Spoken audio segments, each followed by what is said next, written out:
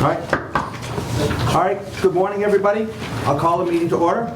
There's a joint meeting of the Carver Select Board, the Carver Finance Committee, and the Carver Capital Outlay Committee for January 27th, 2024. This meeting is being recorded by Area 58, Community Access Media, Channel 15, and will be posted by Area 58 on YouTube as soon as possible. There are openings on several committees. Please refer to the front page on our website for a listing and application. If we could all stand for the pledge. I pledge allegiance to the flag of the United States of America and to the republic for which it stands, one nation, under God, indivisible, with liberty and justice for all.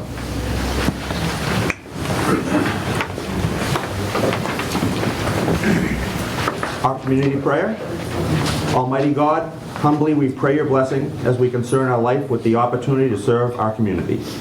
Enhance us with your spirit of dignity and selflessness.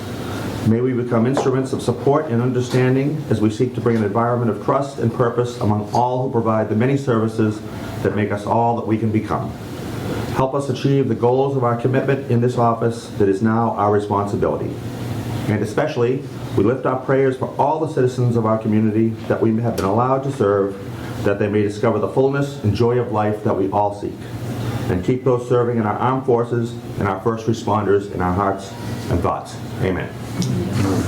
Mr. Germain, would you like to call your... We have a quorum, so we'll call the FinCom joint meeting with the Select Board and Capital Outlay to order. All right, and Ms. Sullivan? Hi, I'd like to call the Capital Outlay Committee of Carver to order.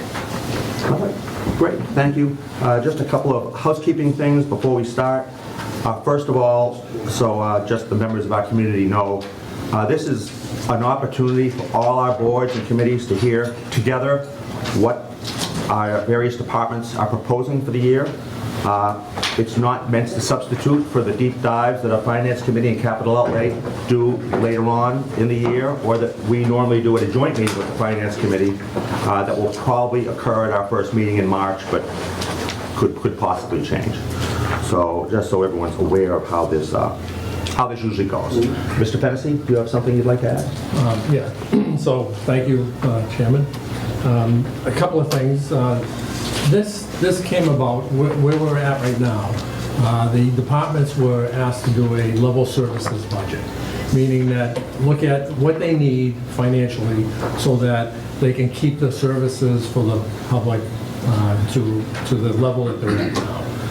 We received all the departmental budgets, worked through them. We met with the department heads, talked about certain things that were on the budget, and there was some leeway there. And right now, we're at a situation where the budgets came in over the revenue. I mean, we have a cost going up every year, obviously. We have a stagnant revenue source coming in. It's kind of level to what it was last year, but obviously the costs go up higher than that. So we're at a situation. This is not the end of the budget process for the town.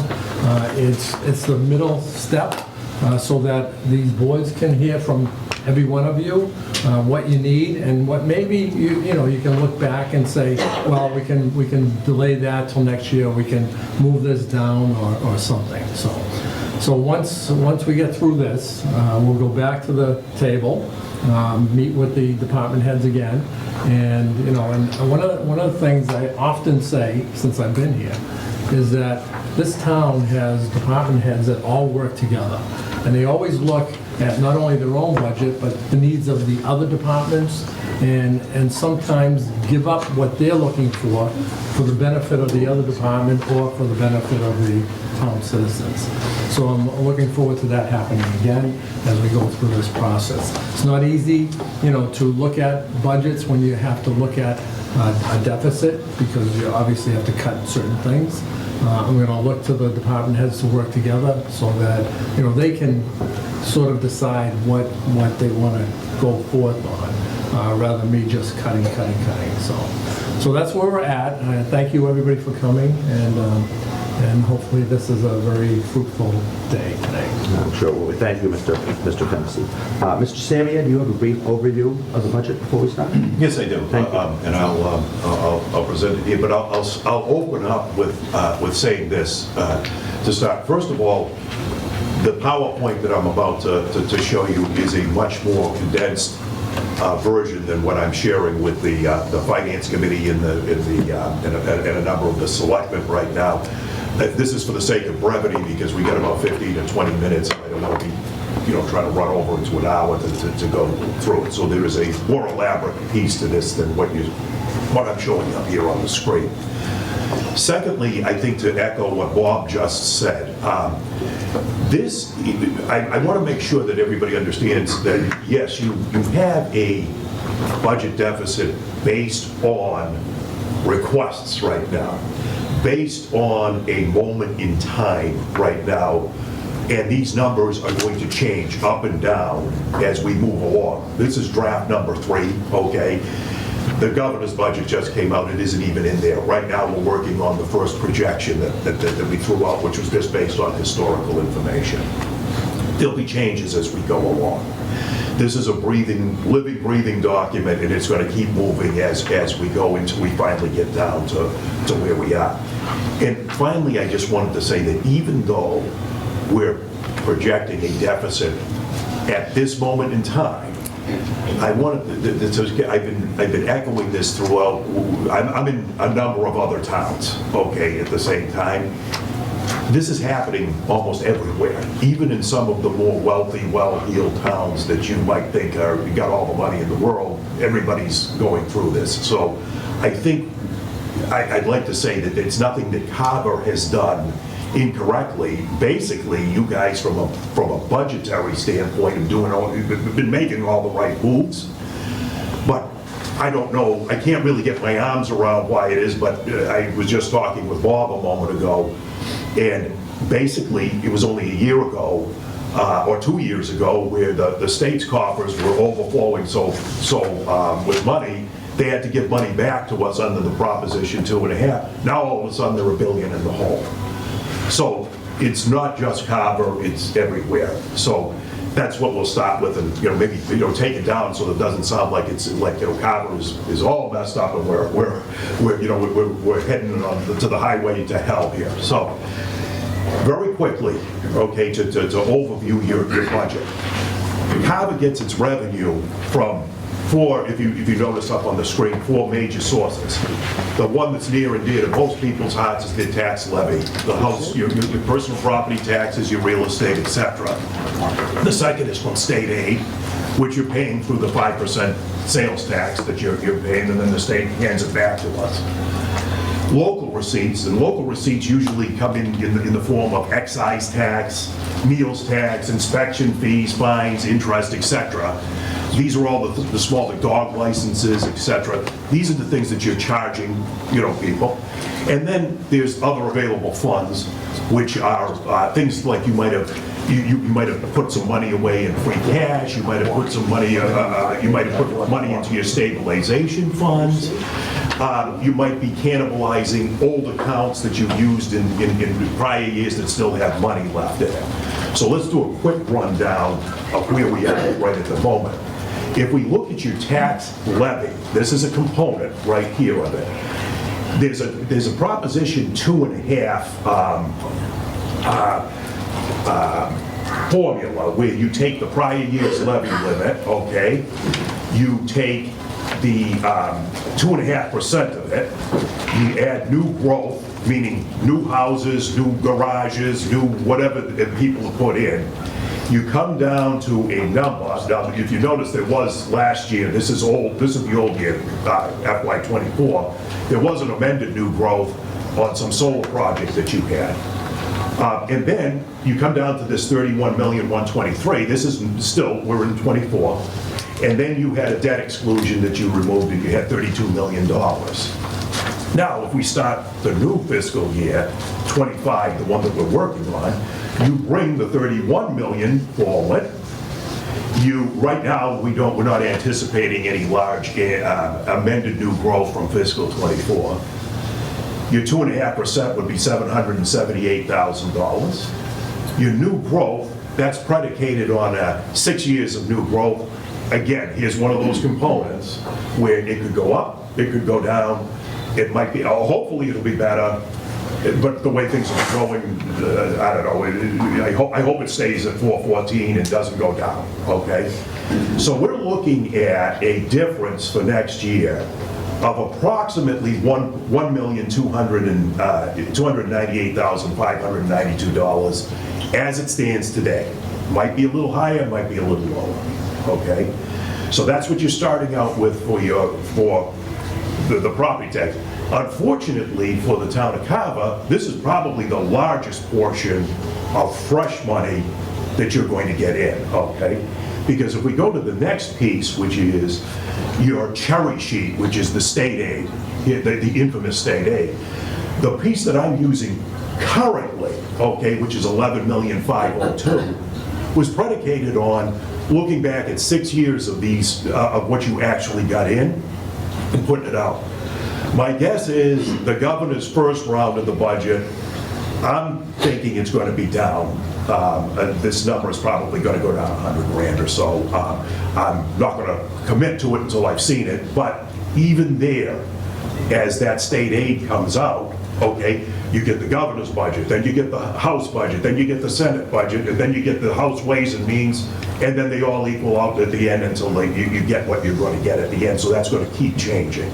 But for now, on this particular draft, this number right here, 11,502,000, which is really down about 118,000, is based on 6-year average.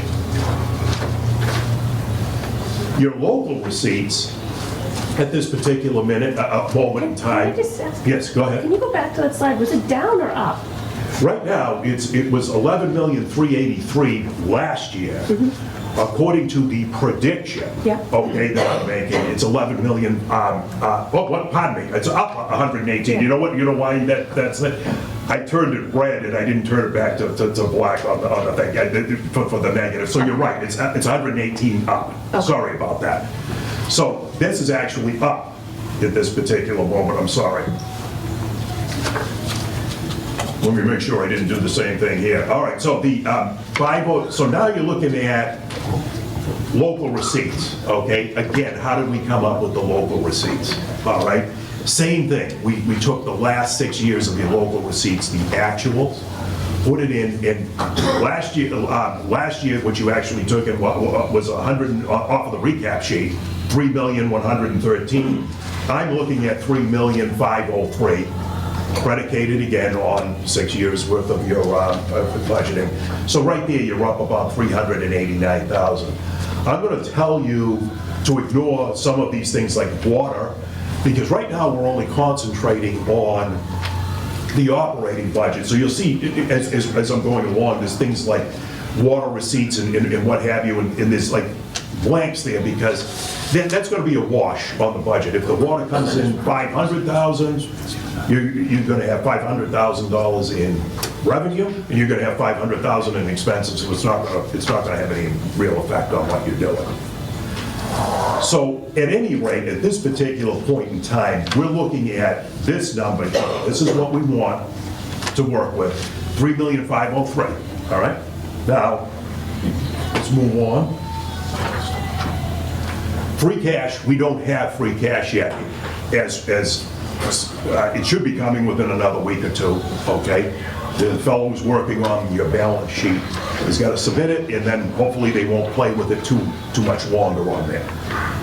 Right now, but once again, just like everything else that I was telling you about, you folks have done the right thing, and you never put any of your free cash towards your budget. So at this particular moment in time, the free cash isn't going to have any effect on the bottom line of the budget. Now, ambulance funds, cemetery receipts, these are all things that you used for various articles last year, but I think it was really only the ambulance and the cemetery receipts that had any real effect on your budget last year, okay, on the budget end of it. All the rest was going to things that are being paid for separately and beyond that. So again, right now, it's level funded. Okay, and again, if your ambulance went up, let's say to 1.5 million, then we'd be taking 1.5 million out of that ambulance account to pay for it. Again, wash on the budget, so it's not gonna hurt anything there. Now let's talk about now we're into the expense side, okay? Last year, your total appropriations were like $47,170,000, okay? Now, again, if you notice that the water was up, we had done some stuff, but it's all coming from other areas, okay? Water receipts, water, they have their own free cash or unreserved fund balance. The community preservation has its own money set aside, doesn't have any effect on the budget, and other appropriations like capital projects and what have you, all those things were all funded on their own. But the most important number right here is the requests, just the requests for the budget at this particular point in time are around $50,708,000, which you're looking at about $3,537,000 up. So the important thing that you want to keep in mind here is earlier I showed you a slide and we're up about 1.2 on our revenues, but we're up about $3,500,000 on the other side. So there's a couple of other things that go, other expenses. You have the CPA that you have to raise because it's part of the levy that you set aside for community preservation. Any appropriation deficits, overlay and abatements. That's your the assessors raise that for abatements on any one particular year. Right now, I have a $250,000 overlay. That's what you've been averaging in there on a yearly basis. Last year it went up because there was apparently a lawsuit or something from one of these electric companies that ultimately fell through, and I don't think we're going to need that this year. So that won't be a draw on the budget. But to bring it all down into one small summary here, these are all the bottom lines of where you are currently, all right, from last year to this year, okay? And again, all these are reflecting the things we kind of just blew through. So you've got approximately $49,993,000 to work with all the sources of your revenue as it stands today, okay?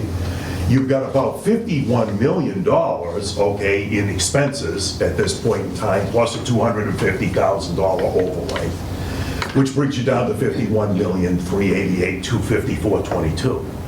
Okay, and so revenue against expenditure, we currently have, I hate to call it a deficit, it's a difference right at the moment, okay, of $1,394,000 that we are off from what has been requested and the numbers that we're putting in this afternoon as of first month, 27th day of 2024. So there is a challenge here, okay, we want to get that down, but hopefully maybe there'll be a little bit of help in other places. I mean, I don't hold out a lot of help from the state because they're mostly a hindrance when you're doing things, but at least from the requests. And there is one last thing. There are a number of things that we don't even have for the budget right now. I don't believe, and I'm looking at Bob and he's back to me, but I don't think that they. I don't think that they have. Don't look at me. Yeah. They don't have. You're in with a consortium on your health insurance, which is obviously a very large number, to the tune of $5+ million for your health insurance. We've done some work in that area to try to get it to what we think it is. I think we've got a good plug in there right at the moment so that it isn't like we're off by millions of dollars, but if they come in higher than what we thought it would, that could have some effect on it. If it comes in lower, we could be doing a little bit better. But there's things like the old colony, we haven't gotten we've taken a shot and said, well, this is what they've gone up for the last few years, it could be up and down again. So again, at this moment in time, a snapshot of today, we're approximately $1.3 million, almost $1.4 million off of our balanced budget for going into 20 to 25. Thank you, Mr. Samia. We do want to be mindful that we have a long agenda with a number of departments, but before we move on, are there any quick questions for Mr. Samia? I do, Mr. Chairman. Mr. Germain. I guess it's just a simple, quick question. What I heard a lot of, and correct me if I'm wrong, George, are some of these revenue forecasted numbers, these are averages based on previous numbers, and this is where you're getting the new information? That's for the new information. So take your state aid. What we did was we took the last 6 years of your actual state aid. So that's not an etched in stone number? Absolutely not at the moment. Did the assessors request $250,000 be set aside, or is that what the average was, and that's what it looked like? For the when I talked to Joe, Joe, yeah. Yeah, Joe. He's your assessor. Yeah. Initially, he came out of the gate a little bit higher, but then when we talked in a forum not unlike this, he says, look, we've been averaging 250 every year, okay, for our overlay. So we kind of backed it down a little bit because I think you've got enough in there to cover, and you've been pretty good. The town has been pretty good in collecting and Right, so but that's a guess also, is that what you're telling me? Absolutely. They don't have these abatement requests to firm up this number? No, and you won't get those. Always your overlay is predicated on what they think that they're going to have for the next year, and you won't know. There's many times you might put in an overlay, which, by the way, for those that are taught, you're taking money out of your budget, okay, when your provisions for abatement, for provisions for what people might come in and say, my house isn't worth $1 million, it's only worth $700. So they get a break on the taxes.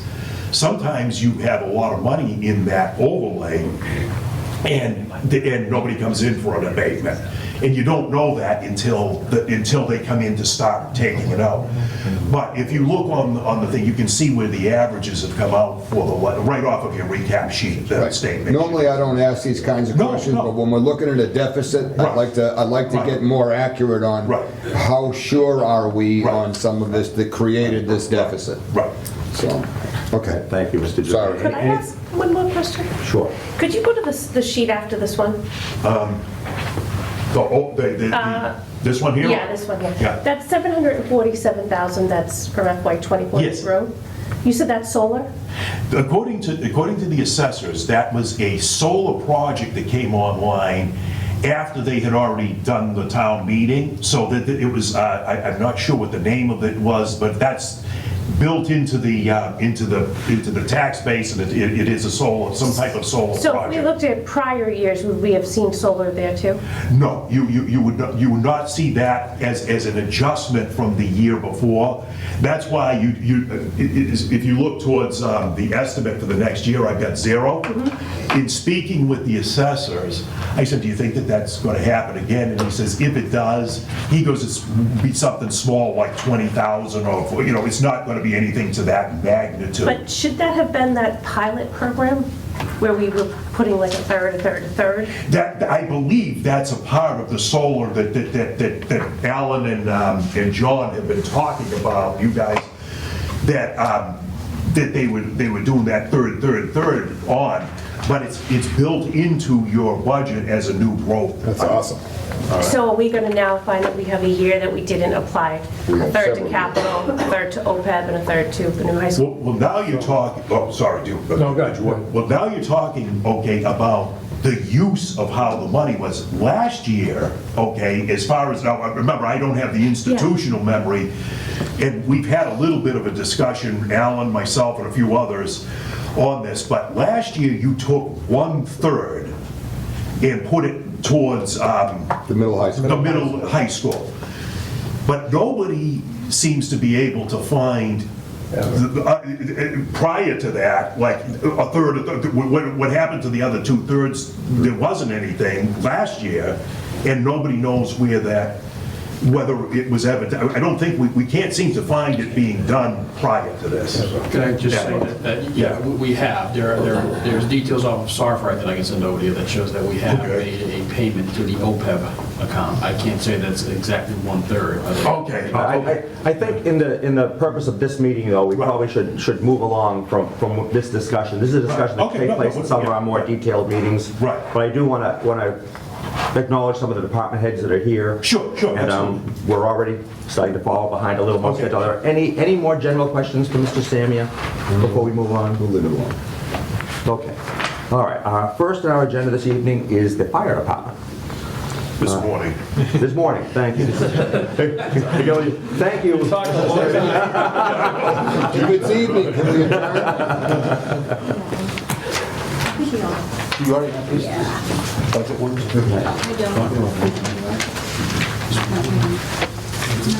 I trust the police department have something quite this nice this year? That's what he was just going to tell us.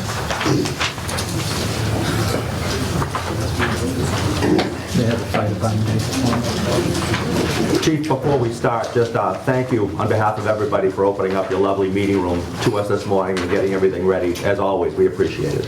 No problem. Thank you. We'll try to keep this as fast as we can, keep to the agenda. My name is Fire Chief Craig Weston. Welcome. Before we do get started, just a little disclaimer. That's how it's going to work. Just so you know, I don't like to get into personal things, but I did have a medical issue a couple weeks ago. And I'm doing great, I feel great, but I probably won't speak great. So I would ask just a little bit of patience, okay, for myself. I'm glad to see you back. I know what I want to say, but it's sometimes just not coming out right, so I just understand that, okay? So I would like to get started. In your packet, there is a detailed salary chart, and there's a detailed operational chart.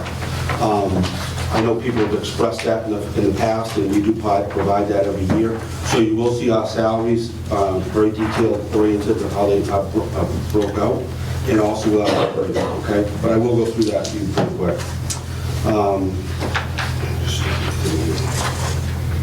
Chief, can I just talk one quick second? Sure. Just as an example, this is the payroll schedule that we'd like to see for the Yeah, department. exactly. I just got to make that comment. Sorry. Okay, FY '25, hard to believe we're here already. I just want to start with a couple notes between your public safety team we have here, and that's fire, police, EMS, and our emergency management. I think this year, every year seems to be challenging. This year, as challengeable. And as your public safety departments, I think we work very hard, very well together and very hard, okay?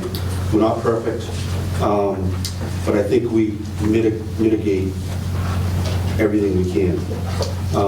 For that, I just want to thank our police officers, our firefighters, our EMS workers, our dispatchers, and their families, okay? I think they work very hard for that. Your fire department, we continue to maintain an ISO 2 rating. That is within the top 4% of the total nation of fire departments in our responses and our operations. And that saves us a substantial amount of money every year in our fire and our homeowners insurance for all our residents, okay? This year, we graduated 7 new firefighters through our training facility and our recruit training program. This coming year, we have 4 firefighters that are just beginning their process, and they will start their recruit training very soon. We currently average a 5.5-minute response time throughout the town of Carver, okay? That's 40 square miles that we're responsible for. In order to do that, we have over 20 firefighters that are available during the daytime, and those are certified firefighters. When we get to the evening time, we average well over 30 for those same calls. Again, that's 40 square miles. In order to maintain a 4.5-minute response, we have to have 1 chief, 2 deputy fire chiefs, 1 captain, 3 captains, 6 lieutenants, and about 80 call firefighters, okay, to maintain that response. It's not easy. They just don't happen by themselves. It's a lot of support by everybody here to make that happen. Right now, our budget's about $825,000. That really equates to about $71 per person, if you look at multiplying how many people we have in the town. That's about 1.9% of the town's budget goes to the fire department. Most public safety departments you will find across Plymouth County are well over 6%, if not higher. Okay? We're not ashamed by that. We're very proud of that, and we have been for a lot of years. I think we excel in doing more with less. Okay, and again, we don't take that as a slight. For some of the new people in the building, I think we have a couple for the select board and the finance committee. Understand that your police, fire, EMS, and emergency, we work very seamlessly together. And as I said, we work very hard about it. That could change tomorrow, okay? We have very dedicated chief officers from all disciplines.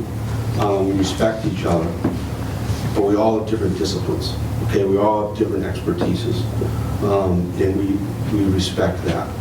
When we stop respecting that is when we have a big problem, okay? And we're very fortunate that we don't, so just understand that. As far as the budget, we submitted our budget in September, okay? And obviously we're having a presentation on January, 25th, 27th. So my budget is going to be based on what we submitted, okay? We can make changes as we go, and we will. But understand that's where we are. You're going to see about $5,600 increases in our operating budget. You're going to see a $10,000 increase for a project, for a capital outlay project that really isn't a capital outlay project. It just does not meet the threshold of capital outlay. And we'll talk about that. Our budget is broken into two phases, a salary budget and an operating budget. It's very simple, and then we have our accounts in between. For the salary budget, it's going to be $736,000 per se. It breaks down to fire chiefs is basically our, as a contract. Our contract started in January 2020, and it will be stopping, that's the wrong word, within the next year. Okay, so it's expiring in the next year, so just so you know that. The fire chief's position, as Deputy Eric Jermaine, is looking at a 2% increase, which is pretty normal. He originally had a grade C, step 13. We have upgraded that to a grade B, step 11. And I'll explain why that in a minute. He does receive a stipend for 10% for public safety communications, and he does receive a stipend for 7% for being available 24/7. I think I had that reversed, but you'll figure it out. The full-time assistant deputy chief, his grade was a grade D, step 7. It was been upgraded to a grade C, step 2. Again, he receives a 10% stipend for being available 24/7. That has not changed. What has changed is both the deputy chief and the assistant deputy chief, their classification has changed, okay? And that was per the town administrator. Basically, it's a recertification. There's very minimal, if any, wage increases on that. It's basically to get steps realigned, and that way they have some more longevity as our people have been there for a lot of years. And when you get stepped out, you kind of get stepped out. And I don't quite feel that's fair. So that has been we looked at. But again, there is a very minimal increase on that. Where there is an increase is we do have one full fire dispatcher, and we have 8 part-time fire dispatchers. They work very hard, and recently we did make a decision as all public safeties to increase it between 10 and 11% to their budgets. That is based on trying to find competitive fields of that line, okay? And the public, the deputy, fire chief, police chief can explain a little bit more that we had that. The final thing we have in our salaries budget is our firefighter salaries. That covers 80 to 87 firefighters for their salaries for their year. That is increased by 2%, and it's about $4,000. Okay, that's pretty normal for how we operate that. Any questions on the salaries?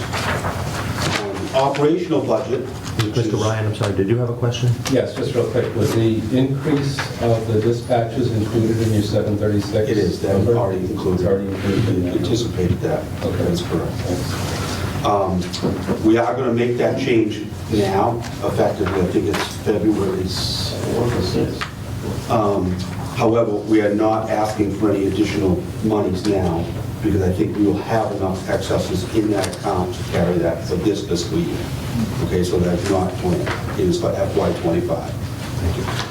Our operational budget, which is where we have any expenses, is $137,000, we're saying. There's 5 areas of increase there, okay? Now that budget might have 15 different accounts of how we budget that. But what I'm just talking about is 5 increases, okay? It's based on $1,000 for our training, that's supplies and costs and firefighters for our trainings, $1,000 increase there. For telephone, internet, and GPS tracking, we've added another $1,000, and that's basically the vendors that, from these areas that we supply each year, they're just going up in cost, okay? Books and reference, we've added $1,600. We're looking at updated NFPA codes and inspections. We try to do that every 3 years. We increase that subscription.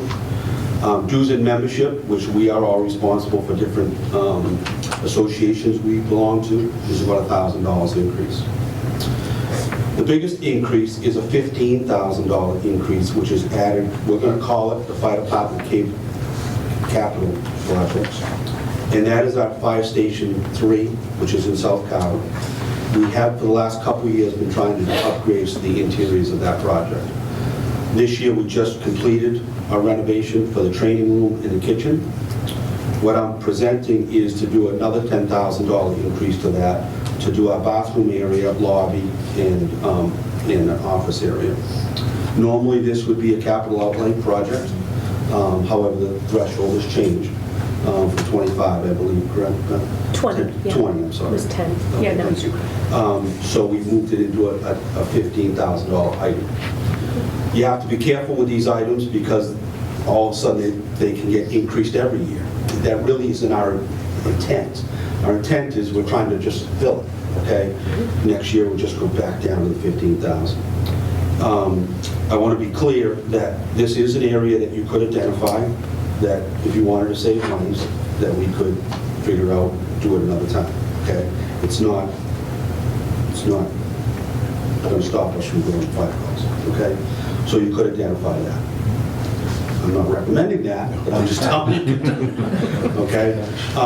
If we were to, before we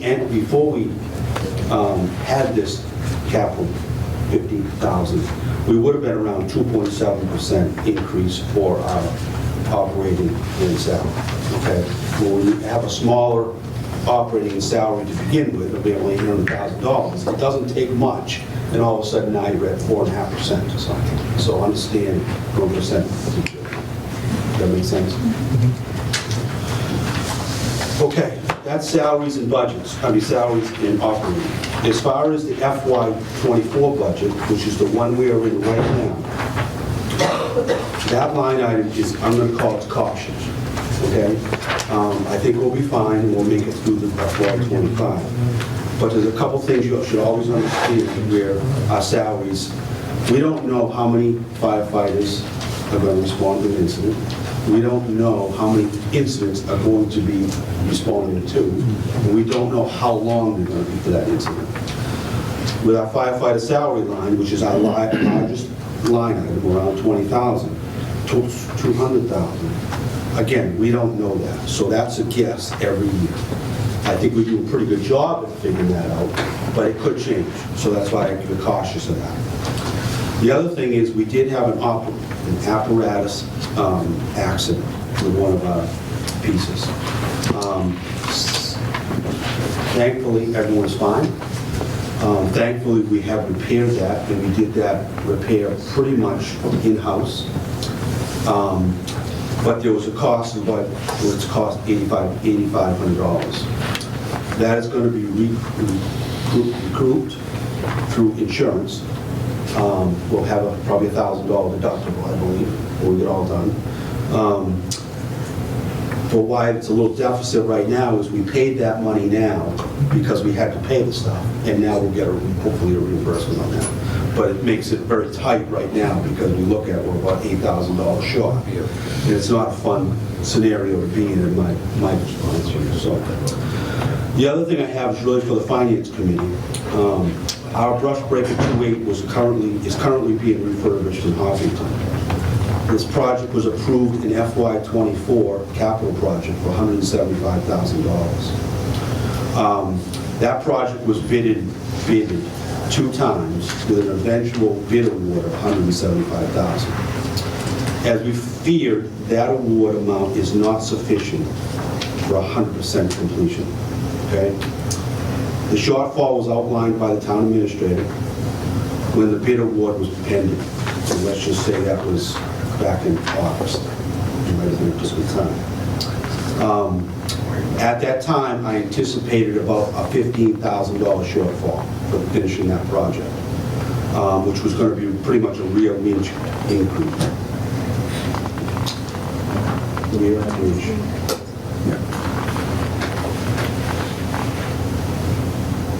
Piece of equipment, let's call it that. When we bid it out twice, it looked like we were going to be $100,000 over. Okay, we were able to get the vendor to do it for $175,000. I still think we're going to be $10,000 short. We know that. Okay, but we had to move forward because if we didn't, we were going to be we would have never got that bid again. We anticipate this being done in March. At March, it's going to be our plan to work with the town administrator and probably the Finance Committee to figure out how we're going to fund that $15,000. Okay? I'll know more when it gets closer. It might be less, it might be a little more. But I ask you that leniency to just help us get through that. Okay? Questions with that? Questions for the chief? Just take that out of the selectmen's budget, don't worry. Something like that. Maybe it's one of those red things we just... Yeah. Okay, to move things on, I did want to spend a few minutes on the capital equipment. I think that was part of the agenda. In your capital agenda, you should see an addendum that will be each item of our 10-year plan. Okay, you should see that in your plan. So first, we have a 10-year plan, for those of you that don't know. We've had a 10-year plan for years. That evolves every year, okay? This year, we have 5 items that we want to identify for capital outlay. Okay, these items have been in the past capital outlay for many years. It's not new, it's just how it evolved, okay? So it isn't coming to you and say these are all surprises, they're not, okay? The first one is to rehab our existing brush breaker 28. We just talked about, 29. We just talked about 28. 29 is 26 years old and it needs to be restored. This will be the last brush breaker that we rehab, okay? It's the last one to get done. We anticipate that cost to be $260,000, $65,000. That is an increase of what we budgeted before of $175,000. We are being told that rehabbing apparatus is increasing 22% per year. Okay? And that's why we found a deficit when we tried to bid this one. Although the previous one that we had was $125,000. We budgeted $175, thinking we were okay. The vendor finally said, you know, we'll just do it. We have a rapport with us, and they know who we are, and they also are anticipating you're going to get another rehab, okay?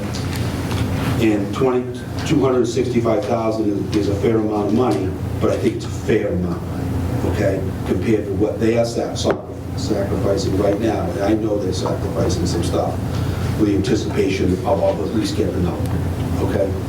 And I think it's a fair amount.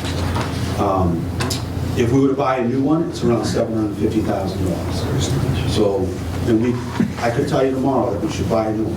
Okay, there's plenty of people, that are buying them right now.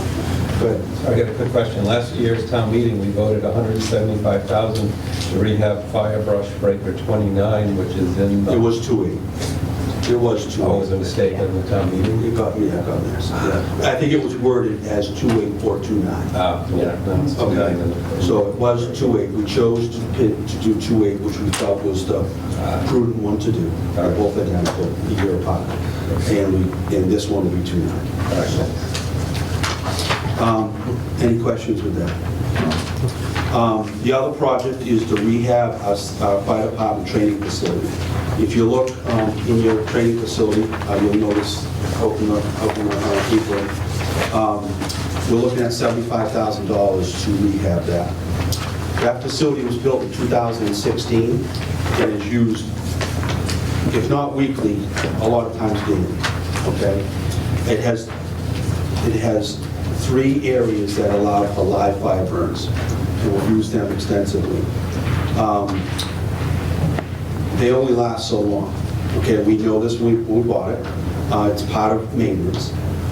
In order to rehab just the linings of the roof areas of these burn areas, it's anticipated around $75,000. That doesn't mean next year they're going to fall apart, because they're not. But it's prudent to start getting them repaired. Okay, that won't happen overnight. So that is part of it. The third item is to rehab our water rescue equipment. That's $25,000. That was purchased in 2008. It was purchased for about $60,000. $70,000. All equipment was like $75,000. Okay, 75,000, excuse me. That's 17 years old. That needs some work. It needs a new keel. It just needs some work. That's just what I said. So we're looking at $25,000 to do that. We do have a quote to do that. That can be done pretty quickly. That's used specifically for our underwater rescue, any water rescues, emergencies. Right now, we have one of the floating, we call it hypalon, inflated section, that's leaking. Every couple days, we have to inflate that, and we will keep doing it until we can get it rehabbed. So again, that's what we're looking there. The last item I have is probably one of the most important, is probably the most controversial. We have kicked the company for about 6 years. We have contemplated buying an aerial piece of apparatus for the fire department. Every year it's a capital expense. Every year we move it to another town. The cost of an aerial device or a tower is about $700,000 for used and about at least $2 million for new. Okay. What I'm recommending, and understand, we used to have a capital stabilization fund. And we used to have one that was specifically used for issues we were going to have with capital projects. Okay? At one point, that was about $1 million. And that was about 6 years ago. And that was going to be used for a tower apparatus or an area. It was also going to be used if we had a problem with DPW for the local, for anything major that happened. That was like a stabilization. I'm going to call it a capital stabilization fund for anything else. what I want to see happen, instead of kicking this down the road every year, I think we should take the capitalization fund for around $25,000. We should take that and put it each year until we get the monies that we need to either A, find some used one that we can really feel is the right one, or B, find a new one that we can build properly. But right now, I can't do anything. I can look at used apparatus all I want, and I've spent years doing it. And I can't even, I could say I like one, but I can't buy one because there's no money to buy it. Okay? If I had money to buy it, what that allows me to do at a minimum is at least apply for some grants. I can apply for grants if I can show that we've had the apparatus for at least 3 years. I've tried applying grants now, but it's useless because I cannot show that that apparatus is even here, because it's not. So they get rejected. And I'm not advocating to buy a used piece of apparatus, okay? I personally do not believe that. I think the town will be smarter in the future to buy what we need and what will work for us. But we gotta start somewhere. If we start $250,000 a year, if we do that for 2 years, we have a $500,000. At $500,000, let's just say, you can decide what you want to do. We could either A, buy a new vehicle, we could decide we want to lease it, we could decide we want to bond it, finance it, however we do. We're immediately a third of a quarter of the way there, okay? And maybe you'll wait sooner, maybe you do it later, but we haven't done anything, okay? So that's what I'm asking. I'm not asking you tomorrow to go buy $2 million or do anything tomorrow, but we have to start something. And we had the money at one point, and now we don't have it, okay? So I think it's important that we do something. You pick the number. You want to make it 100,000, make it 100,000. You want to make it $500,000, make it $500,000. But we got to do something, okay, to start something. And again, I'll give Select Board Brian a lot of props. You did that a long time ago, okay? And we wouldn't have this fire station right now, in this police station, in you know, a lot of things in the town if we didn't do what we did before. And it can be done, okay? I think this is a small thing to do. And I think we can do a lot more. So that's what I'm advocating for. So with the capital plan, I ask you to really look at that, how we do it. And I know it's tight, but there should be a difference between capital and operating, okay? And I think, you know, that has to start to happen. Finally, and I know I'm taking your time, I just want to give you a kind of some parting word. I try to look at things very positive, especially pertaining to our departments in our town. And I try not to be that guy. It never happened. However, our current financial climate in our town is not good, and we know that. The town's financial program called VEDA is awful, okay? And I firmly believe that. It's awful. We used to have a plan called Soft-Right. We used it for 8 years. It was not perfect, I know that. We knew how to use it. We had the reports to use it. And it worked. And it was a professional finance software, which is, thank you. What we're using now isn't. It doesn't take a genius to look at one and look at the other and look at, you know, DOS versus Windows. I mean, I hate to be that blunt, but that's how it is, okay? And that's a real problem. In July 1st, we made a change to VEDA. For some reason, Soft-Right was considered not supported. It was considered way too much money. I don't know really what it was when we made that change. What I find funny is the school department keeps working Soft-Right for the right reasons. Okay, you know, they did it right, and they can use this. You know, why can't we? Okay. VEDA has just proven to me to be very limited. It's very generic. There's virtually no reporting capabilities for expenses, receipts, or items of the fire department. I haven't seen receipts since July. And I'm very fortunate that I run a separate set of accounting called Quicken. It's very simple, just a checkbook. But all my accounts work, I probably have 20 accounts through the years, and we track them. And I can contract them to the penny. And that's a separate set of books we use, or I use, that when we used to have soft right, we would work with the town accountants, and we would figure out if there was a problem. And it was common to have problems. We would have, balances that weren't right, or we'd mess something up, or something, and we would reconcile that. Right now, I don't have that. I do not have those receipts. I do not have those expenses. I know what they are, okay? But when I've got to spend, literally 5 days I spend trying to figure out these receipts and these expenses to try to balance them with all different reports in all different ways. And I did it.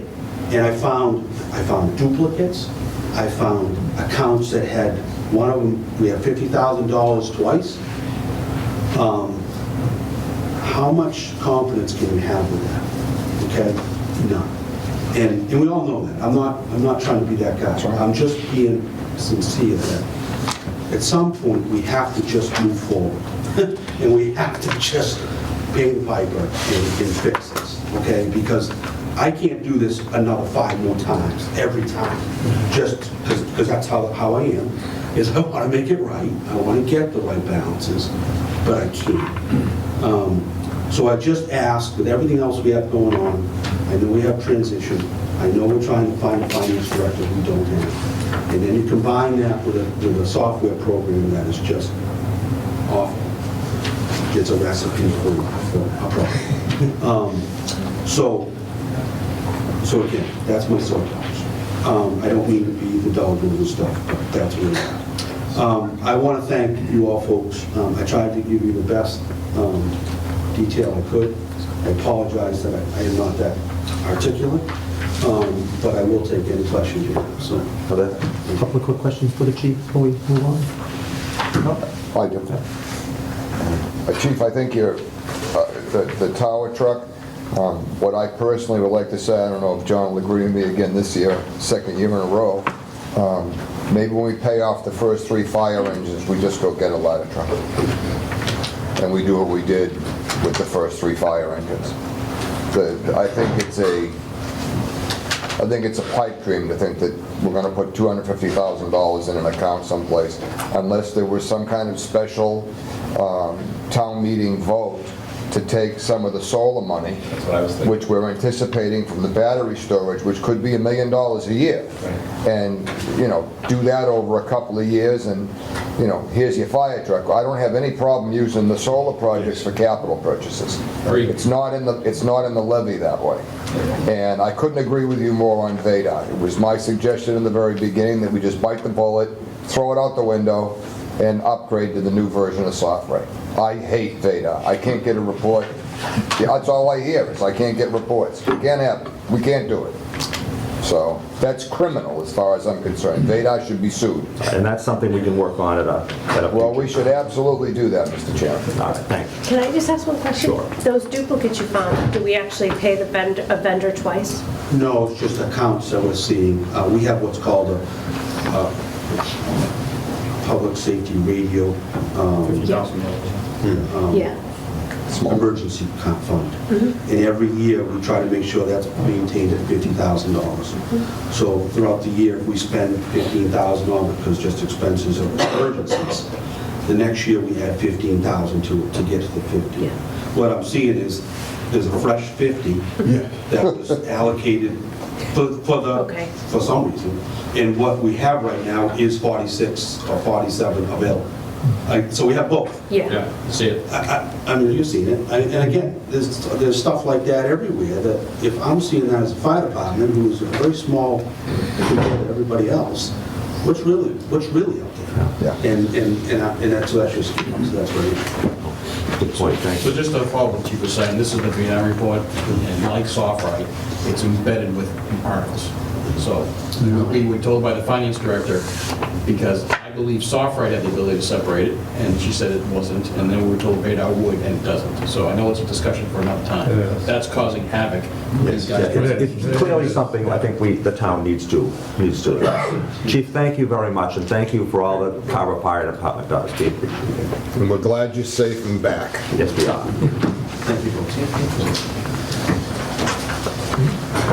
All right, next on our agenda this morning is the Police and Animal Control Department. Chief Dufley, thank you for joining us this morning. Thank you for having me.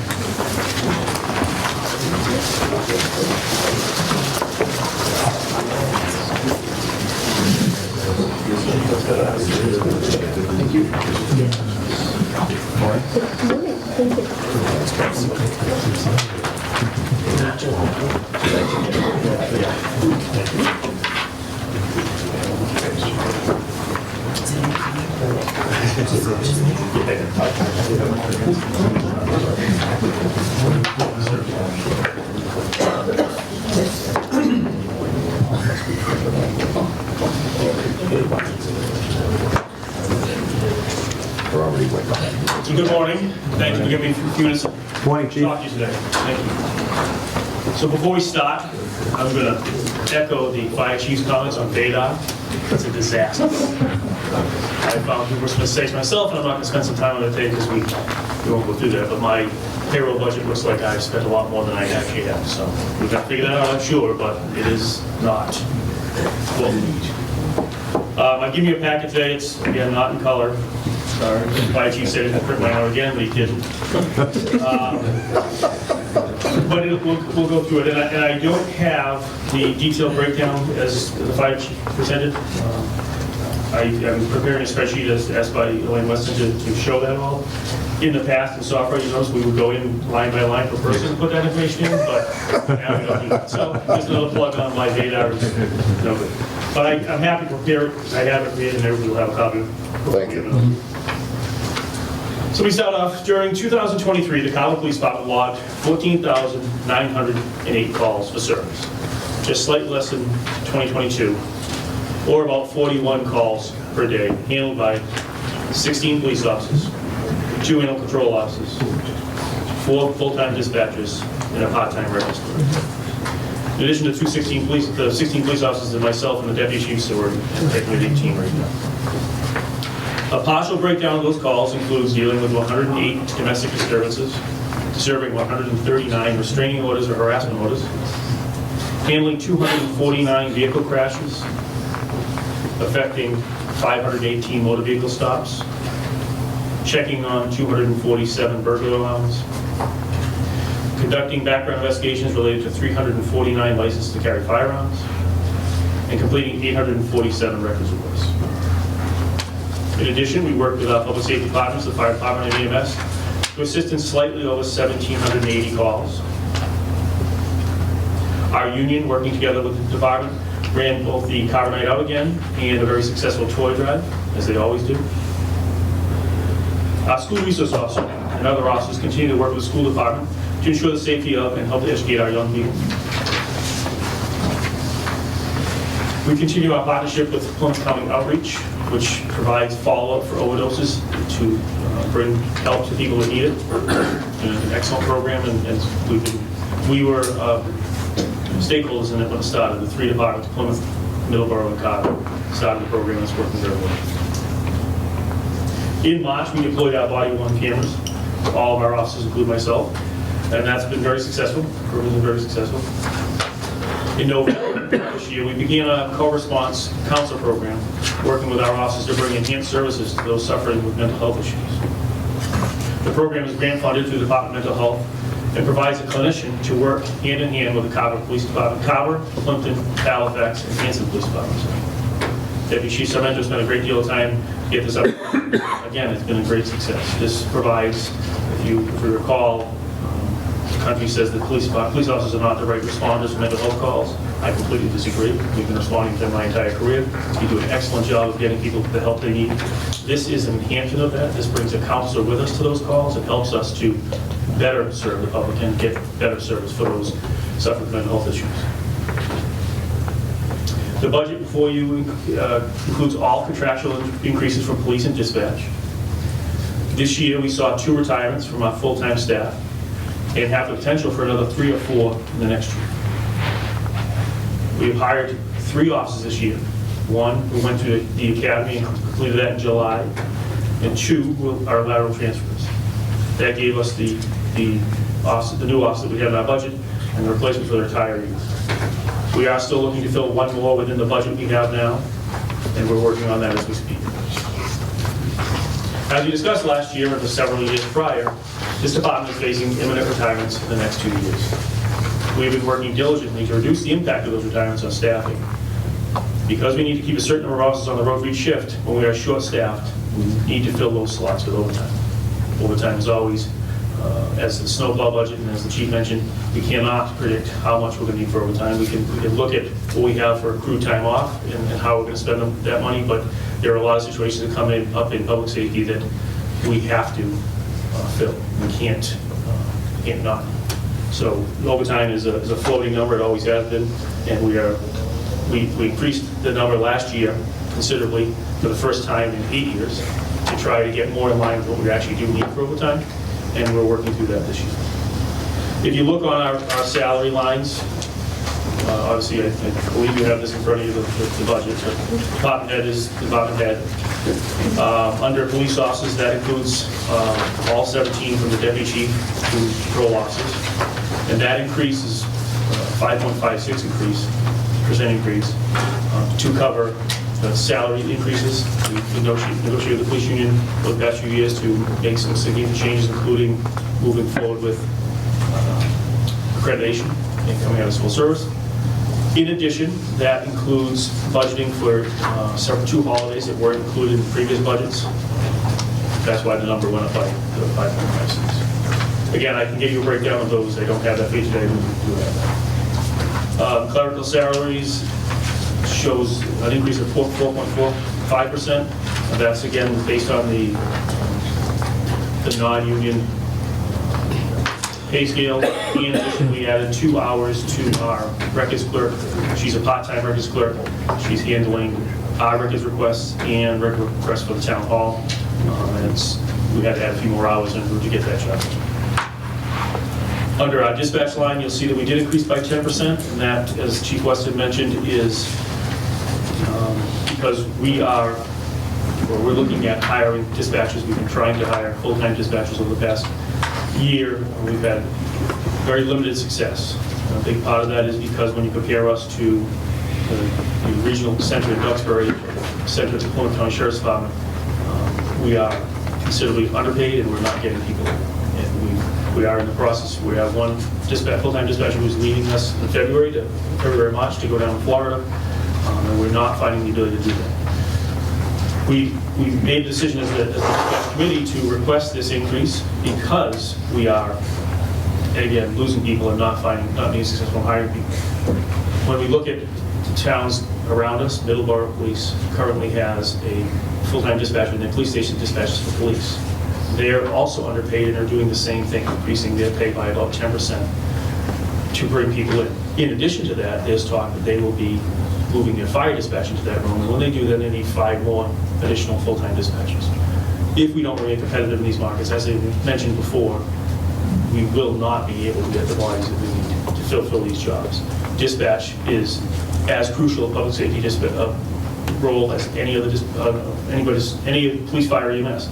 If there's no one in that room, then when somebody calls for help, they're not going to get help. So we have to fill that room. So that's why you'll see a large increase in that. That was discussed through the Public Safety Dispatch Committee, myself, the fire chief, the EMS chief, EMA director, and Mr. Tennessee.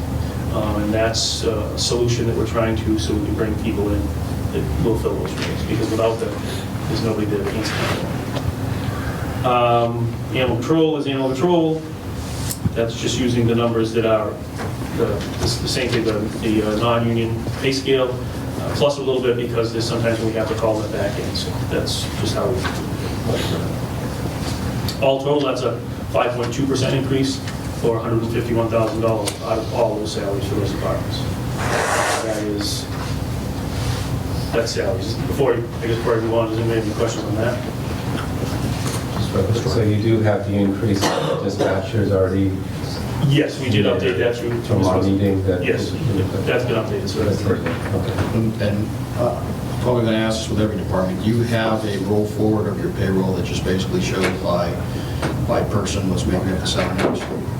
I do, and that's what I said from the start. Ms. Weston asked us to put it on a single spreadsheet. I had my own spreadsheets. I didn't bring it today because we never had presented before at this meeting. And again, in the past, we've always just put that register off right by person, but we do have a spreadsheet on that. and I did it. Any more questions of the salary? So then, if we continue on your sheet, I have operating side of the budget. The increases that you'll see under repair and maintenance of equipment, a small increase to cover incidental small items that need to be repaired periodically. We're just seeing that we spent a little more on that, so we're bringing that up by $250. Under the telephone line, there's a small increase for Verizon. That needs to go up. Under computer software and subscriptions, now if you recall, we broke this out from other purchase services a few years back. The line for other purchase services, it doesn't say it here, but we were going to have it. That line now is just strictly the payment for our TASER program. We have a TASER program that goes $13,600 per year. For 5 years, it gives us the TASERs, and it gives us new ones at 2.5 years, all the support with it, and it's the way to go. So that line in other purchase services just covers the TASERs now. Then computer software and subscriptions covers all the stuff that used to be in there. And if you look at the back of your packet, I've got a breakout of exactly what it does cover and what we spent over the past 4 years, well, 3 years, and then what we're going to be spending in FY25. You have it in front of you, so if you want to answer questions about it or we can go into it, but that just shows where the $1,800 increase came from this year from last year. And it goes back to FY22. I'll show you what we spent on that one. If there's no questions on that, I'll just leave it to you to read instead of going through it line by line. Thank you for doing it that way, Chief. The next one is the ammunition. Obviously, we need to have ammunition to be able to qualify with every year. It's a very important part of what we do. And ammunition costs continue to rise, so you see a slight increase in that. Dues and membership, another one that shows increase, but if you go to the back of your packet, you also have the breakdown as to exactly what we're paying for in dues and membership and why the increases. There are some significant increases this year in that because things like accreditation has gone up by some amount of money.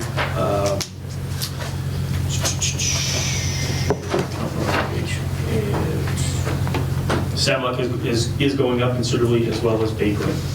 So those are listed in here. Baypern is the radio network that we're all a part of, all the police departments in this part of Massachusetts. We all pay into it. It also gives us a bid list that we can purchase off. SAMLOC is our regional teams, 31 towns together to provide a SWAT team, a dive team, a search and rescue team, a motorcycle team, and other teams that no small department could have on their own. It's an insurance policy we pay in every year. Fortunately, we don't have to use it too often. If you recall, back in 2020, we were able to get approximately 40 police officers to come into town to assist with us at no cost to the town of Carver. So you never know when you need it, but if you don't have it, you'll wish you did. And then finally, under protective clothing, new hire PPE, if you look, there's 2 lines that have the same number. As Chief Weston mentioned before, we moved out of having capital lines for certain things. This line is what we use to furnish new hires. That line, this year, we added 10,000, well, this current year, again, we added 10,000 to a line that was called protective clothing. So that was a $1,000 line, we added 10,000 to it. Like I said, we've hired 3 people. We've used that line to outfit them with uniforms and equipment. And moving forward in the next fiscal year, as I mentioned, we probably will have between 3 and 4 retirements. So I bought that line to 15,000 from 10, so that we'll be able to equip those people again. And that number changes, it varies, it depends whether we send somebody to the academy or we hire a lateral transfer as to how much we're going to spend on that. So that's the increases to our operational budget. Obviously, you have that in front of you. It is all total, that's a 6% increase. From 195,700 to 207,450, and overall the increase is 5.25% to the entire police department budget. I will echo the fire chief's sentiments as far as our work with our public safety partners. We are very, very fortunate in this town to have such a cooperation between them, and we work very well together. We've done that for a lot of years. There's not one senior road that our officers and firefighters and EMS are working well with. So we're very, very fortunate we have. We're very fortunate for the system we have, the call firefighter system we have, because that allows us to have a full-time police department. We can't have a call police department. If we decide to have a call police department, it's the state police, and you will not be happy with the service you get from calling state police in your town as well. So we're very fortunate that we can have the police department we have because of the public safety system we have and because of the way we allocate the funds in this town. I hope we continue to do that.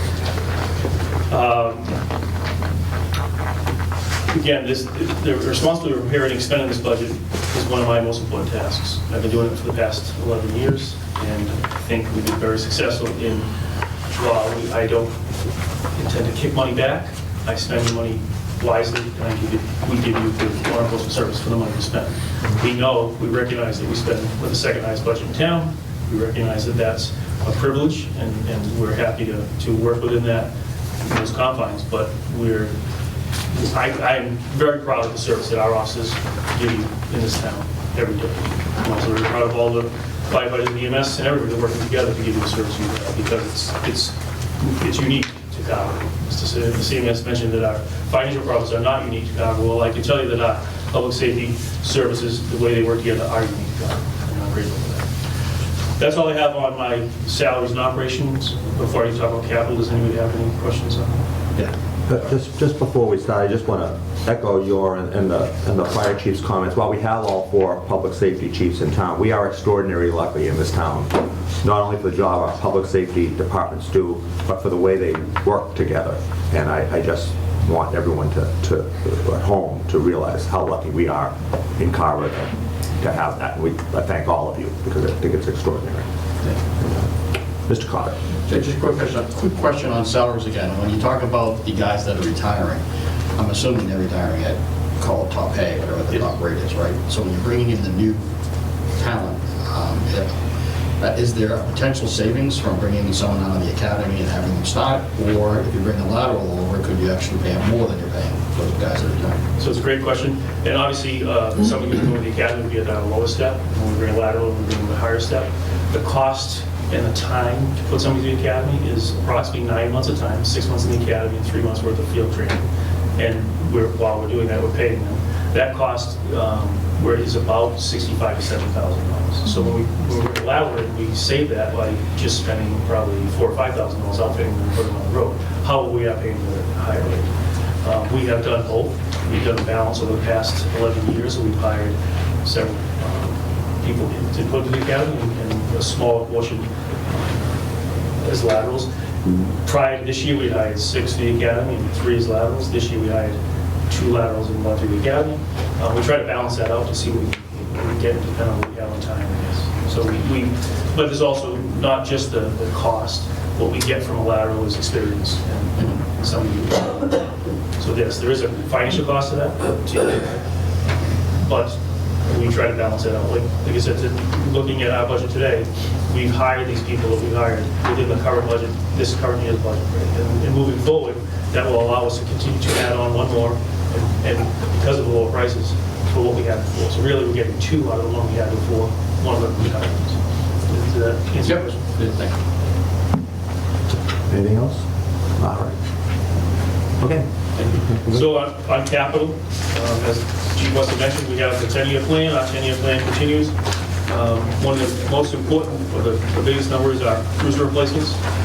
As mentioned before, we have a cruiser replacement plan that provides 1 cruiser per officer. That allows us to get a significant amount of years out of each cruiser, but they still have to replace at some point. Our plan has, again, a replacement for next year of 2 cruisers. Now, since I've started, the cost of cars is skyrocketed, if you ask me. We're at about $75,000 now for the police car now, but that's the car cost. So that line is $150,000 to replace 2 parked police cars. And again, we would always be able to work with people if we have to. The good part about this plan is if we need to find savings, we can always defer for a year, but usually that means we've got to catch up at some point as well. Moving down, we also have $50,000 to replace an admin car. We have several admin cars, myself, the deputy chief, the detectives, and the admin sergeant. Those are not marked cars. We've been very successful in buying used cars in the past. And so we've had $50,000 in that line to replace, if we're going to replace a brand new car, we try to use that money to find used vehicles that can fit in the fleet and replace them at a much lower cost. And we have two that would need to be replaced. The two that we need to be replacing actually were bought, 4 or 5 years ago at a cost of $2,500 a piece. I'm not seeing those right now, but that was a huge savings at that time. We've gotten a lot of miles out of them, a lot of uses out of them, but now it's time to replace them. So that they're the money. And the final one is firearms replacement. We purchased new firearms in 2013. These will be 12 years old this year. It's a time period where we should be looking to replace them. Obviously, if we need to save money, we can kick that factory, but it's just a normal course of business. We fire, as I mentioned, we fire a lot of rounds of qualification every year through the weapons, and these are on our officers' hips and need to be the best quality we can. So that's our capital request. As part of our 10-year plan, you'll see we have several more things coming up. We've got the cruisers all lined up as we have, and then in 2028 we need to replace bulletproof vests again. That's on there for $15,000. Depending on what happens with this year's replacement of admin cruisers, we may be able to eliminate the next 2 years if we can find 2 good used cars to fill in that plot for that money. So we may be able to change the next 3 years as far as admin cars. We have in there to replace a motorcycle at some point. Again, we kicked that before. And the biggest one is the records management system that we've talked about through Opera. We've left it on there for now until we've finalized what we're going to do with that. But that is an expensive building company. So. Thank you. Other questions for the chief? Just my question, out of curiosity, with the firearms replacement, do they just throw away the old guns? Do they get rehab? You get a trade-in on it? We get a trade-in. And that's, so it's a great question that you put forward there, but when we change firearms, a lot of times we replace also the duty gear that goes with that. So they've had a lot of duty gear on the hips for the past 10 years, although we started changing around. So the price is high end. We make sense. Okay. Should have an auction. I think that's it. No more questions for the chief? No? Thank you. Thank you, chief. Thank you. Appreciate it. Bro, they are not good. All right. Next up this morning is operations and maintenance. Welcome, Mr. Siebendorf, Mr. Woods. Thank you for coming in this morning.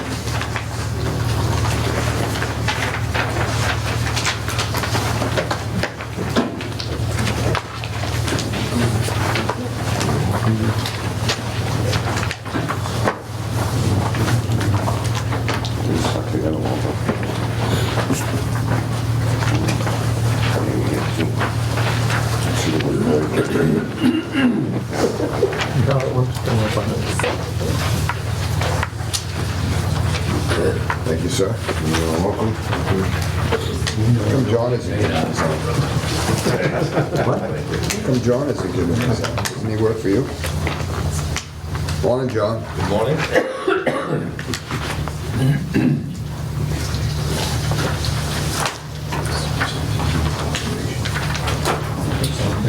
Okay, good morning.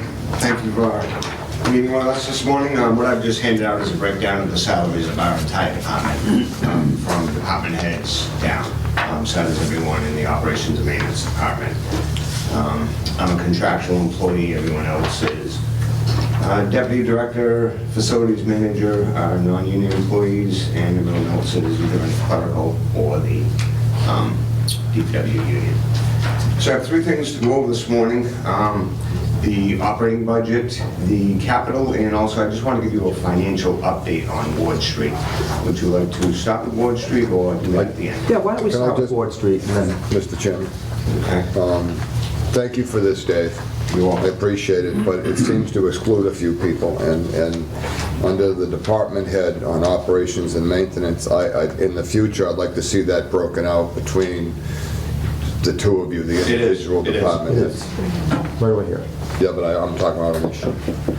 It's, all the salaries are broken, charged that. I see it here, but I'd like to see it changed on our printouts on our spreadsheet, which is something that the finance department has to do Okay. within their system. Okay. Unless we can get rid of Vadar and then we can fix it the right way. On to Ward Street. All right, so update on Ward Street. As you all know, Ward Street was closed on October 2nd. It reopened on January 4th. I actually got the last invoices in yesterday. Does anyone need an update on Ward Street and what happened? Okay, we'll talk the numbers then. I don't think we need that, but I think everyone needs to be aware of just how extraordinary I think the whole effort that you put together was. Not only repairing the road in a short amount of time, but the meetings you put together with the people over at South Meadow Village, the residents, to keep them informed, and the weekly updates that you folks did. I think it all came together to really bring a lot of, I think at first there was a lot of, obviously people were upset, but I think it brought a lot of confidence in the whole way that the town handled it, and I think you deserve a lot of credit for that. I think people need to know. Thank you. Thank you. It was a combined effort from everyone involved. It really was. What started out as looking like a horrible situation for the residents, the town financially. I'm hopefully going to bring you some very good news here. So as you know, we had to close Ward Street as an emergency repair. It was not safe for anyone to go over. So we applied for a waiver from DCAM, which we were awarded within 48 hours. And then we proceeded. We hired an engineering firm, had a contract with them for $45,000. Their final invoicing came in yesterday. The total services for field engineering was $42,375. So from what we projected, we had a savings of $2,625. I had a general contractor lined up in place, HM Lopes.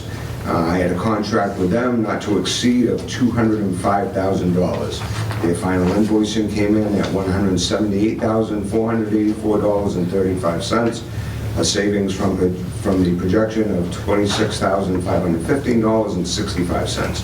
Our department spent roughly $300 on signage.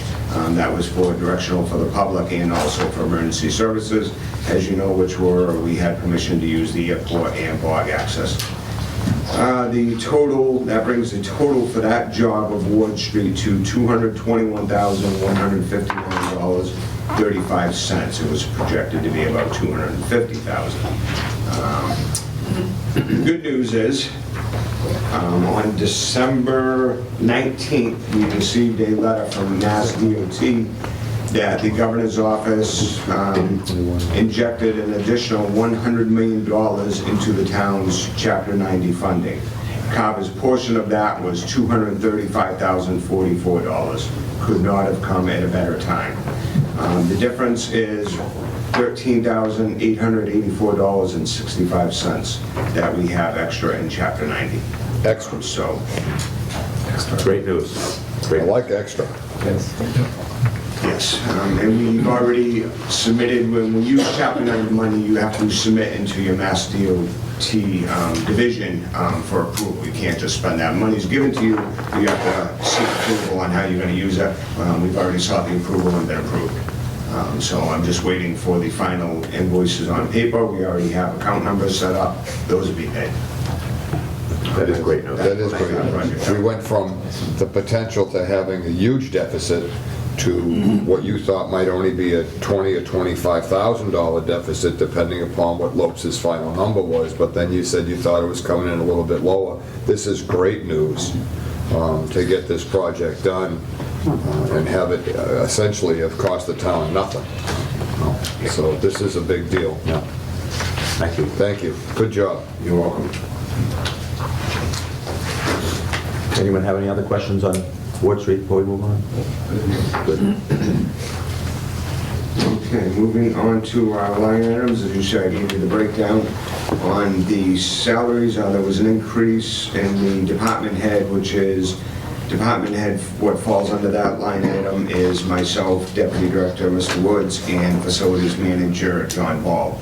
There was an increase in that, mainly due to, I am a contractual employee. I negotiated a new contract with the select board last year. So there was an increase in my contract and also step increases for Mr. Woods and Mr. Ball. So that's that increase of 5.64%. Regular salaries is, you have the breakdown of everyone there. That was an increase of, and I will note too, those department head salaries are at a 0% COLA. We figured out there is no COLA increase in those. Regular salaries is everyone in the operations and maintenance department. That is contractual obligations, so that is a 4.06 increase. Clerical salaries, that is for our administrative assistant, and her increase went up 5.99%.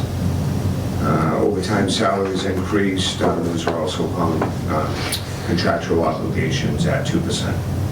That brings our overall salaries at an increase of 4.39%. Any questions, Louis? Yeah. Sorry. Just looking, again, thanks for the salary information, but the enemy's up. It's going to, I'm hoping for something that takes the base and carries it all the way forward, so it ties right to the schedule. It looks like this ties to the schedule. My question is, I don't know what insurance stipend is, $21,000. I was just going to ask that question. So in the union, they have in their contract, if they choose not to take the insurance, they are paid a stipend if they opt to not take the town insurance as a contractual in there. Is that $3,000 number? Correct. So you have 7 guys that don't take the insurance and take the stipend instead? Correct. Is that unique to just the union? Or is that something that the whole town does to everybody? It's in the union contracts, not in the personnel bylaw. So not everybody gets it, you have to be in the No, union to have it be yeah. part of that contract? That's negotiated. Yeah, it's negotiated. Can I ask you a question? Is there any type of analysis on how much the town saves when they don't take the health insurance? I'll probably say, I know that just eyeballing, I think a family plan on the health insurance on the town side is in or around, and it's probably higher from when I left Foxborough, but it's around $15,000 to $16,000 a year that the town pays. So if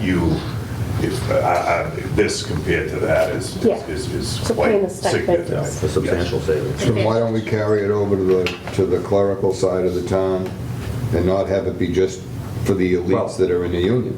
Well, that's something we can talk about, but we want to stay on the budget Okay, meeting. I this morning, appreciate so that. a That's different- something we should make a little note of that. You know, we'll get into that. Any other questions on Sorry. salaries? Okay. Going down, we'll just go over any adjustments, unless you don't want me to go line by line, do you? No. Okay, we'll just go over, all right, first and grounds repair and maintenance, 0.92%. It's 40,000, I believe, it was 40,000 last year, but you see it at 39,637. I believe that number came in just because we tried to tie pennies down at the end. So that's really not an increase. The next one, well contracted services, 2.56% increase. That is just due to we are locked in contracts for our company that operates our wells in town. And Dave, if I may, what's going to happen with the water supplies for the schools, the town hall, this building, the police department, so forth, with the DEP changing the regs on PFAS? We do know, all of our buildings have been tested. We have not had any PFAS hits. Okay, so- What they propose down the road, I don't have control of that, so I don't know. But right now, there's no PFAS. Correct. Correct. None of- Really? It's none? None of our public water supplies have had PFAS hit. That's us. Okay, thank you. You want iron? I can give you plenty of iron. I got some at the house you can have too. The next line item you'll see that saw an increase is capital maintenance. Now, There's some confusion here, and I know Mr. Samia and my administrative assistant have been working on it to try and get down to the roots of how this came about. This is now in my operating line items. It started out as an ATM that was supposed to be funded annually, so I know... You mean an article? An article, Okay, yes. all right, yeah. So how this came into, I don't know. I didn't do it, so I think I'm version myself, and I'm not pointing fingers at anyone. But just so you know, that is an increase because historically I've looked at what we've spent out of that line, so to bring it up to where it was, that is the reason for the increase. Mostly this is vehicles, I'm assuming. Capital maintenance, no, that actually is used for combined trades, things I've combined when this department was formed, and that article was formed, it was for any combined services, let's say, because schools and towns operated separately. Right. So now any companies that can utilize combined services and the savings, elevator companies, elevator contracts, fire extinguisher contracts, anything of that nature of combined services. Okay. Yep. So, could I get a copy of the history of what's rendered that account? I don't want to put any extra work on it. You said you have it, not now, but Yeah, just okay. forward over. I'd like to see all the activity going to those accounts. Okay. All right, find out. Sorry. All right, nope, that's fine. Send 2 copies, would you please? Can I just ask, you said this line item wasn't in the operating before? The number was, but somehow the monies from that article transferred into two. That's back to the issues with VEDA. Okay. Instead of segregating the stuff, it's merging things into, articles with budget lines. That's great. Should come out of here. Yeah, it should be here. Yes. Yeah. Same, but I'm gonna hit the cemetery one too. Yeah. It's not supposed to be in there. Yeah, that's right. So you got $40,000 in your budget, that's really not supposed to be. So Oh, if that's you great. took these out, I mean, we should be closer. Oh, yeah. You just dropped $40,000 in there. Well, I think we just dropped $88,000, or $108,000. Okay. If you pull that 108 out of there into the cemetery. Mr. Seaver. Yes. All right, moving down, the next increase, uniforms and allowance, those are for the contractual obligations with the union. The line item that went down, contractual obligations, actually went down 66%. We dropped that by $5,000. Mainly that had to do with my contract. Things that now are my contract versus being on that line item. And then we can move on, utilities. We've actually dropped down. Landfill and engineering is under mine, however, that is overseen by the town planner. So I won't reflect on that. How did that get there? Don't know. That is not one of my line items. So this shouldn't be in your budget at all? Correct. Which one? It's for testing, and actually, it's with Board of Health, too. Inspection. Is this another article? Or is this an operating? No, it wasn't in the budget last year. It was, a separate okay. item. But you always had it, though, right? Oh, okay. No? Yeah, it would make sense for it to be somewhere else. Okay. Okay, So we can take that, Well, I'm gonna look at that. Yeah, we'll look at that separately. yeah, I just don't oh, want we to can speak take it out of his on budget. that. I don't control it. Okay. If you look at utilities, we dropped down to 36.38%. Right now, I've looked at where we are for the last 6 months. I think we're okay, but that's a very fluid number. Like I know other departments have. I just looked at the police station. Last year to this year was $1,000 more for the month of December for electricity for the police department. Their usage was the same. Wait, what? Your usage was the same. The rate went up that much. $1,000. So that's how much things can. 125, I looked at it, I trended it, it seems, I think we're gonna be okay there. If you said we had money coming out our ears, I'd bump that just so I don't put anything into the red, but I think that's a good number. Oil heating stayed the same. Propane had an increase of 9% just by what I'm projecting. Telephone went down. We're actually dropping some of our landlines, getting away from them. Verizon is supporting them.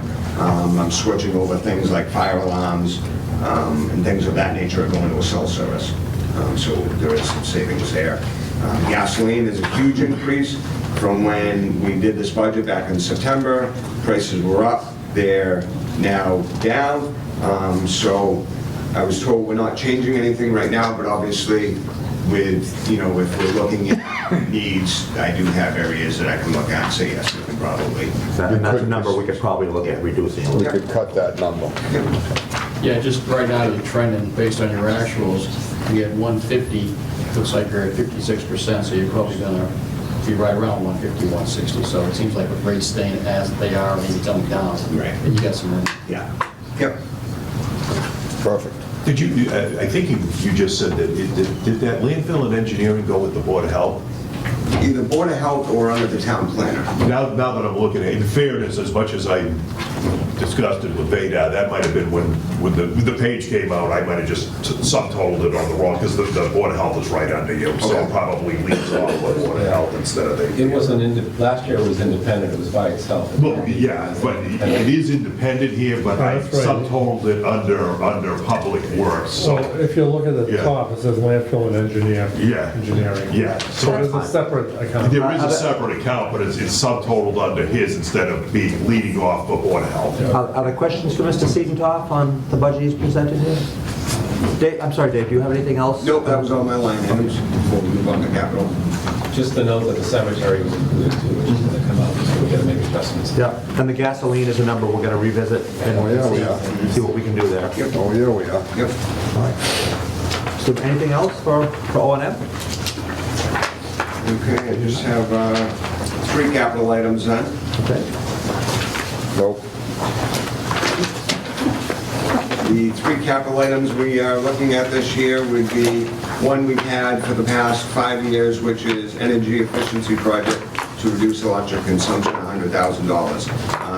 It's been that number since we started, and what we do with that money, we have retrofitted all of our older buildings to LED lighting this year. Additionally, we did building envelope weatherization projects to Fire Station 2, Fire Station 3, Town Library, the middle high school, and I believe that was it for weatherization this year. And the reason for the $100,000 is we are at Green Communities through the Department of Energy Resource, through their Green Communities Division. They give grants. We've received a grant the last 5 years as well.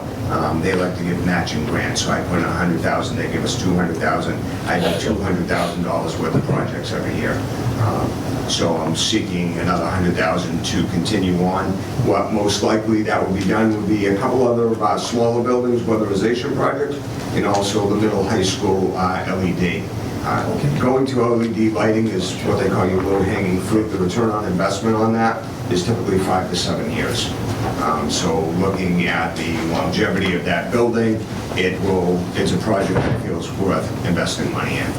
Not only is it better lighting, it comes at a cost saving, and it also saves labor because these lights, as you know, they don't last forever, but they last a lot longer. It saves my staff time from changing light bulbs and ballasts. So that's that project. The next request is $60,000 to purchase a 3/4 ton pickup with a plow, and what that would be replacing is we have 2 groundskeepers that take care of all of our athletic fields and recreation fields throughout town. They have 2 vehicles. One is a 2005 dump truck, one is a 2007 one-ton dump truck. This would be to replace the 2007 one-ton dump truck that was originally on the DPW side as the rubbish truck. It did not pass state inspection this year. It has frame rot that is too extensive, not worth repairing. So I don't need another dump truck. I can replace that with a standard cab, 3/4 ton pickup with a plow. It'll suit their needs for work and also be available for snow. So that's that one. And the last request is $50,000 feasibility study for town buildings. And what this money would be used for would be to hire a firm that specializes in this. The town has done it before. to come in and give us some long-term projection on buildings. Mainly, I think what the town should look at would be 3 buildings, and that is currently your Council on Aging, your old fire station, police station that sits in the center of town, and the EMS building. They can look at those, see what the needs of the town are, see the conditions of the buildings, and that'll give us some direction on which way they advise we should go with those buildings. So it's nothing we're gonna see that, it's not a project where we're gonna break ground. This is just to tell us this is probably the direction you should go by what you're saying your needs are. I think we need to look at all 3 of those and see what we do. And it'll tell us whether the old fire station, headquarters, and police station can be utilized. Should it be torn down? Can it be remodeled? Should we tear it down and just use it for parking? Should we build a new building there for something? But I want to be ahead of this, so we're not in a position where any of our buildings are bad enough that we have to close them and we don't have a plan for where they're going to relocate to. And also the other thing is, what happens to a building when it's been abandoned and the fire and police station, no one's in. Obviously, I'm not putting a lot of money into them, and you do not want them to become the eyesore in the center of town. I think we've done a lot to beautify the center of town in many, many ways, and I do not want that to drag the rest of it down. Thank you. Question, Mr. I Carver? would just echo the fact that, the feasibility study is the little cost of this thing, but when they come up with the solutions, we're going to be talking hundreds of thousands of dollars. So the need for making sure that our financial policies relating to replenish capital is a very high priority. I agree. Anyone else? All right.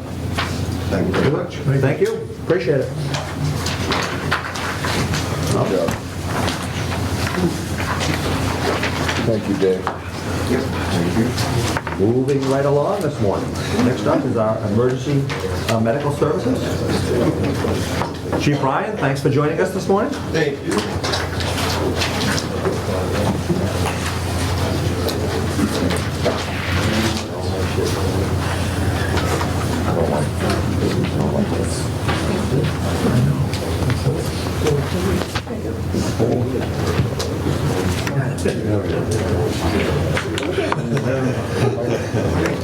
Looks like you want off the phone. Thank you, sir. Buy copies, I make those nice books that prices. You get the cover was nice.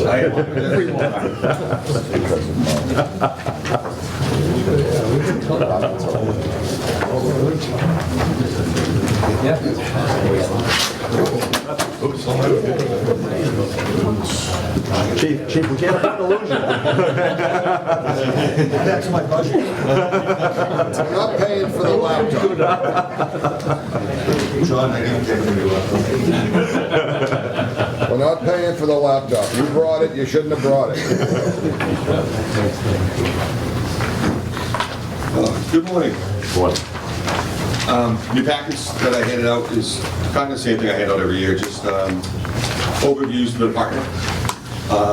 Goes over a lot of more in-depth detail than what I'm going to go into today. I'm just going to kind of scratch the surface.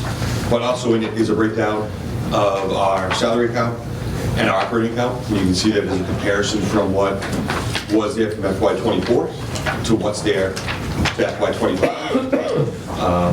I would speak on as a, someone who likes Vadar. I mean, I'm kidding. I can't even do it. But that's one of the issues we have as well. So I know everyone else is that we've had some problems with Vadar. I can tell you I haven't been able to balance the ambulance fund at all. So it's, I keep, just like Chief Weston and the other department heads do, I keep my own spreadsheets. And I can tell you where we are financially for receipts coming in, and we're doing very well. We're about the same pace as we were last year, a little bit ahead because we increased our billing rates. So we're looking very good in that aspect, but I can't balance it.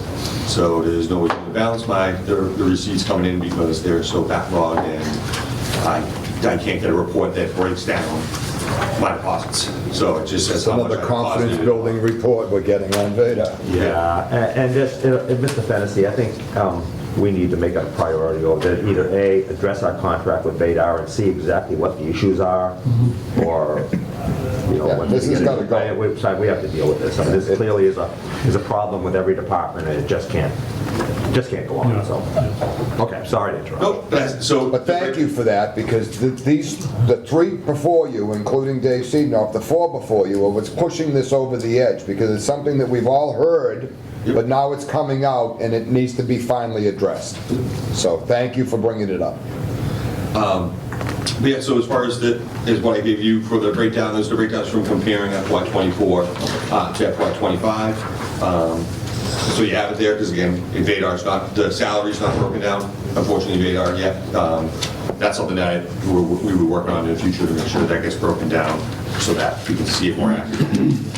So, my glasses keep me on that.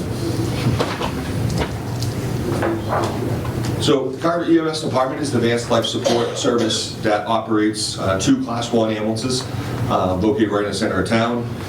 We avoid a lot of the extreme expenses of full-time personnel by utilizing per diem staff.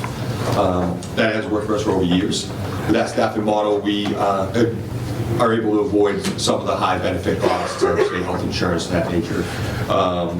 This year, though, we did add some, what I would like to call fringe benefits for our staff that wasn't there before, as part of a retention plan, and also part of a ability to try to get new staff into the door. And some of those things, they include longevity for staff that have been there for a long period of time. We have some members who've been with us for 20 years, 15 to 20 years, and we recognize them with a longevity pay. Also, we added some holidays that weren't originally covered, so that they get paid for all these on certain Monday holidays to that nature. We also cover everyone's recertification costs. Again, not all of our staff would look for us to pay for that for them, because they work full-time somewhere else, and where they work full-time may recoup that cost. But that's roughly about $150 every 2 years.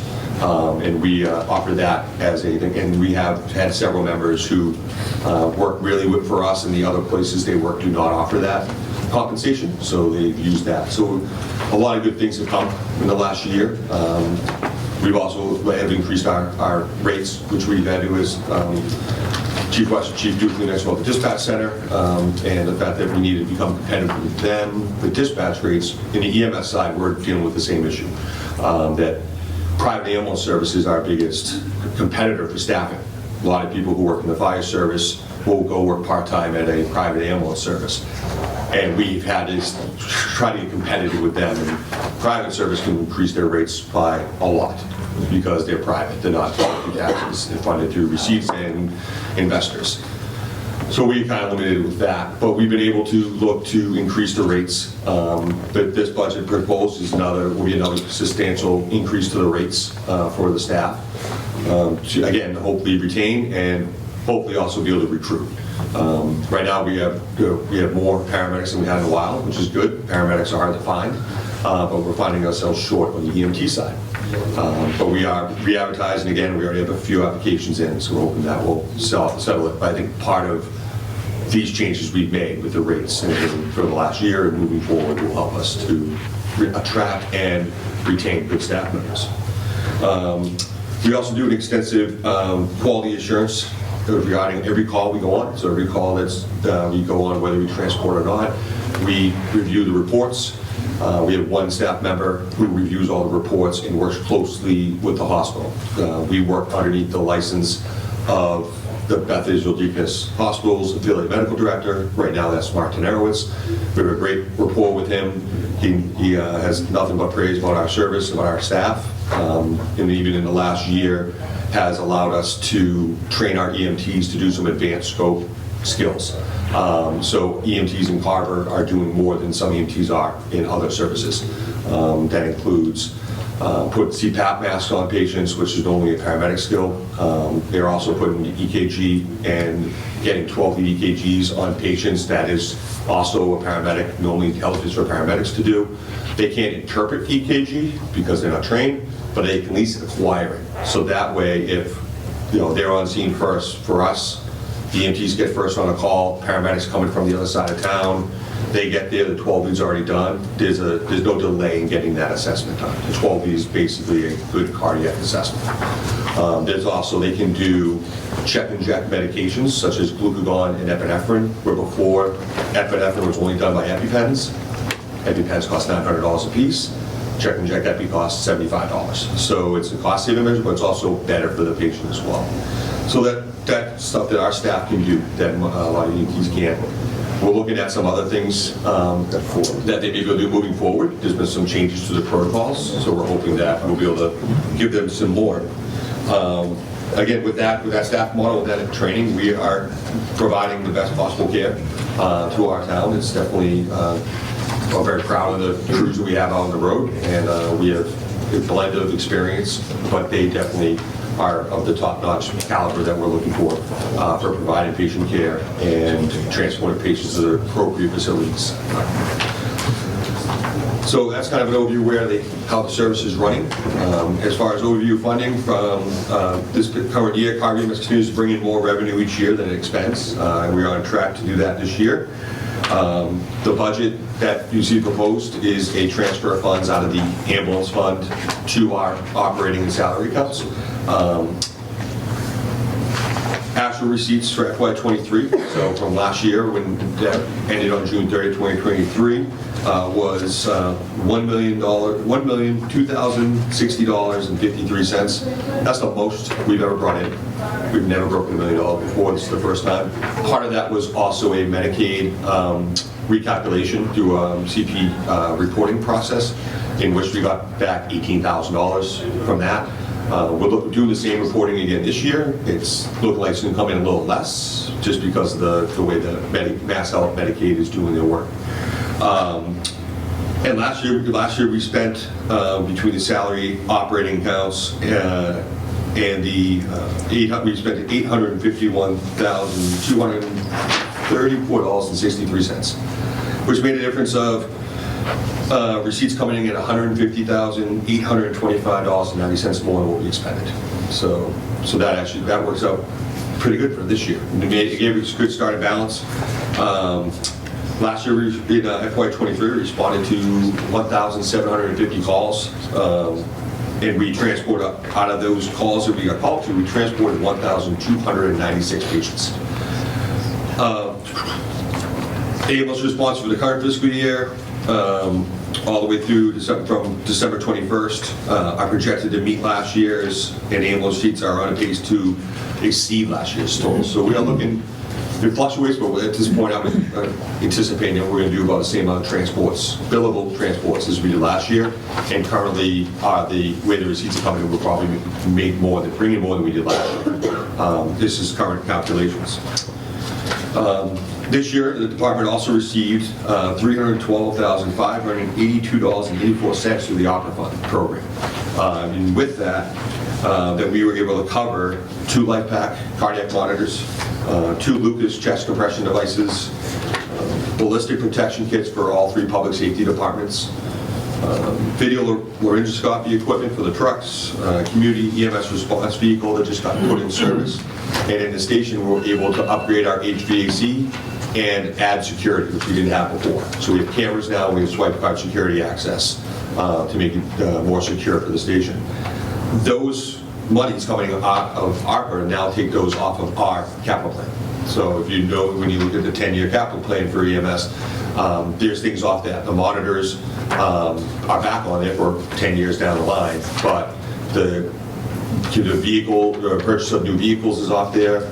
Last year's capital plan was $30,000 to replace our Tahoe, which was our car 3 the staff used.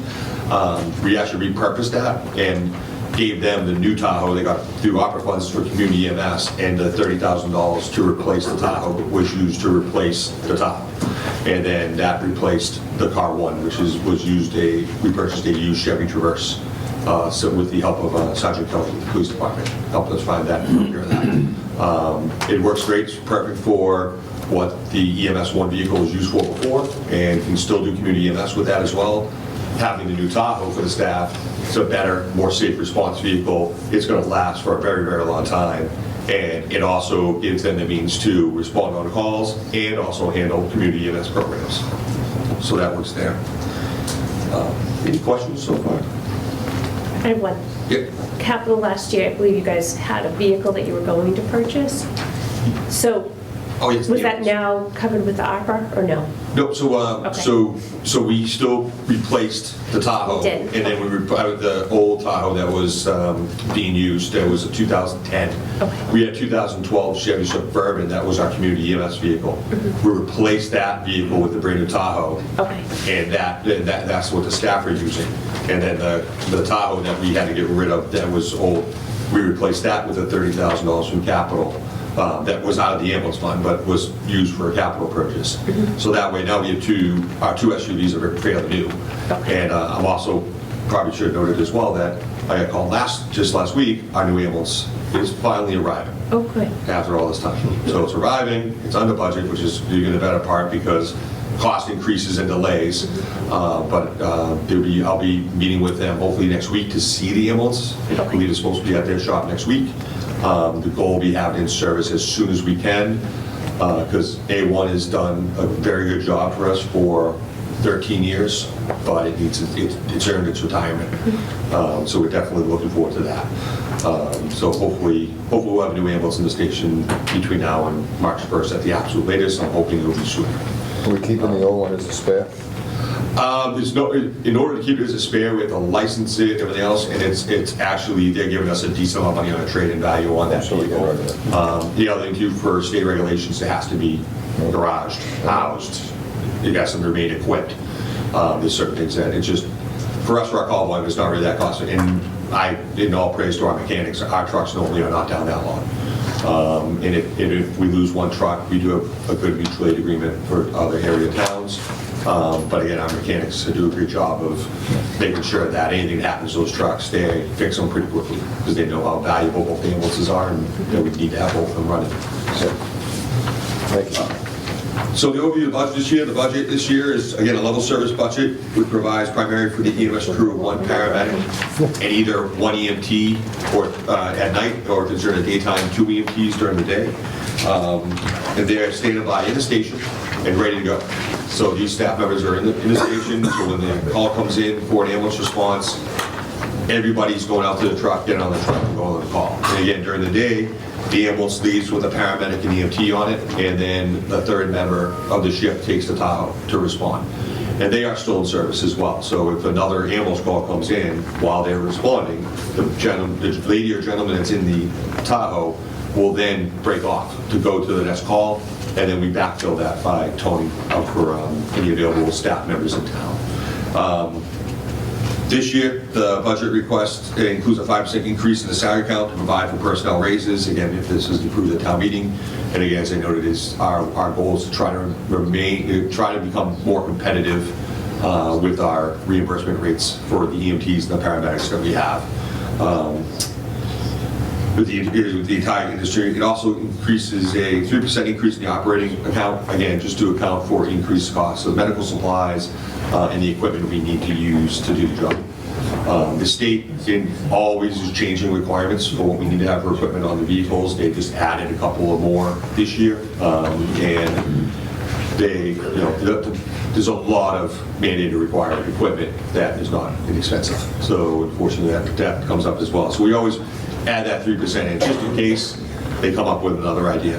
A year ago, it was canine bandaging equipment for the Heroes Law, which is a great idea. That's equipment we never carried before. That, of course, costs money. They're actually looking at some other stuff this year for pediatric care, which is a great idea. But again, that's going to cost some money. So the salary budget also includes funds provided for flexibility, increased staffing on shifts where history has shown that we don't have a lot of in-town personnel available to respond to second calls. So there are times when we do put two crews on so that both ambulances are staffed. And that happens a lot during weather emergencies. We do that during King Richard's Fair weekends, and it's more for the traffic. Even though the police department does a great job with the traffic and everything with King Richard's Fair, it's just difficult to have call EMS providers and their personal vehicles trying to respond through that. So every time the fair's open, we put 2 trucks on. So that increased cost there as well. This approach helps us cover more second calls and increases the need for mutual aid. So, right now, the ambulance fund is in sound financial condition. The starting balance of FY24, starting July 1st, of $254,054.20, which is after we had taken out the salary and operating budgets for the current year, as well as what we took out. We took out $30,000 for replacing car 3. We also took out $20,000 to repay the money we borrowed from the capital for the purchase of A1, as well as the $14,000 that we do for the gas fuel surcharge that we pay back to the town. I already mentioned Vadar. The one thing I just want to add on was the feasibility study that was presented by O&M looking into the buildings. The EMS station is old. It currently does meet the needs that we have, but there are some growing needs that we are facing. Like I mentioned, we have 3 staff members during the day. At some point, there may be a need to go to 3 staff members at night, and if that happens, our bunk room situation is not to the industry standards. The current industry standards for public safety, especially fire and EMS, is single bunk rooms. There's no dormitory living anymore. Don't know if you saw Station 2 in West Plymouth that have been remodeling for about a year now. That's one of the things they're addressing with that, is individual bunk rooms. So everyone has their own privacy. You're not sleeping out together. Right now, we have 2 bunk rooms. So that is, we're looking to repurpose an office as a 3rd bunk room, but that sacrifices office as well. So, and the building has some age, over 20 years.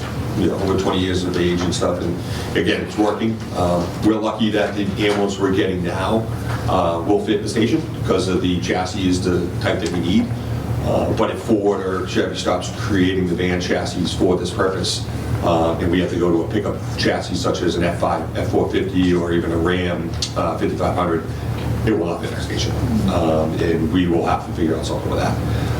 Lucky enough that it's not going to be now, but we're waiting. And right now, per our vendor, if I was to order an ambulance to replace A2, which will be due in 2027, they still have the van chassis, so that wouldn't be an issue there. But the issue we run into is that Tahoe that we just bought could be licensed as a BLS level ambulance and equipped, but it needs to be garaged.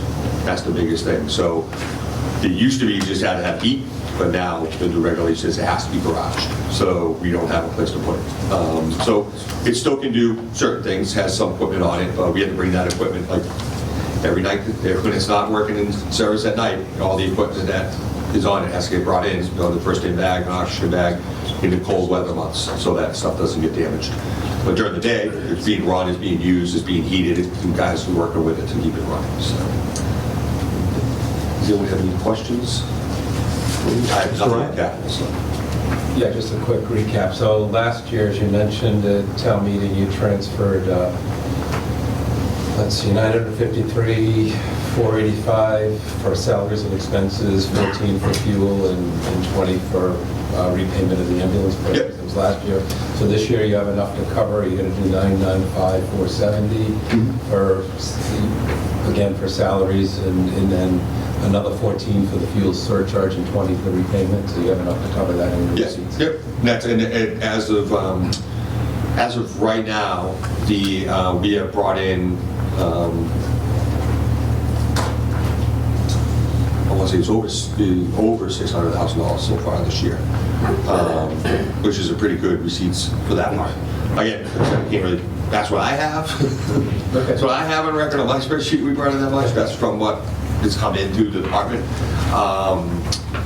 and that projected out is showing that we'll bring in a little bit over $1 million. Yeah. So it'll be a total of $1,029,470. Yeah, and that's what we're bringing in. And we started with a balance of 252. Okay. So if we bring in $1 million, and we have to, we'll be pretty well set. And that extra money, just for clarification, when we take the money out from the budget next year, that money left in there is going to be earmarked for paying for the capital project to replace A2. And just as the little heads up, A2 is $253,000. That's what they're charging us with our trade and everything else. That's what the truck came to. And then we have some free money to like put some extra equipment on the truck that we need. Works out perfect. The quote I got this month, if I was to order a new ambulance right now, that would be delivered in 2 years, is $373,000. Because they have to extrapolate out the 2-year possible inflation. So that's what we're looking at. And these ambulances are not getting less expensive. They're definitely getting more expensive. But yeah, so that's something that we're looking at with that. That's the good news about the ambulance fund having a lot of money left over after taking out, is that money now can be saved to set aside, hopefully, for the next big capital purchase, which again will be the ambulance. Another case of pilot and battery storage money going into an account for that. Well, if you guys want to pay for the ambulance, I have no problem. Well, that's exactly correct. I mean, this is the reason we need to set aside these what are still considered, I don't care, if you do it 20 years, 25 years, it's still one-time money. Right. But this is one. That's exactly what it's designed to do. Yeah, we've been looking, A1 we got, it's going to be 13 years we got out of A1, which is long. We normally look at 10. And we gave it an extra year because it had a new engine at 60,000 miles that was covered under warranty. It had a new transmission at 90 that was covered under warranty. So the engine components were fairly new. So we figured we'd get an extra year out of it and help build the budget so we don't, so that we can still buy it using ambulance fund money. But then we're busier. That's the other issue. Our call volume's up. We're going on a lot more calls and everything. So we're going to look to get just close to, now we're going to get 9 years out of A2. And because it's already over, because A1's been so delayed, we've had to use A2 a little bit more so that we didn't put over 200,000 miles on A1. So we, and of course, mechanical costs for repairs and everything. So trying to save that. And now A2 is over 100,000 miles itself. So it's going to get, A2 is also going to get a break when the new ambulance shows up. So we'll put A2s back up for a while, let it relax, and just do some calls here and there. Perfect. Right. Anything else? Am I correct in saying that you just, around numbers, you had roughly, what, 260 in the account right now? If for some reason, the $1,095,000, which is the expense for this year, let's just say your receipts came in at $900,000. There's nothing that says you can't pull money to cover from the prior balance of the ambulance fund. No, exactly, that's it. So at the end of the year, whatever's in the ambulance fund, we take that out to pay for the budget. So yeah, so if this year the numbers came in low, as long as the overall ambulance fund had enough money in it to cover the expenses, it wouldn't be an issue, which I don't think it would be anywhere close to that. So I'd just like to talk about the geography of this right now and the schedules that we have with regards to departmental expenses and revenue. We don't show the ambulance receipts coming in or going out. So can we add that just as a gross up so they just net to zero, just so we don't lose track of it? Well, one of the things which a lot of the folks at home and in here don't have is on the payroll side. I do have the 129 coming in as a receipt. And then it's built into this part of the budget as going on. So it is taken into account on our sheets. But it's all on the summary, the piece that you didn't. Which is fine, but can we put it in with the detail sheets, detailed revenue, detailed cost, just so we don't lose track. Yeah. Anything else? Chief, thank you. thank you.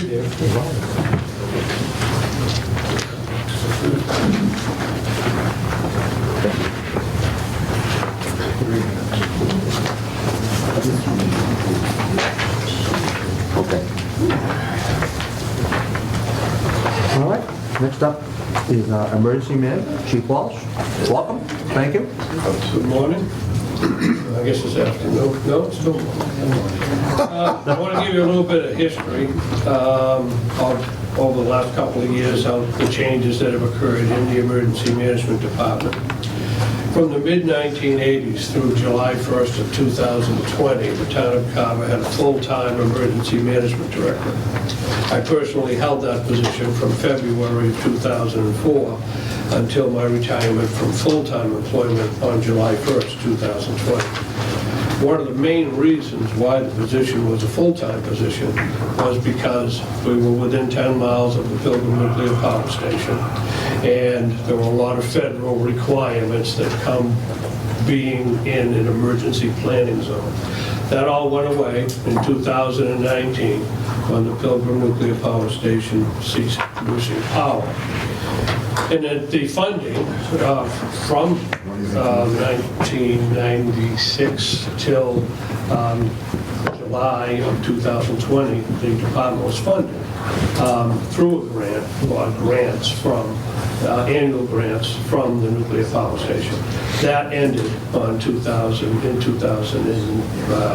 early 2020 was the last money we received.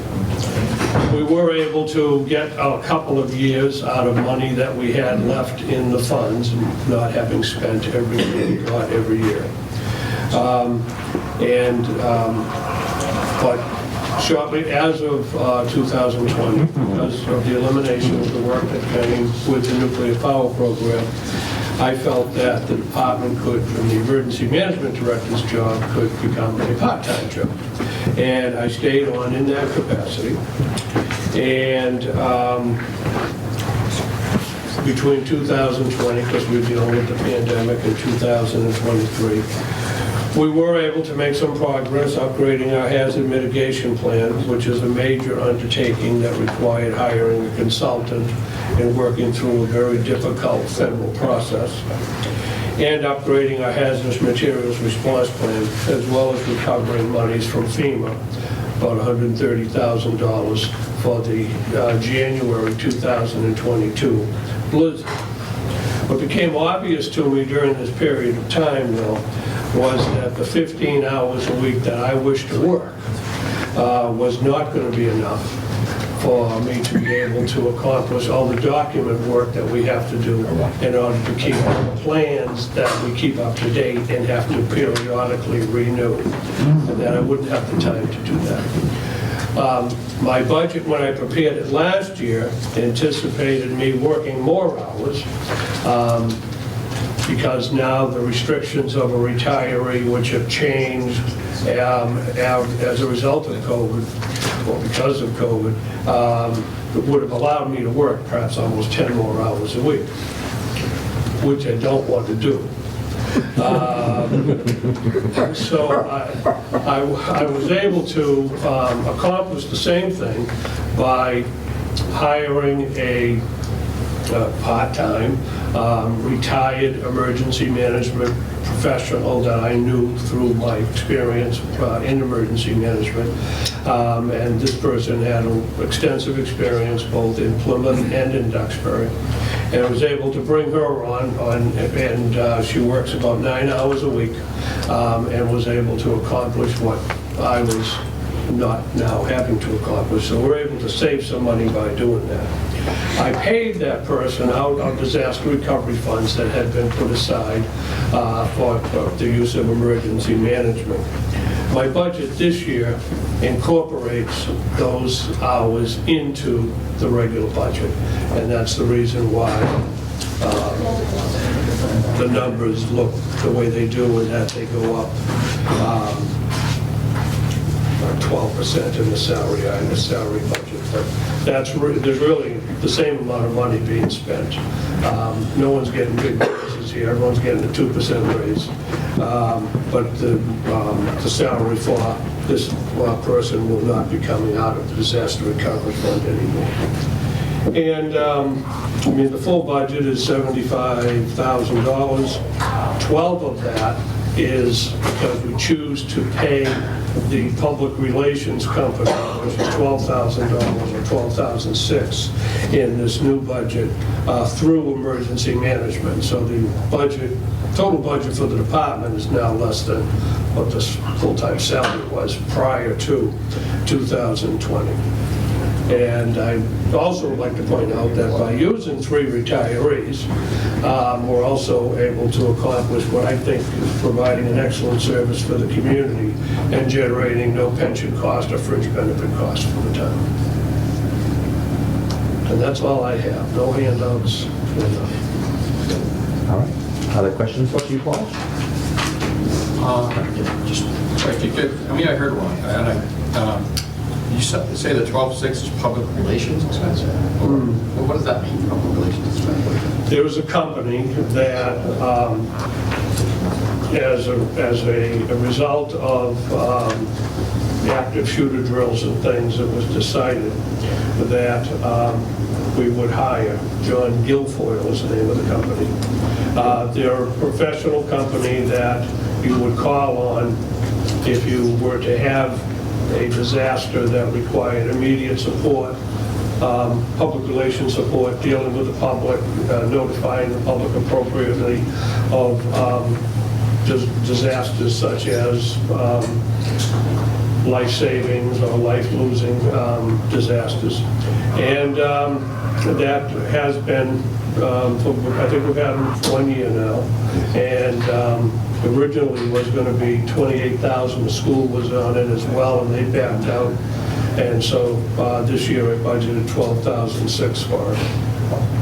So is that money that we spend no matter what, or if there's no emergency? Money to spend by paying them an annual contract to be there if we needed them in that event. And they also are used by all of the emergency departments to, as a means to update the public on vapor, ice safety, and don't blow your hands up at 4th of July and things like that.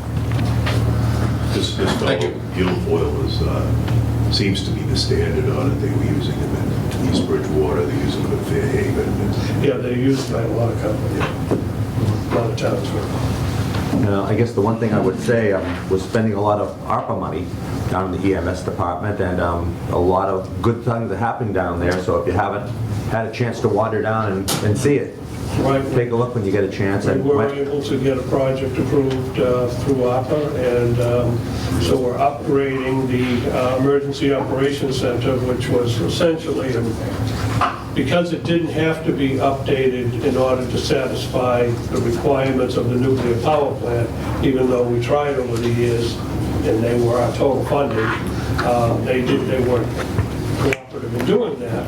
So we basically have a emergency management center that needs operational upgrade, and it's being done now. Do you think VDOT will run it? You're asking a lot. And Chief, when that's all completed down there, I'd love to get everybody down and be able to see exactly how it's updated. Is there anything else, Chief? VDOT is a horrible system. Paying bills takes twice as long. It was a major shift from finance to departments.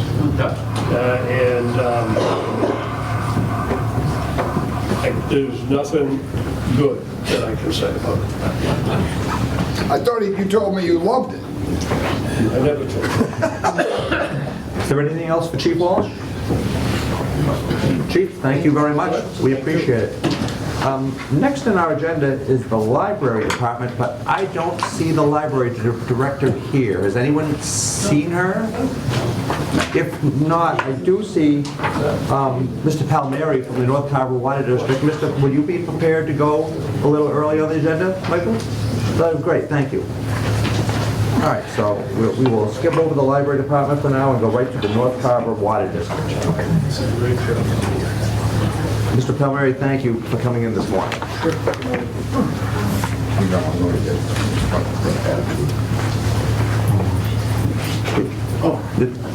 The floor is yours. Okay. Well, I'm the town administrator and the interim finance director, and we looked at this year's budget, and we really don't have any changes about line items, so what we did is we just moved it up about 3% across the board, just to cover costs of inflation, et cetera.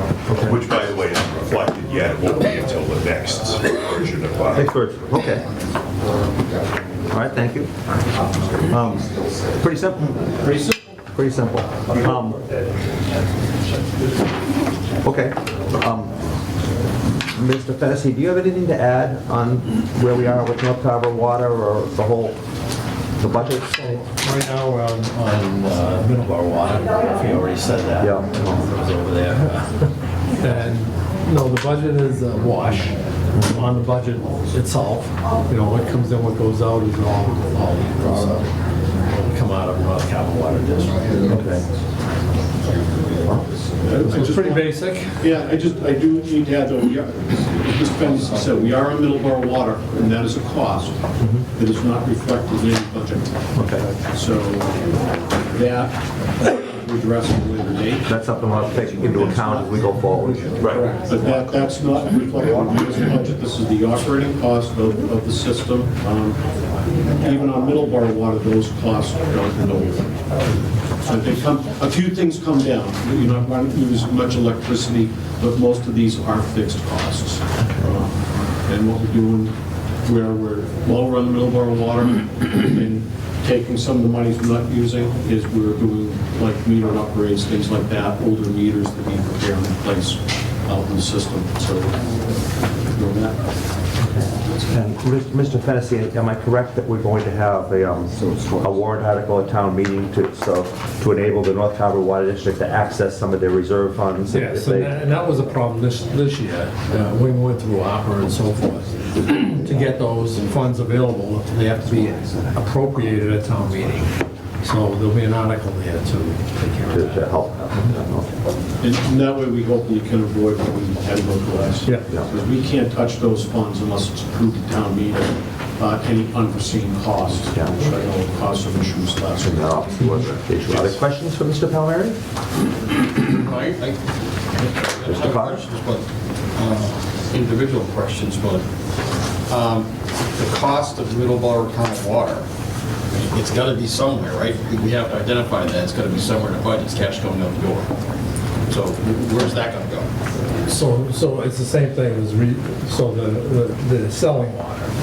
So it's going to be a wash with the coming in to us and then going out to them. It's never been, I don't want to use the word profitable, but there's always been a loss.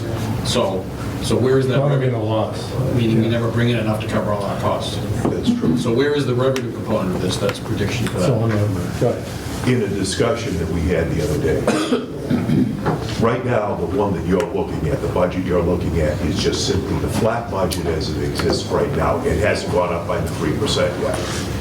Now, I believe Mr. Palmieri is going to give us something that for, like, in the event that you continue with the Middleborough Water, right? It's not in this budget right here. We were going to do a separate lines for that, and then fund it, and most of it would be coming from, it's a combination. Even last year, you did a combination of actual receipts, which, as you say, isn't enough just to even cover the regular transfers from reserves. Okay, they have their own free cash on a given day, and then they have their own, I believe it's like a stabilization or something to that. But where's the number on expected billed revenue for water? Who has that number? That right now, I'm going to say, I can tell you, based on what we did last year, about 250,000 is what Okay, you but did. someone's going to go do this itemized list of people, X number of people in the system, they use X amount of gallons. Oh, okay, right? yeah. So there's a that's number right, there's a- common, there's a then rate, there's a yeah. detail. Right, I can only tell you what you actually brought in from last year because of the recap, but I'm sure that you can. Is that in at the some point. revenue projection we saw? Is sorry? that in the revenue projection we saw? Oh, well, as this budget stands now, okay, it's offset, okay, Yeah. so that's it. Now, if it goes up another 150 to 200, okay, then it will be offset again by more revenue, but it would have to be from one of your, like, free cash or something. We have one stabilization fund. Right. That's the correct term. Right. And free cash as well, or Yeah. unreserved fund balance. So, to answer your question, Mr. Carter, we go strictly by the meter readings, okay? So we just have a meter reading done. I don't have the data on that, but it would be correct, it's about $230,000, $250,000 of cash coming in due to water sales by year. We have approximately 130 rate-paying customers on the district, about 100.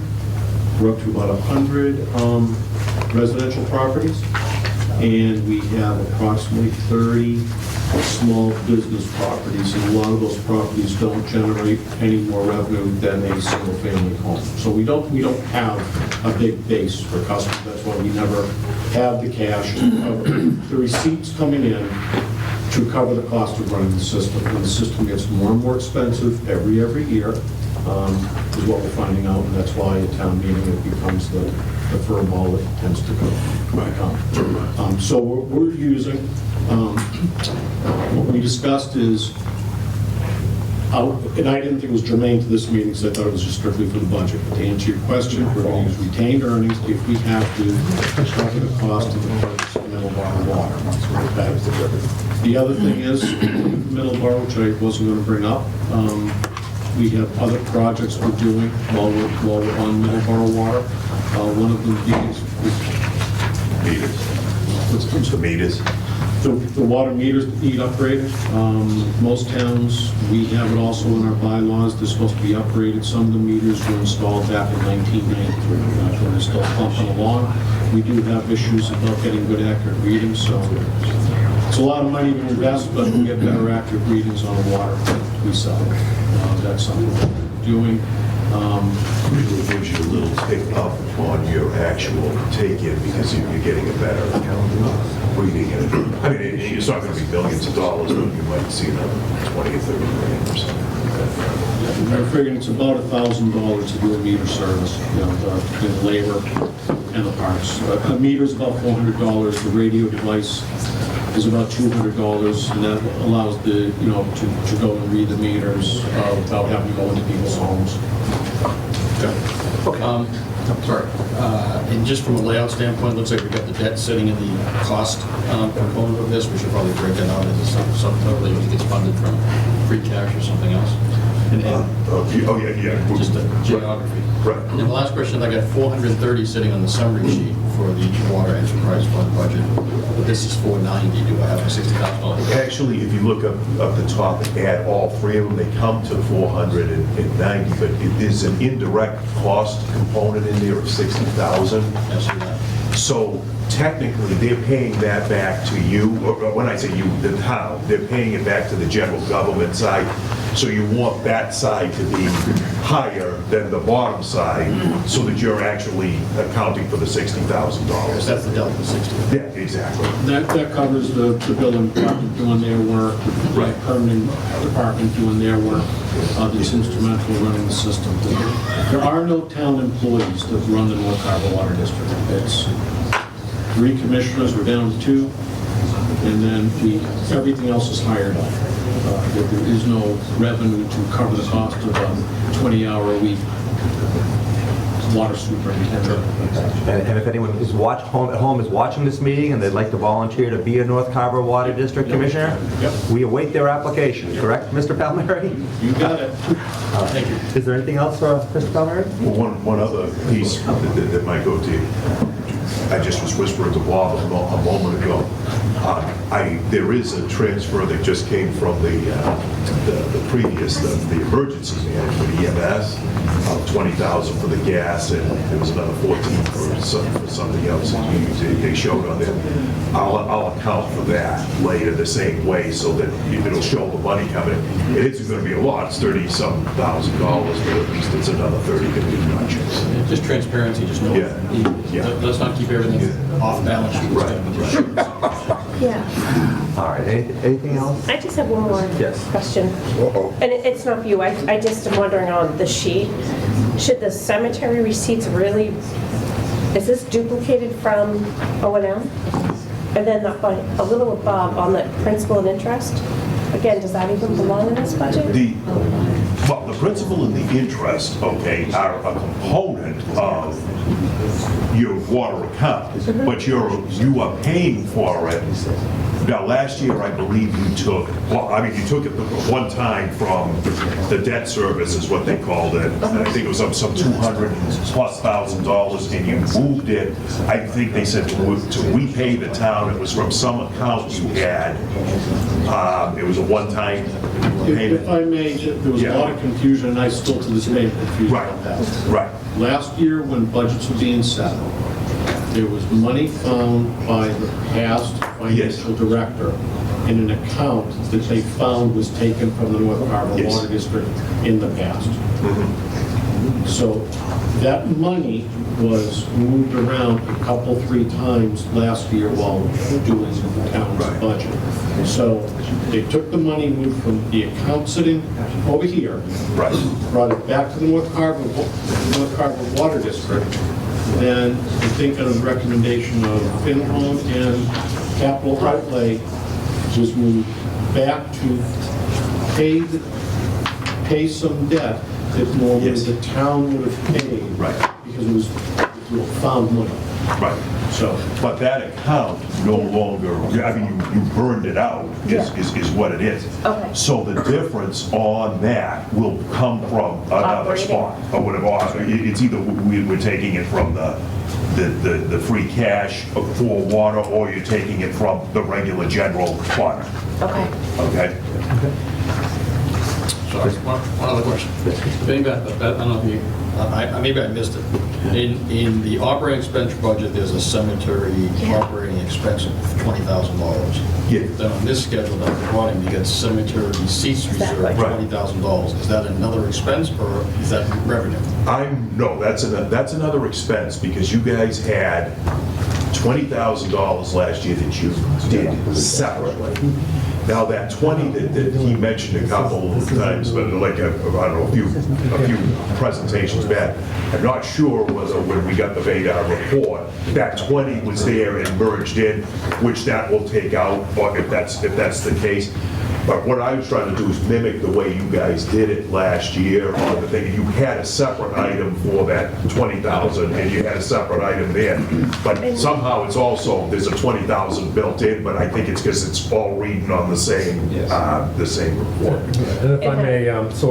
I think what's confusing, again, it's on the same Yes. page. Right. This is a whole nother. The whole nother, this has nothing to do with the Cemetery North Carver. Okay. Right. Not part of If you look, this is a little more detailed than the one that you had, but if you look at that, well, I'm not sure what you call it, schedule, there's one page and it says, here's what we did for Like A and B. A and B, shared stuff, and then there was Yeah. the ambulance, the other. That's what this is trying to mimic out to do. Okay. And are either of these 20,000s, well, I guess the one that we had already talked about in O&M, Yeah. is that really like a town meeting article? That's where I believe that showed up twice. Okay. So you're probably going to take that out of Yeah. the other side, and it's accounted for there the way you did Okay. last year. So we Yeah, I'm need to just do a trying little, to count them. little Yeah. refinement. Right. On the warrant. Anything else for Mr. Pellerin? Thank you very much for accommodating our schedule this morning. We appreciate you coming in. All right, we will go back now to the library department. My apologies, I didn't read the fine print that said fire station, and I was at town hall. And texted Elaine and said, "Where is everybody?" And then she said, "We're at the police station." We're not at the police station. So, I'm glad I found The you. police station. I did, I've You been hang here. around. Well, The staff at the library was all rattled when they saw me, They're like, "Why are you here?" we're glad you found us. Thank you, and again, I apologize for not being here at 11.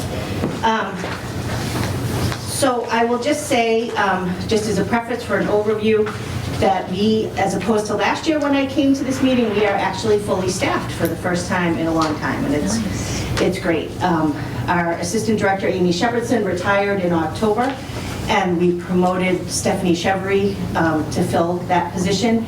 And then I met with Mr. Fennessy and with Elaine Weston, and we took that full-time position that Stephanie had, and we split it into 2 part-time positions to cover cataloging, but also circulation desk. And it gives us a lot more flexibility in terms of scheduling and making sure that we've got coverage all the time. Because as you recall, like a year or so ago, I had to close some Saturdays. We had to close early on a couple of evenings because we just didn't have enough people. So now with 10 people, and I do have someone who's out on maternity leave, but she'll be back in a couple weeks. And I'm happy to say that we can cover all our shifts without going through anything too dramatic. We were certified by the Massachusetts Board of Library Commissioners this year. We did not have to apply for a waiver for the first time in several years, which was great, but I will say we barely squeaked in. I think it was less than $200 over their amount that we were able to make it in. And our hours are the same and everything. We're just kind of coasting along in a good place right now. So I know that this is a rough year, so hopefully we can maintain that. In terms of the actual budget, I will say that it is a level service budget with contractual increases. Some of the figures are not accurate for FY24, so even though I think it looks like my salary is going down, it's not. It's a 2% increase, which is what's in my contract, so that's... Was that a Vadar mistake? I'm sorry? Was that a Vadar mistake? I think it was a Vadar mistake. I don't know, you and I went round and round on that so many times because I was like, I want to make sure this is right. I'm looking at my PAF and I'm looking at the, you know. I think what happened, because it happened to Elaine as well, Elaine Weston, is your bottom line of the entire budget is right. Yep. From what you voted at the town meeting, but when it was posted, coming in from last year to there, so, some of these things might have been put, like I put, well, not me, but somebody put it into one line rather than the other. So your bottom line is okay, but it was like, so it's making it look skewed Right, or whatever. because I don't intend to take a cut Yeah. in my salary. Dan, you look like you have a question. I was going to say, if that were true, then which account number is wrong? Because the bottom line's 450,278, and you've got it all adding up for all the different, so if that one is actually not correct. It's the FY24 Vadar numbers, which are incorrect. Okay. So that is what is off, not in every single line, but the FY25 budget is correct. Right. So even though that looks like it's $925 less than this year, It's really 2%. It's not. It's really 2% higher than what it was. Is the clerical increase to the So those, so mine is not, and the librarian salary is lower because that was the change in assistant director. The new person that we hired is at a lower rate than Amy, who had been there for many, many years. Okay. But the clerical salaries, the increase there is correct because we split that into the 2 part-time positions, and that was a little bit more. And then the other thing that we did was, in this fiscal year, every person at the library was an admin 1 in the union. They were literally the only people in town at a level 1. Everybody else was a 3 or higher. Some of them were barely making over minimum wage, even though they've been there 7, 8 years. So I met with Mr. Fennessy, and we moved everybody up to an admin 3. We put everybody on the same level because really, like, some people were 1s and 2s, and it made no sense. Everybody that works part-time at the library in terms of covering the circulation desk or covering the desk in the children's room, they're all doing the same level of work. Nobody's a supervisor over anybody else other than me and the assistant director of the children's librarian. So we just made everybody the same, and so some people got like $3 an hour more than what they were getting. So what you're seeing there is the reflection of that, of just because when we tried to hire for children's librarian last year for the part-time people, we just had a really hard time. We're advertising at $15.75 an hour. It just, nobody was applying. And then this go-around, when we advertised those 2 part-time positions in October, we got really good applicants. One of the people that we hired is actually in library school right now. The other person had a really great background in libraries. So just those few dollars made a really big difference in terms of what we were able to choose from an applicant pool. So that's why that is a little bit higher. And then in terms of the expenses, nothing has changed. I'm not asking for any more other than the ILS Library Network, which is our sales fee, and that covers all the things that we get from sales. It covers the computer maintenance that we get through them because we don't really have coverage under the town's IT department. We go through that. It covers the online booking of rooms, the online museum passes, all those kinds of things that we get through the network are included in that. And then the book budget is just up. So I think, our biggest expense in terms of outside of that would just be postage, and that's just because of all the passport applications that we mail, because we have to send those priority mail. But otherwise, everything is pretty much the same. And in terms of state aid, just my usual spiel, right, our bottom line, the books and materials and periodicals and newspapers have to be 16% of our bottom line in order to qualify for state aid. There's no waiver for the materials expenditure portion. There is a waiver for other things if our bottom line went down. But in order to qualify under their guidelines, that has to be 16%, and our bottom line has to go up 2.5% average over the previous 3 years. So when you get decertified, or when you have to get a waiver, that's why sometimes like it took us a couple of years to get back to it.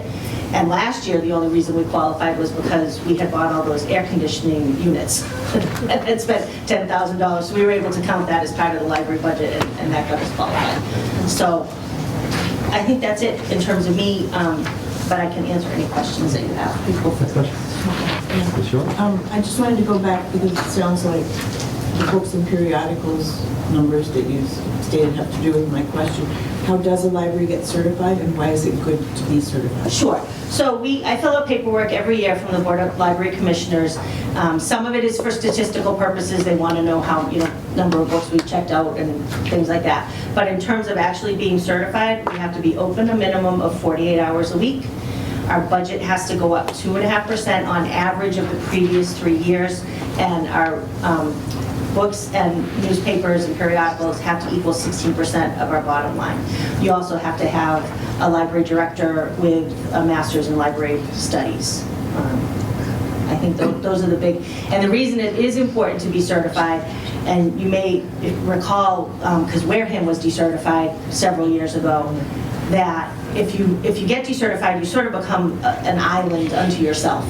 Other libraries will not let your patrons come and use their facility or their materials because why would they? If we're not holding up our end of the bargain with the state in terms of what we're offering to our people, that burden shouldn't fall to another, neighboring community. So when Wareham was decertified, it was, as much as I say that and I know that that's the right thing, like living that day to day at the circulation desk was tough. We had regular patrons from Wareham that then we were saying, I'm sorry, like you can't check these things out. I would never want to see our people be put in that position. So that's the bottom line.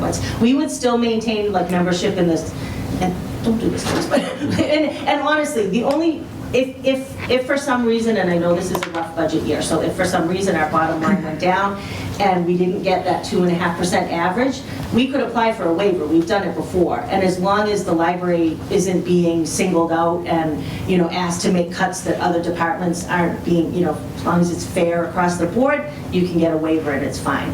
But there is no waiver for the material, the number of hours and the materials. So being decertified would also mean Carver residents couldn't borrow books from other towns. Correct. In that sales network. Right. So if you were being decertified is bad. It's it's not. We could still be in the network.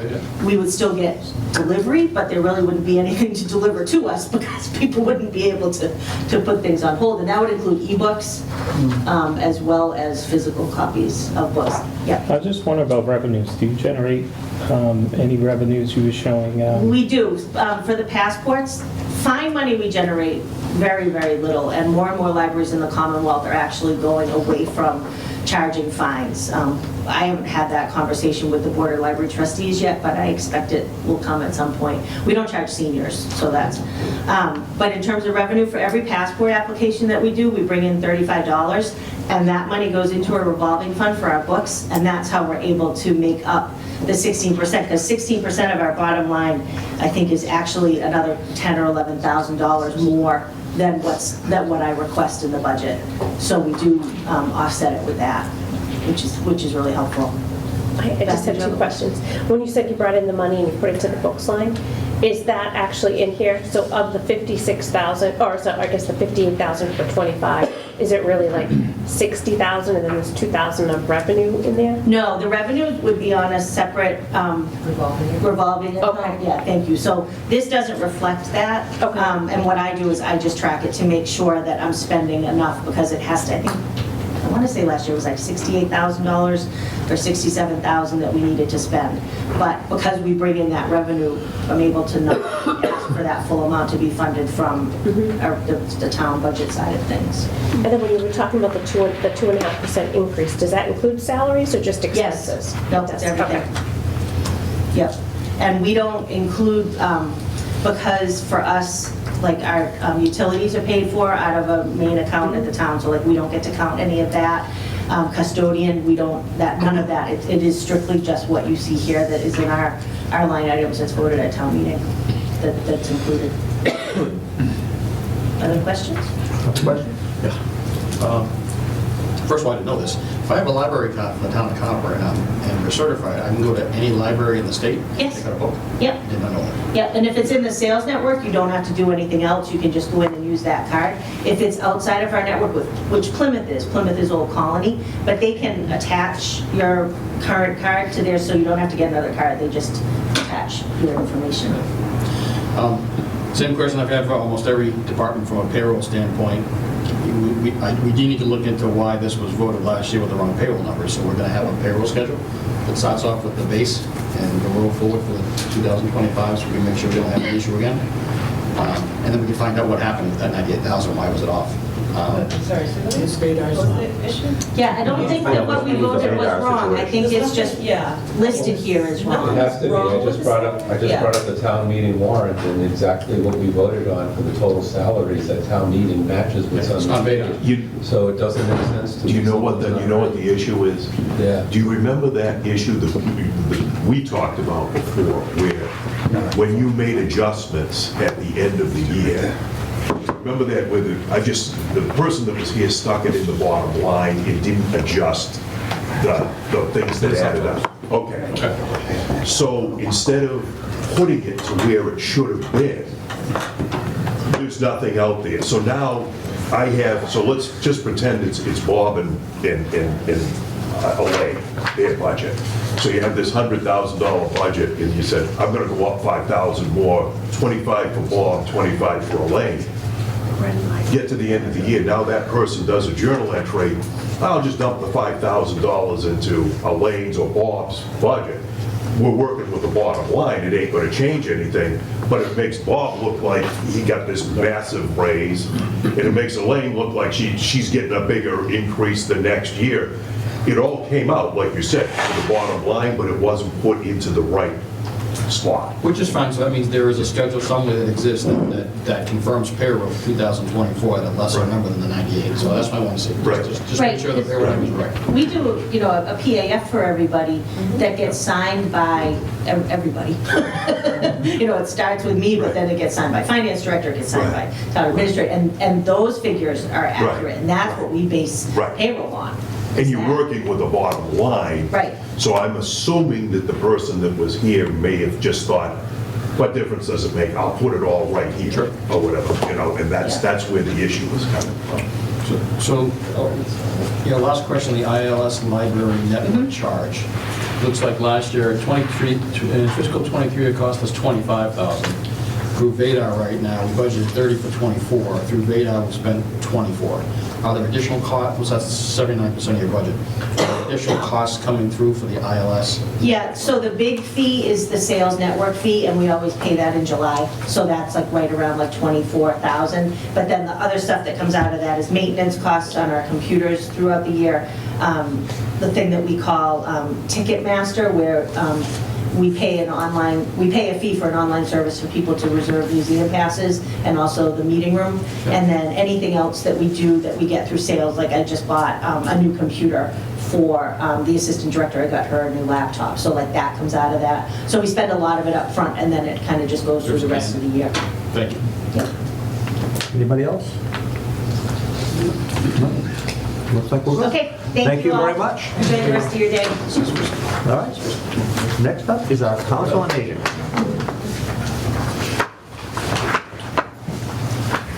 We have our COA Director, Connie Kelly, and the Chairman of the Council on Aging Board of Directors, former Selectman Alan Dunham. Welcome both of you. Thank you. Thanks for coming in today. I'm sure you're going to be real happy with You behave yourself. Not in my contract. You're getting like me pretty soon, so just, All right. And I'm glad some of the information, the differences in the numbers was explained, because I was questioning some things myself, so I do understand those differences. One thing I actually want to go back to kind of review this time last year, when I sat before you, there was great support for the COA and hopefully wanting to continue that. There was discussion of increasing our staffing, being that we're we're growing. In fact, I printed out from my senior center for the annual report, the numbers for how we, our attendance at the COA for the year of 2023, and we're up 63% from 2022. Our average daily attendance is 41 seniors, and that's significant. And What was the previous number? 26. That's a great increase. Congratulations. And it shows on, it breaks it out into every day of the week, and we see where those numbers are. And then this is with people who check into the system. I know our numbers are even better because there are times people don't check in or forget to check in, and we're getting a lot of new people. So even when they come to events, they're unable to check in until they're registered, and then they get a check-in card.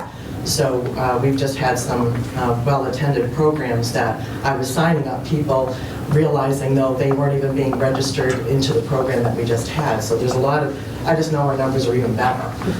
So I think that's great.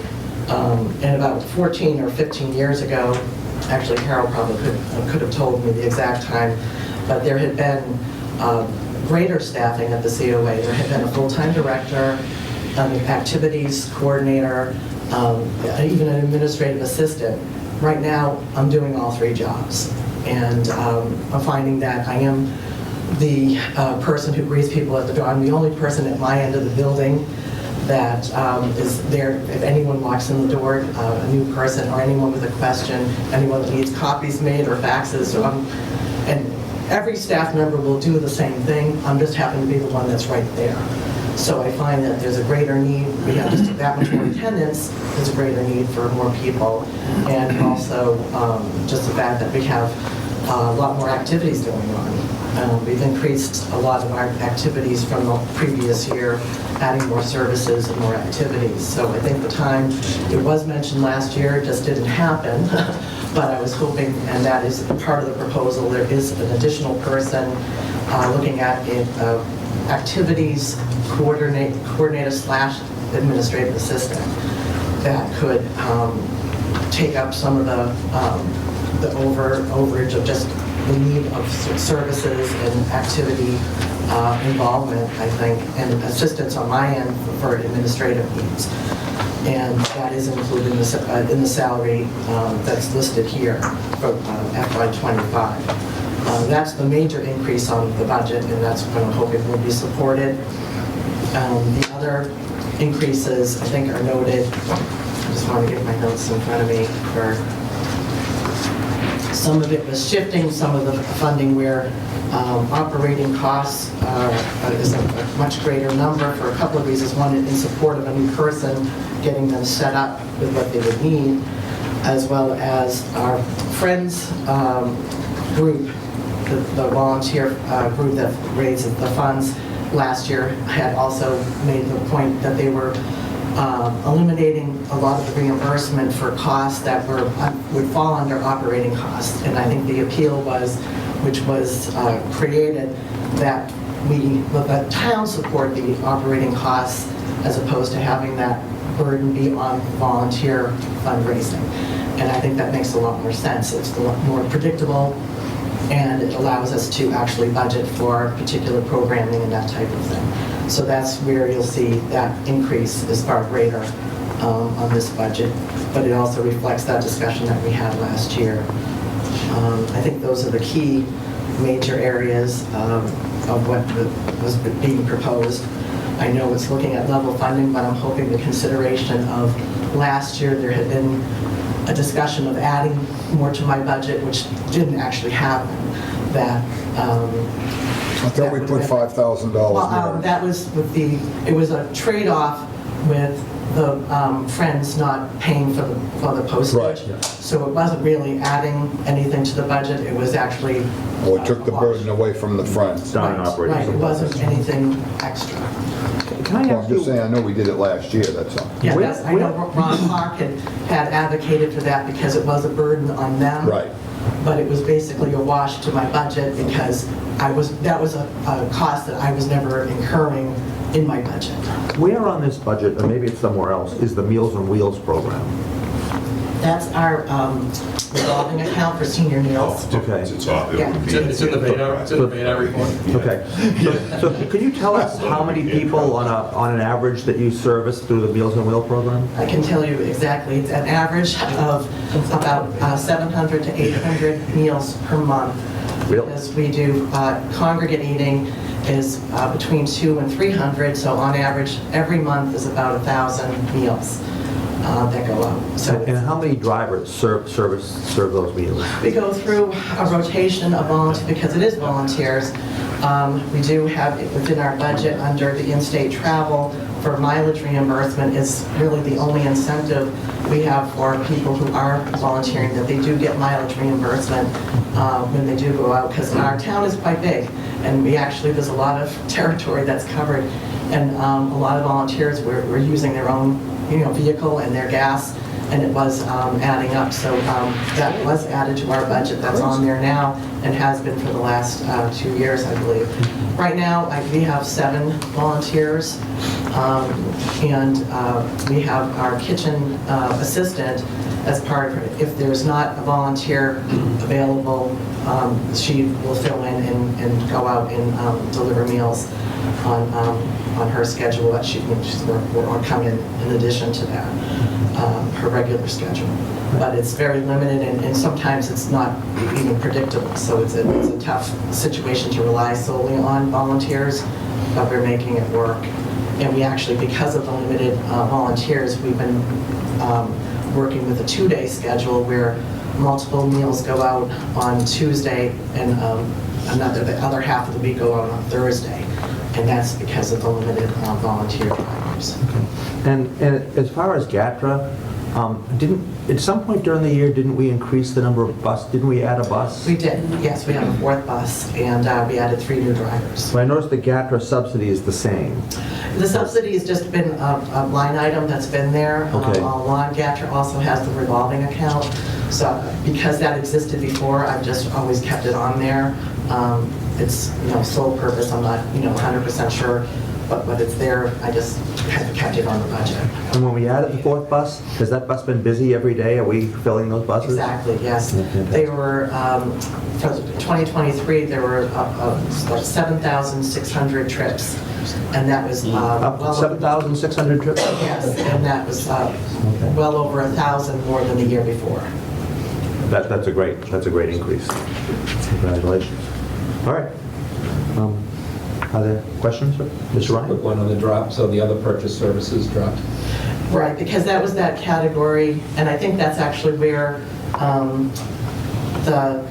was really pulling out of that for operating costs, or I think where that 5,000 had been put, to put it into making more sense of where their contract hires and more specific where it was, so it wasn't in that nebulous category. What is the contract hires? Performers and that type of thing, presented performers, people who come for the activities. Just have a question. So when the Friends, are they putting on like road trips or like what are Yes, they putting on? they subsidize the bus trips. So that's been a substantial cost to them, and I think that was what they were noticing. The cost of the trips are ever increasing, and to make it affordable, we found that trips really need to fall under $100 per person to make it affordable for the seniors. And they're taking a greater piece of that. And part of the Friends membership is the incentive to join the Friends for only $10. You get a discounted trip where they're taking off like $35, $40 off of the trip, making it affordable. So they're adding more trips to offer, which is beyond what I have in my budget to do, which is what they're picking up that cost. And they're also supporting other programming. And so the cost that they were backing out of was the postage for the newsletters, which was around $4,000 a year. And because of our increase in attendance and participation in our craft program, they had been reimbursing me for craft supplies, but that was increasing. It was doubling, if not tripling, what it had been before. Yeah, So- I could see them not doing the craft supplies or the newsletter, but if they sent out like a postcard for a road trip, would they do that postage? Yes, oh, Okay. yes. I didn't know if they were charging you for that. No. It was just really the newsletter itself. Okay, and you may have just answered my question, but there is a substantial increase in postage. Is that? Yeah, it's because of the newsletter. Okay, and for the benefit of people at home that don't know, if somebody wants to become a friend, how do they do that? The Friends have a website, friendsofcarvercoa.com, and all the information's on there for signing up for a newsletter, joining the Friends, and all the events that are going on our calendar, and our newsletter itself is posted on that site. We also have the COA has a Facebook page, and we do put the latest newsletter on the town website as well. Great. And in February, if you go ahead and come to the COA, I believe it's on the 19th, they're having a membership drive, and if you bring a friend, that's another good thing, so people can come down and they could see what we have for the COA at the same time and see that our need for a new one is getting greater and greater, and we'll touch on that in a minute if you'll allow. Fantastic. That's February 19th? Actually, I just put a lot in my newsletter. I'm old, I might have my... I carry it with me wherever I go. The Friends membership drive is on the 14th, actually Valentine's Day. At what time? It's from noon to 2. Okay. And if you bring a friend for membership, and if you're renewing and you bring a friend, you both get free lunch passes. There you go. Sounds like a good deal. I All just right. have one other question. I swear I asked this last year, so I'm so sorry. So you're My Senior Center. Do you have the kiosk one, or do you have one of those tablets? I started off with one of the hand scanners where I was having to chase the seniors and scan them, which was very difficult. Very active, but very difficult. So we do have the kiosk, and that was actually covered with CARES Act funds. So that was a great addition. I think the kiosk ones, I'm a little familiar with them. You have the option to have people advertise, like you could have, a hospital, a VNA advertise on there. That is actually on My Senior Center's responsibility. It's something that they pursue, so they have it out there. So you don't get the funding back from their advertising? It actually pays, in order to get the kiosk, you agree to have advertising put on it. Okay. So there's not anything that I would recoup from it for any advertiser that does go on it. It was a $3,000 cost compared to $10,000. Okay. And so, oddly enough, no one has really jumped on the advertising. It is... Really? Yeah, it is on, but it's on My Senior Center to pursue it. So if anyone has interest, the information to advertise is on the screen, so any advertiser in the community could take advantage of that. Yeah, I know some towns have wait lists on those. Like if you want to get into someone's council on aging, there's a wait list to get on there. Yeah, and a lot of, we don't have it with our newsletter, but some newsletters are paid for through that type of situation as well. Mr. Carver? Not trying to blindside anybody, but this came out of the radar system, and I guess I didn't realize there are some costs here that are paid out, and I should know this, but I don't. Looks like formula grants, senior meals, GATRA regular salaries, that seem to be about 148 through, say, December. That gets funded by how? The senior meals and the GATRA are the revolving accounts. And there's, and GATRA is reimbursed from GATRA themselves, all the costs involved, as well as the salaries of the dispatcher and all the drivers are reimbursed every month through GATRA with a monthly report that I have to submit. From the state? Excuse me? Reimbursed from the state? Yeah, well, it's GATRA directly, but it's state funding that is the reimbursement. John's going to go looking for that plus. No, I'm just curious. Where's the plus? And then the other item, the formula grant regular salaries. What types of salaries are in? Well, the formula grant is what comes through the state, EOEA, the Executive Office of Elder Affairs has the calculation based on the census population, and per senior had been at $12 per senior, and now it's up to $14 per senior. But those funds have been dedicated to our outreach worker, but when she became full-time, she got additional funding, that's why she's included in the regular salaries in the general fund, half of her, which became full-time, was split. So half of her salary is through the formula grant as well. Got it. And then last question is just a minor thing. So in the formula grant, you've got other purchase services, but in the regular departmental expenses, you have other purchase services. I guess what's the differentiator? Relevant to outreach. Just It would be outreach, got it. whatever expenses she has purchases made or costs involved with what she does with outreach. Or her position is also the Shine Counselor, so it could fall under that as well. Great. Thank you. Thank you for what you do. Any other questions? The only thing I'm going to add, if I may, Mr. Chairman, and we go through this every year, nothing makes me crazier than other purchase services. I don't like the word. It just reminds me that this is just the hidden account that we dump money into. And I've asked over and over and over and over again to have these accounts. I don't care you call it other purchase services, but I like to see a definition within the line so that we know what we're talking about. Other contractual services and other purchase services, once upon a time, were, I think, intentionally overinflated. And I'm going back to my first year as chair. It's been something I've been kicking about ever since, and we're getting better with it, but I'd like to see more definition as to what the other stuff is. And for me, that's why I pulled out and put into the more appropriate categories, because there had been a figure that was put in, and I think it was when we were adding that 5,000 in last year, that was like where it seemed to go. And I'm not signaling out Council on Aging. I should have said this for myself as well. four department heads ago.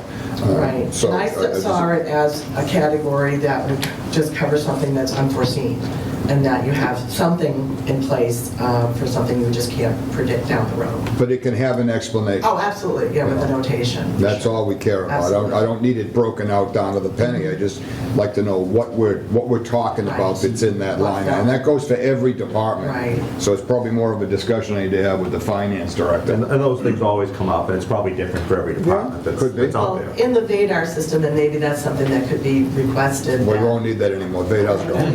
Okay. But I was going to say, or any system that might have it, as we're selecting the distribution where we do pick a category, if that's the account that we're assigning it to, there is room for a comment, and maybe that's where that could be distinguished. I've been trying for years. Any other questions for Ms. Julie? I'm sorry, Ms. Kelly. Mr. Dunn. If I may, I hope you don't mind. For better or for worse for you guys, I am now the chairman of the COA board. But I don't think you're on the agenda. I'm sorry. I'm sorry, I'm going to go ahead and use topics not anticipated by the chair. Mr. Dunham, we will include you under the Council on Aging, okay? Thank you.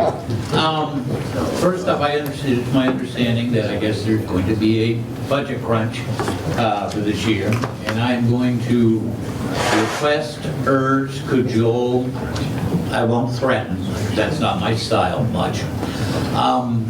Do not touch this added person. Connie is overworked, the staff there is overworked, we need to get back. As you said, we've had a good increase in the number of seniors using the COA. We hope to see that continue to grow. And with that, that takes resources. Currently, I believe we have like 431 seniors signed up on our list. If we were to have a function that every one of them would want to come to the COA, we couldn't have it because we don't have room. I know the COA in that house is, it tugs at the historical strings. I mean, it's part of Carver, but it's outlived its usefulness as a COA. I understand you may be doing a feasibility study of some such thing. I strongly encourage you to include a new COA / maybe community center to be part of that, and make it a total concept type thing for the middle of town where you can have a new facility for the emergency services because they need a new facility. They've outgrown it. They can't do the expansion that needs to be done. The COA is definitely woefully inadequate. I went there Thursday because I had to pick up some notes, and it was for bingo day. I hadn't been to bingo in years. Wow, look at the crowd.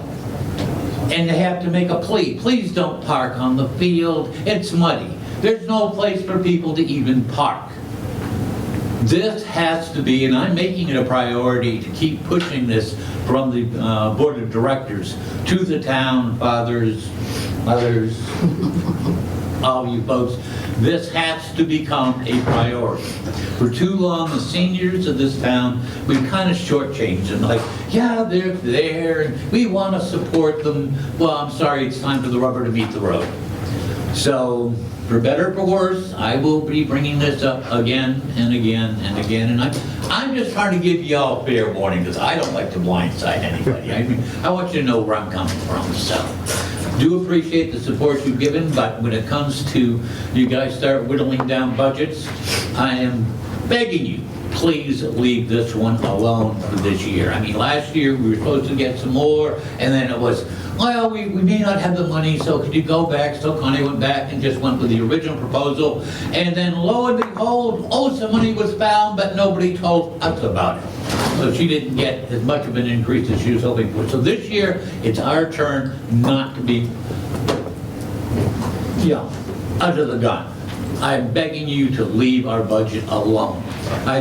Because considering our overall budget to some of the other budgets in town, and I won't go down to any in specific, it would be a small fraction as to what those other budgets are. So please, I respectfully, see, I can be respectful, Alan, take this into consideration. Thank you for your time. Thank you. Yeah. Just to maybe set Alan's hair on the back of his neck down a little bit, and I don't blame you at all. When Dave Seidentop presented in his capital plan, there was $50,000 that he asked for feasibility study, and one of the buildings was the Council on Aging building. So, to see what to do with it, I tend to doubt that we'll ever be able to rebuild it because the cost is too crazy to try to do that to an existing structure. But that's part of that, and it went to the fire station and the police station with what are we going to do with these 3 eyesores, and how do we fix this? So I think that's going to be location is good for those in South Meadow Village.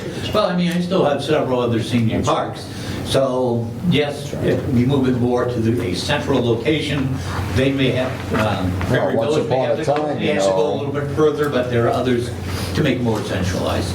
Once upon a time, it could have been hung on the back of the library. We're not going down that road, thank you, sir.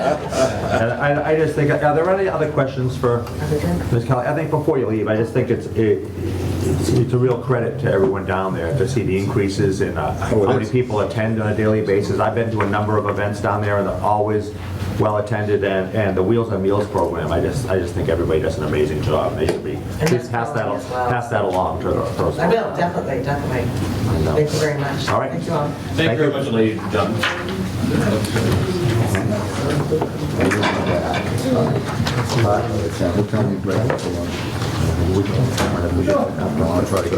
All right.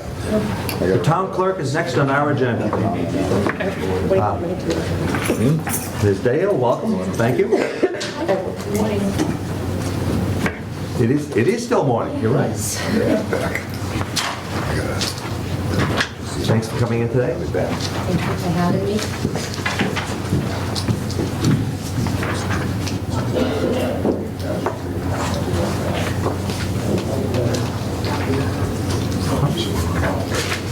All right. Floor is yours. Okay, so I presented my budget based pretty much on hard receipts and estimates. I don't know if everyone's aware of the changes in how elections are run. My glasses off, because it's only good if I'm looking at the paper. We do a lot of vote by mail now. It's increased the workload. It's increased the expenses to carry out that vote by mail. Some of it is reimbursed with our early voting costs. For the September primary, we'll have 1 week of early voting. a solid week of early voting, including a weekend day. And then when we get down to the presidential, the general election, we'll have 2 solid weeks of early voting leading right up to the election. What we're seeing right now, although this primary doesn't hit this budget, but we are out straight. I just left work. I went in to try to catch up on some of the postcards. The state has decided to change the voter registration system. I don't know whose bright idea it was to change it right now, but we're struggling with it. They're finding glitches in it, and it's taking us approximately 3 minutes per postcard to process. So that's going to be the same going forward into this budget. We'll be struggling with that. Ms. Dayhill, can I just ask you a question? So when you set the early voting for the state elections and the federal elections, do you set those dates, or are you told these are? Well, we're told the only wiggle room we have is we have to have 6 hours on a weekend. So Okay. we usually think that Saturday's a better day rather than Sunday to conflict with people's religious beliefs. We do it. But as far as a week or 2 weeks, you're told you will have this. We are told we cannot get around that 2 week or that 1 week. Early voting isn't always as popular now that this vote by mail has come along, but what we're finding is we'll get a postcard and the person will show up, and maybe the person will show up too at the regular election. So people are still really confused. And when the state tells you or the federal government tells you that you will have a week or 2 weeks of early voting, do they provide funding for those? Well, they do. They do give us a percentage of that back, but that's strictly only for things that would not appear in our budget outside of our election workers that come into work. So the extra hours that we put in for my, I'm salaried, but for my hourly help, they don't. So you'll see a line item there for about $1,000 for overtime. But that also includes our town meetings too, because they assist with that. And during every election, even though I'm at the election all day for the 17 hours, I also have one of the girls stay in the office that day because we need to have a connection with the state computer. There's so many people that come in that may have been inactive that we have to check, or maybe in the wrong area, or may not have been registered to vote. And that's the only way that we have to let them know that they need to go to another municipality or vote provisionally. Okay, I didn't mean to interrupt you. I just wanted to get that information out while we were at that point. So, thank you. And, just going through, like I said, with the new system, we kind of tried to reclassify things a little better and neaten them a little better. One thing that I liked about it was I really, I can see my notes in there, and that's helpful. It was a little difficult probably trying to use something new to do this, but this year for me is everything's going to be new, so just kind of grin and bear it and get through it. Census printing, that's increased. There are a lot of things that increased based on the economy that we can't control. A lot of different subscriptions that we have and software agreements that have to be done in order to perform what we perform. So I don't know if anybody has any questions on specific things. I can answer them. Anybody have questions? Yeah, I just, maybe I missed it, and I apologize, is that, payroll going up $6,000. Can you explain what that, do you have a payroll schedule? Do you have a payroll schedule that lists by person what's in your department? I do, If you and I could can send break that. it down for you. It's actually on my sheet that I have. So we now have our part-time person who had been missing for quite a while. I didn't have them for quite a while. And we were able to retain her from within, so she's at a bit of a higher step than what someone coming in, I think maybe $4 more an hour than a person coming in from the beginning. But she comes with some experience and really great customer service, so she's an asset to the office. You can see on there she's at a step 3, grade 8, about just under $22 an hour. And she works 19 hours a week. So, and Donna, who's been there now since 2020, she's at a grade 5, step 6, so hers has increased too. So the combined for those two workers is about $72,000 a year. Thank you. And we're only looking for $1,000 as an estimate for overtime, just to get through the elections and town meeting, to have that help. Thank you. Yep. Just another quick question on the computer software subscriptions, that's a new item? Yes, so we have poll pads now. The FinCom, a couple years ago, granted us to buy the poll pads. What the poll pads do, we use those for election check-in as well as town meeting check-in. They've replaced those paper books that we used to have. They are very accurate. People can come in if they wish to and scan their license. It's Massachusetts, we're not allowed to tell them they have to do it. We're not allowed to speak it, but we do have a sign for faster service. You can scan your license, and it's made it very accurate. And it's also eliminated the need to have a checkout desk at elections. So we save a little bit on that end. It's an annual subscription? It's an annual subscription for those, yeah. Okay. With each election, they update them. Great.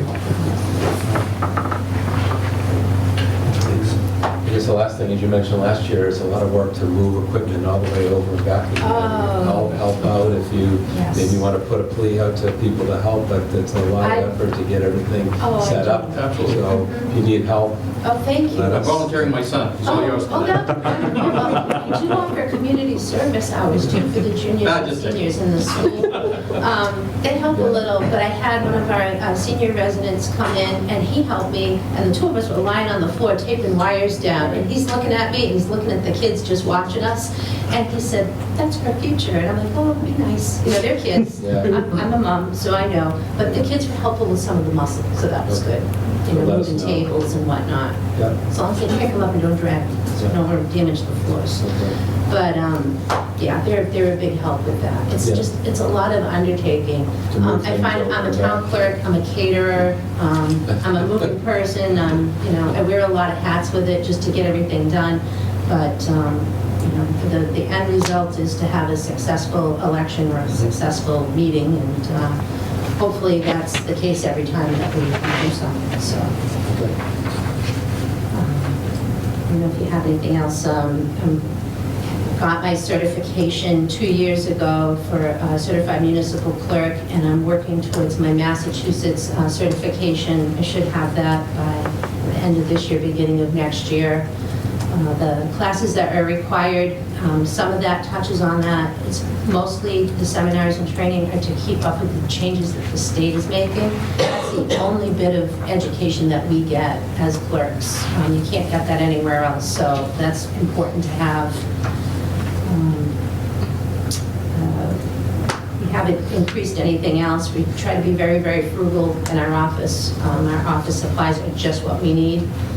It's mostly just ink and glue sticks and envelopes and special paper for the certification stuff. Is there anything else for the clerk? I may have Ms. Hewitt? missed this, and I apologize, but what were the other professional services? So other professional services, because I think there's a lack of a better term in the software, so in the clerk side of it, there are general code bylaw submittals and an insurance bond included in that. That's that $3,100 that you see on that side. And the town entered into a codification process back in probably 2014, 2015, and it stalled. I came in 2019, was not aware of it, and then sometime in 2020 when COVID was going on, I got a call saying they were ready to go to the next level, and I have no idea what you're talking about. So we were able to restart it. Elaine was helpful, told us the contract had expired, and we got that contract going again. And the town had already put out funds, somewhere between $20,000 and $30,000 that we had spent on that. So we are wrapping it up now. We actually have a draft copy. Tom Vaught is working with us on the zoning end. You guys are going to probably hold a joint hearing together to get that going, and it will be presented at town meeting, and our bylaws will be very neat, organized, codified, along with an e-code subscription that everybody outside of town, in town, any board or committee member, any resident can access. And at any time, you can have your tablet or phone or computer in front of you, and you can access that by putting one word in and knowing exactly what you need. So I think it's a helpful tool to have. Oh, definitely, and I remember when we did this a couple of years ago, and I think if Mr. Germain were here, he would say that's awesome. That's part of what I presented to FinCom, yeah. Well, we want that, you know, you try to leave everything a little better, you know, than when you came in, and I think that piece needed to be finished. So that's also, you'll see the dues portion of that in dues and subscriptions. Thank you. Anything else? Did you already do the registrars section? Yeah, the registrar's section follows under the election section. So that is on the other side, and that includes registrar's stipend and just what we do with elections. It's kind of coded under elections and registrars, elections and registrations, it's called in here. So that's included in there. That went up slightly, $200. I thought that was necessary because sometimes we'll have to bring an election worker to the office, especially when we've got that crunch to get those vote by mail out. This is still relatively new. The first time we saw it was in 2020, and as I say, the state keeps tweaking it. And we're receiving a postcard from just about every resident. Some don't bother, they just call and tell us they don't like it. Some send it in with a message on it. And some check every single box, and then the postcard's no good. So there's an awful lot that goes on with that, and I think we're going to need a little bit of, you know, all hands on deck. The other thing that happens with vote by mail is that not so much a central tabulation center, but we will be doing a pre-processing center, and that has to happen right after the early voting period ends. So we will be in there the 2 days prior to that election with election workers. And what we do is we open, we scan, and then we are inserting those ballots into the tabulation machines. Not printing a tally that day, but taking a separate card that we have to have, which you will also find in there, probably under fees other on the registration section, because you have to have a separate card. Then on election day, we will do our regular voters that come in with one card, and then at the very end, we will take that card, and when we do the pre-processed ones, and we will put that in, and then we will tally the two tapes together, and that's how we get our election results. So when you do the pre-processed one, is that public? It can be, yes. Yep. It should be advertised, and they can come in if they want to, and but it's a very nerve-wracking thing, and it's one of these things where we don't chitter-chat, we get right down to business, and it's as if there's an election going on. So you're reading the name, someone's checking it off, and then that ballot is being tabulated. And we were very successful with it in 2020. It worked well. It's a lot of work, though. As far as the registrar's other professional services, I noticed you had nothing previously, but you have $5,000 this year. So is there something you anticipate there? That's something that I kind of coded a little differently this year, and I believe that is, I will tell you exactly what that is. This page.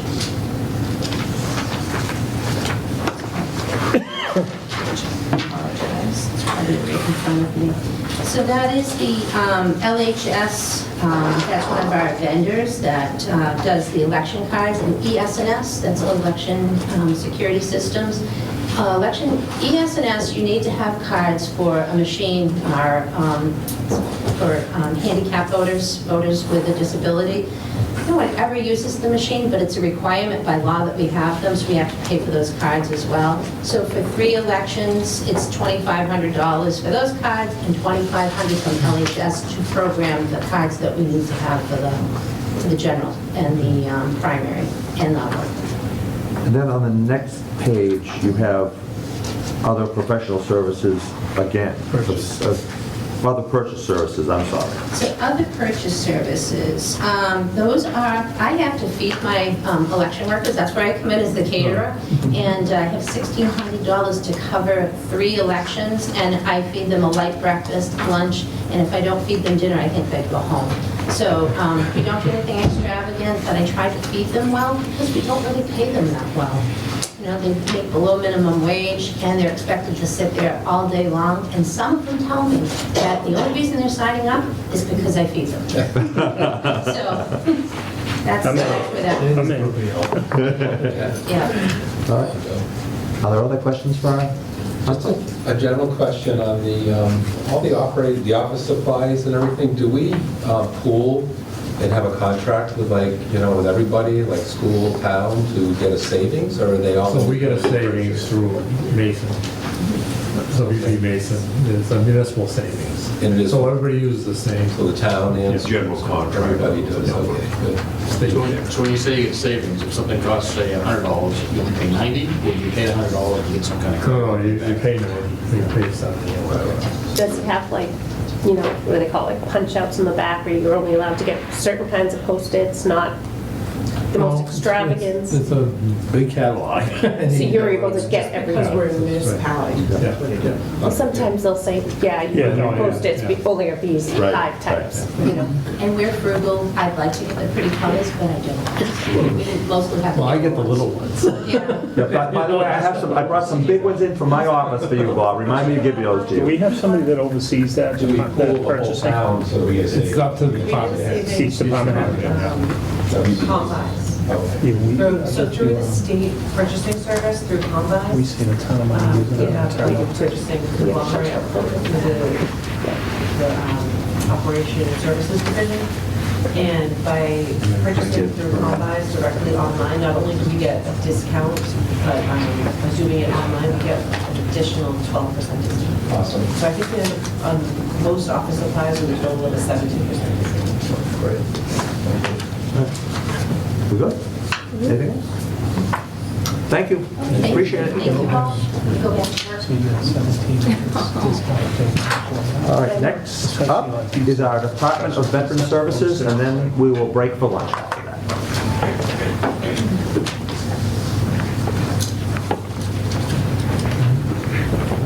Ms. Erickson, thank you for coming in this afternoon.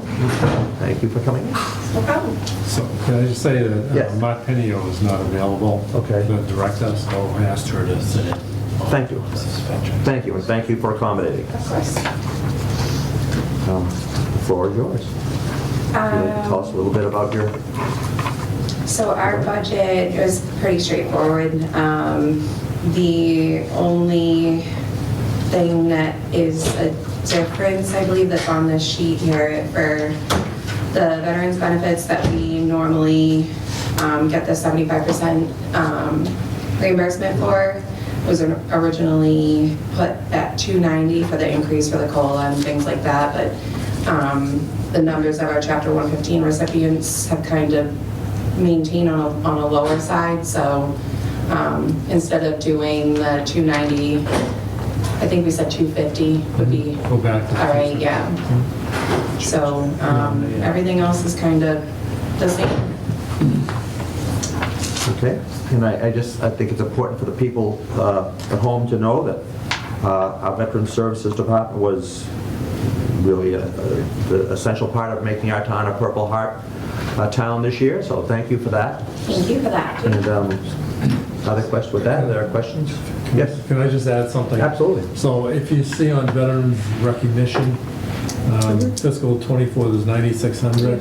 Fiscal '25, it's 6,000. Yeah. But there's that 3,600 that's sitting on the side, and that's being more or less cut.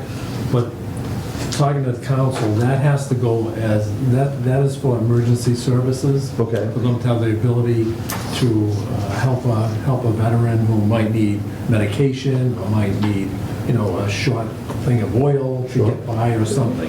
So that'd have to go on a warrant and set up like a reserve fund. So that's why we're moving to... So that'll move out of there, but it'll still be hopefully available to the veterans. Okay, but that would have to be approved by a town By meeting. town meeting, yeah. Can I just ask one question for Alan, because I know he would want to know this? In here is the wreaths. Is there a line item in here for the wreaths? That should be added, I agree. It should be a designated. Before it was in other purchase services. Still be in there, right? Yeah, the money is still in there. So that $1,000 then? Yes. Okay, I just saw it go down from 3,500 to 1,000. The reason for that is because there's a different line item for contract hire and consultants, and that's just where that money went. It's just separated differently. I just know he would want to know where the money was. Other questions? Folks? Seeing none? All right.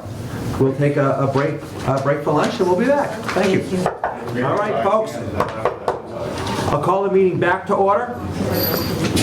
And let's see, next on our agenda this afternoon is the Information Technology Department. Thank you for coming in this afternoon. We appreciate it. Good afternoon. I'm John Neely, and I am the new IT manager for the town of Carver. Nobody wants to talk about IT until we have to talk about how to pay for it, or if it's broken. So currently what I have done is I basically built this budget from gathering information based on some expenditures in town and also based on what the town needs. Start out with, there's a line item in here for 365 backup software. Currently right now, everything that we have in Office 365 is not being backed up outside of what Microsoft is doing. So if Microsoft fails and something happens, we don't have any backup. On top of that, I have probably the biggest increase in what was being paid years past is for Microsoft Office licensing. The licensing needs to be adjusted and changed, and also I have added licensing in to incorporate the fire department into Office 365. Part of those license changes is a lot of our licenses currently are email-only licenses, and we have some other licenses that have full-fledged Office associated with it. In order for us to move forward to embrace the technology and all the services that we pay for some people and don't pay for other people, and move data off in-house services into the cloud to make it easier for remote work. So if we were to run into another pandemic, all the town employees would have easy access to their files. So the licensing needs to be changed to do that.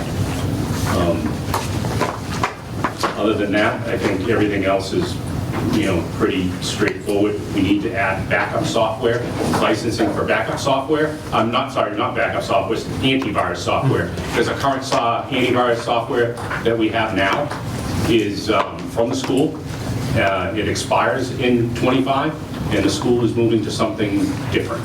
They haven't decided what they're moving to, but since we are now, kind of separating the schools from the town, I've included that in here as well. So, Mr. Neal, if I could just interrupt you for a second. Mr. Fennessy, where do we have individual paperwork here, or is it just this one? It's just this one summary. Overall, so we don't have the individual. Is it other than this? For the budget, no, that's the budget for the, it's very spartan. Okay, so we don't have the breakdown of the different items that. Sorry. Okay, that's, all right. Could we get that, I guess? that's what I was looking for. Yeah, we do need I to thought get you guys that had at some point. of the VEDA budget sheet. No, I don't want the So VEDA. while we're waiting, We're gonna need Elaine that. said she's going to make copies. While we're waiting for that, Oh, okay. I want to add to all the VEDA information. So my first thoughts is from an IT standpoint, not from a user standpoint, it's antiquated. It's old. It's old software. It's software that was developed somewhere in the 90s, and they haven't updated it since.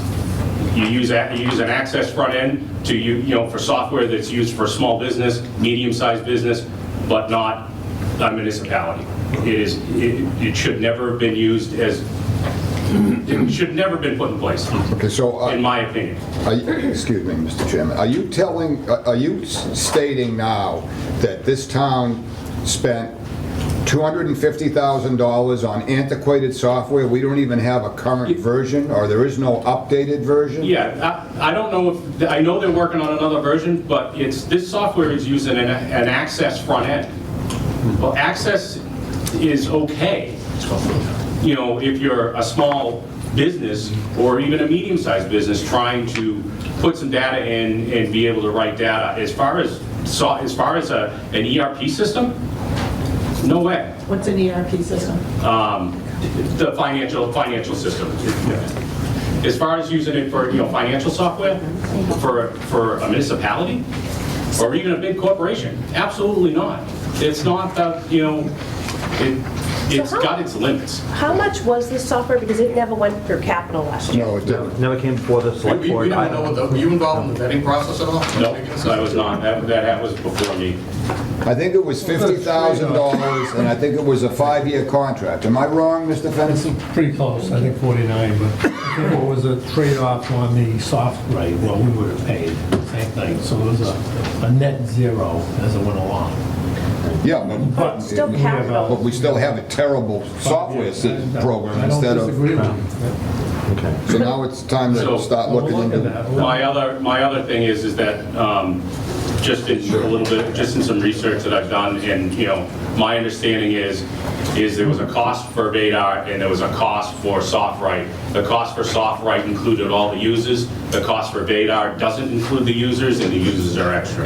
Well, I think it included a certain number of users. Right, a certain So number of anybody users. over and above. Right, so currently, right now, I think in Vadar, there is approximately 46 users, and now that the school department is going to start switching over to Vadar, that's an additional 60 to 100 users. That's going to add to the total cost of what Vadar actually costs in the whole picture. So if we, do we have any way to get out of this and not I'm going pay to talk the to 50? council and see.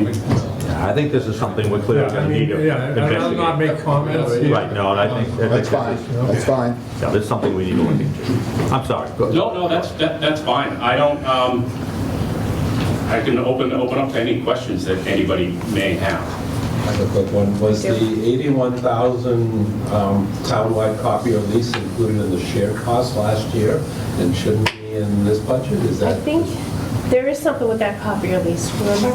Yeah. Because there's an 80, we Yeah, that is the line item that is in, Was it in In- the school that's now come over? No, it was in our budget, and I think it included the school. Somehow it ended up above the line, above the split.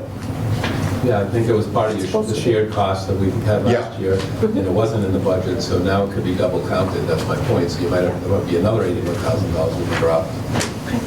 And not to add more confusion, the way Vadar is right now, it looks like within this department, it's $131,781 is the 2024 budget, but we're only showing $50,780 on this schedule. So it looks like the major difference is the $81,000 again. Vadar's saying that the FY24 is how much? 131,781, which is about $81,000 off from this 50,780 that's on the schedule. yeah, I have a total line item in front of me here that's 210,788, and that for 24, and that includes the 81. Which was a shared cost, so we didn't count it in the budget, I think we counted it in that shared cost line. Exactly. So it should, it's kind of. So it's a double entry. It's being double counted. But then we had a lot of that last year. There was a lot of that double entry stuff that needed to get corrected. So we can take that off. 81. Now we're Getting better. So I just want to ask, there was no budget Well, last year. somewhere it's got that $81,000 needs to show up in a budget somewhere. It will. Because we're going to have to pay. It's in the shared cost, and it shows up as a line item that's accessible, but now we're double counting it. Okay. What was it on So can I go back to something that you I was trying to figure that out, listen at the same time. When you talked about we're not backing up what? We're not backing up Office 365. Okay, but we had a prior, all the IT, I think before you came on We board. do have a backup of all of our file servers, but we do not have a backup of our email, which is in Office 365. And going forward, my plan is to move all of the data from the on-site file servers to reduce our requirements or our needs to have file servers, to reduce our needs for servers altogether. We'll never be able to eliminate it because there are some things that we have to have local that are going to run on a server. But to move all the data, all the documents, everything into Office 365, there needs to be a proper backup in Office 365. But currently, right now, if something was to happen to all of Microsoft's servers within the continent of the United States, because that's where all of our data lives, it does not live overseas anywhere. If something was to happen to all of them, and we don't have a backup, we're done. We don't have any backup of anything. And what would be, when IT was, I guess, under the school umbrella, what was the procedure back then? I don't know if they had a procedure to back up that. So both the town and the school wasn't backing that? Well, the schools don't use Office 365. The schools use Google. Cool. Do you, would you put it back up in AWS or something totally separate? Third-party company. Whether that went to AWS or not, but it has to be a third-party company because they have to leverage the APIs. It's still still backs up in 365, but then right. Also, Microsoft has redundancy right across the board. But if something was to happen, there is a possibility. You can't rely on Microsoft to back up our data. If something was to happen to Microsoft, or something was to go awry, or they got somebody orchestrated a really good hack and managed to get in and encrypt all that data, and we don't have a backup, Microsoft's not responsible to back up our data. Right. So there is backup under Microsoft's system. We just have to have our own proprietary backup. Right, but that's for Microsoft's purpose, not our purpose. Right. And clearly we need our own. Right.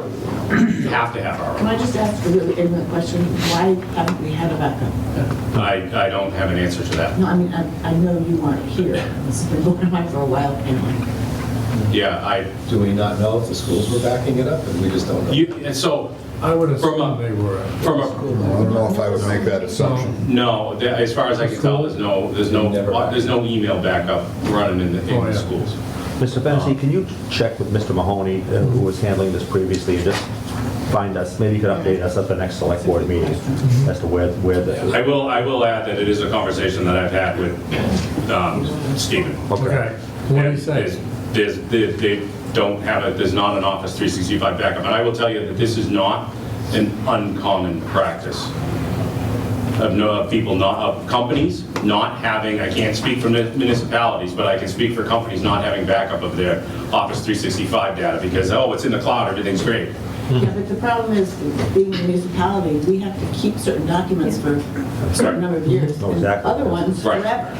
Right. So, I mean, you currently right now there are policies in Office 365. You can't delete it. You go into your email and you delete it. It doesn't actually get deleted. It just disappears from your eyes. Right. It's still there. So I'm talking about other kinds of data as well. right. Well, currently right now there is no other kinds of data in Office 365 at the moment. But So the idea Office is 365 is, I'm sorry to interrupt you, Office 365 is only our emails, nothing else? correct. Currently, right now, correct. Excel. But it also, well, it is, so it provides us licensing for some people, and this is where the licensing change. For some people, it provides licensing for Excel, Word, Excel, PowerPoint, all of your Office applications. It provides licensing for all of them. And they back that up for their purposes, but we don't back it Right. up for ours. So currently, right now, we don't have that, any Word, Excel, or, PowerPoint data in Office 365. Going forward, that's the direction I'm trying to move the town forward, to bring us up to current standards, opposed to, being behind the eight ball a little bit. So where is our Word, Excel, et cetera, PowerPoint, where is that backed up? That's currently right now on the town server. And that's backed up at off-site from the schools. So it's at the schools, or? Yeah, there is a backup server at the schools, and then from there, I believe it gets backed up off-site to Barracuda Networks. I hope so. So can I ask a question, because we seem to have IT kind of all over the place from the standpoint of, I'm looking at the budget for 24, and there is no data processing manager in the 2024 budget. Was that somehow in the IT budget on the school side? That came over from the school, yeah. But the budget So the didn't? money came over from the school. No, if you guys are looking at a data report, you see it as $0, that was a mistake. That was a big- That was an error, and has since been That has since been fixed. But what we've got on here matches what we voted at the town meeting. No, because we're saying that you're missing, if the... From last year, I mean. Yeah, if the budget for the data processing manager was included in the schools, and then Oh, it transferred okay. over to us, because it should have reduced on their side. And Right, and then it should be up on us, but... It should be, Yeah, it should go off of them and on right. us. It should be wide. And is it gonna change the percentage a teeny bit? The 70-30 would. split? Yes. Yeah. It would, because it You have would to redo the change, financial sure. policies. We have to redo, that's right, we have to redo the financial policies. I mean, it may only be 0.1% or something like that, but nonetheless, it's still a number. Mr. Ryan. Then the other question is, so your total software subscriptions is 96,437 on the sheet you just gave to us, but the budget's 97,780. Is there something missing, or did you just need that extra bit, or? The budget request is 97,780 for... Yeah, that's the what... total is 96,437 on the sheet you just gave us, the handout. I have a total here of 97,780. On the sheet. Paper you just handed out, it says 96. 437, unless we got the wrong copy. That's what I'm looking at. Yeah, me too. 96, that says 97. This is this. Can we get the updated thing? Yep. You know that. The old one.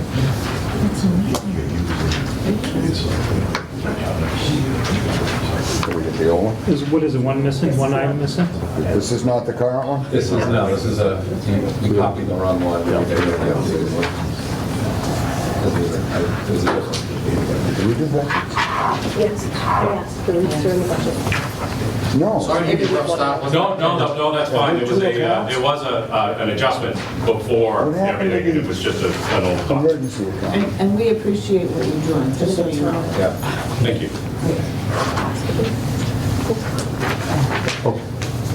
Well, I think we appreciate you catching these things and correcting those Yeah. problems, because they clearly are priorities.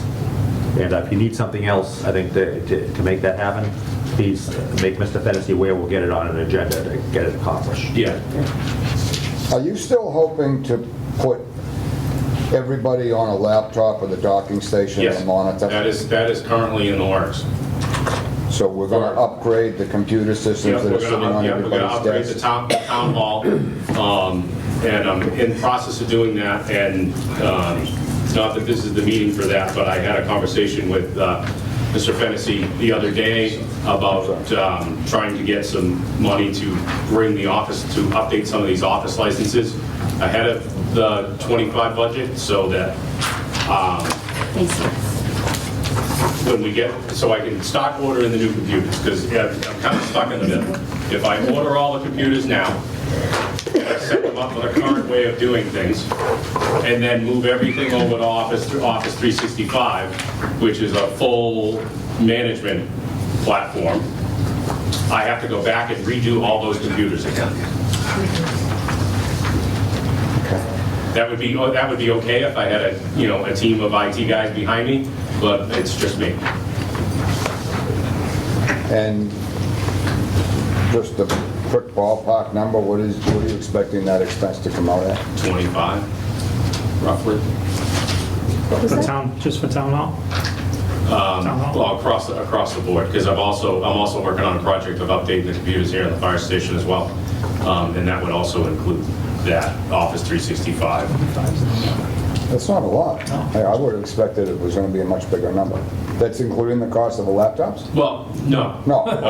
No, it's not including the I cost of thought laptops. something was wrong There's with that there's already been a warrant article that was approved for upgrades on that. Okay. And that's where for the town hall, that's where that money's gonna come from. That's that and the docking stations, and then you're Yeah, going to have that's that and the monitors. docking stations.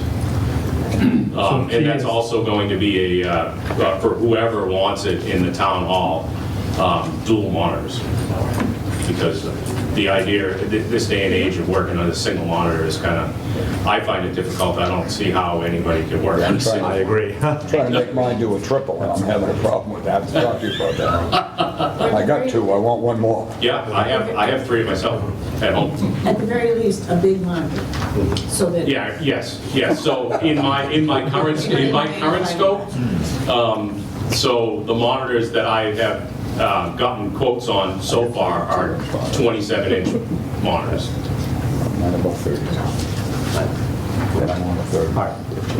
Other questions? I gotta find out what I have to buy. and then- Anyway. All right. Now for I have capital? a short one, I'm sorry. This is just something I noticed, that some departments don't have the ability to export documents to PDF into. Yes, that's also a line item in the budget to, I also included some actual Adobe software for PDF for a good number of people that absolutely need Because it's a PDF big software. time waster if they don't have. Yeah, because currently, right now, there is no Adobe licensing in the town hall, except for, I think there's maybe 3 or 4 licenses for everybody in there, and everybody should be able to at least work with a PDF. So we do have I do have a capital 10-year plan that we have. Hang on one second, Mr. Costa. Oh, no question. Sorry. Looking at 2024 fiscal budget, the computer software subscriptions are about $40,000. Through December, you spent about $24,000, you got 15 left. Is that enough to get through fiscal 2024? Yes. Okay. So then looking at this selection here, this 97,780, obviously it's up from the 40 to the 97,780. Right, the biggest. What are the new programs you added? That's the Office 365 license changes. That's the biggest piece. So with the Office 365 license changes, $56,000. originally, the licenses were $15,839.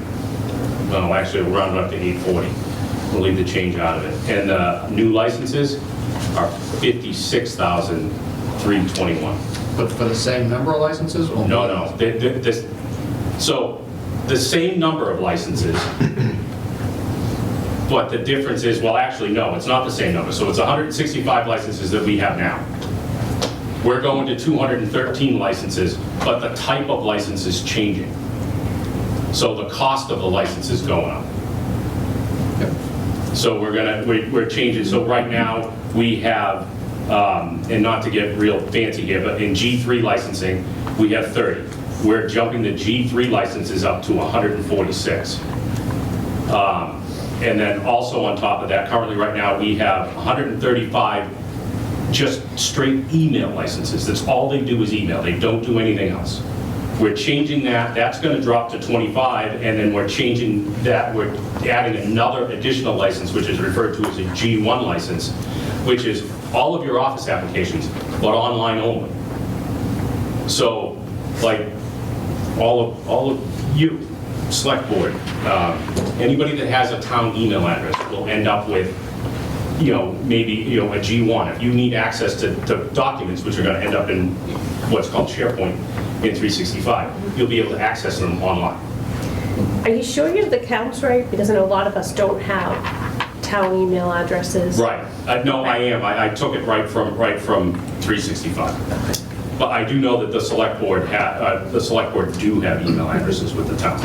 And then do you have like a cushion in there for if they bring in a couple more employees each year? There is a little bit of a cushion. Yes. Could we get the breakdown of what the cushion is? Because we need to make sure the position. I believe the cushion right now is approximately 15 email licenses only. Can I ask? But we can add licenses at any time.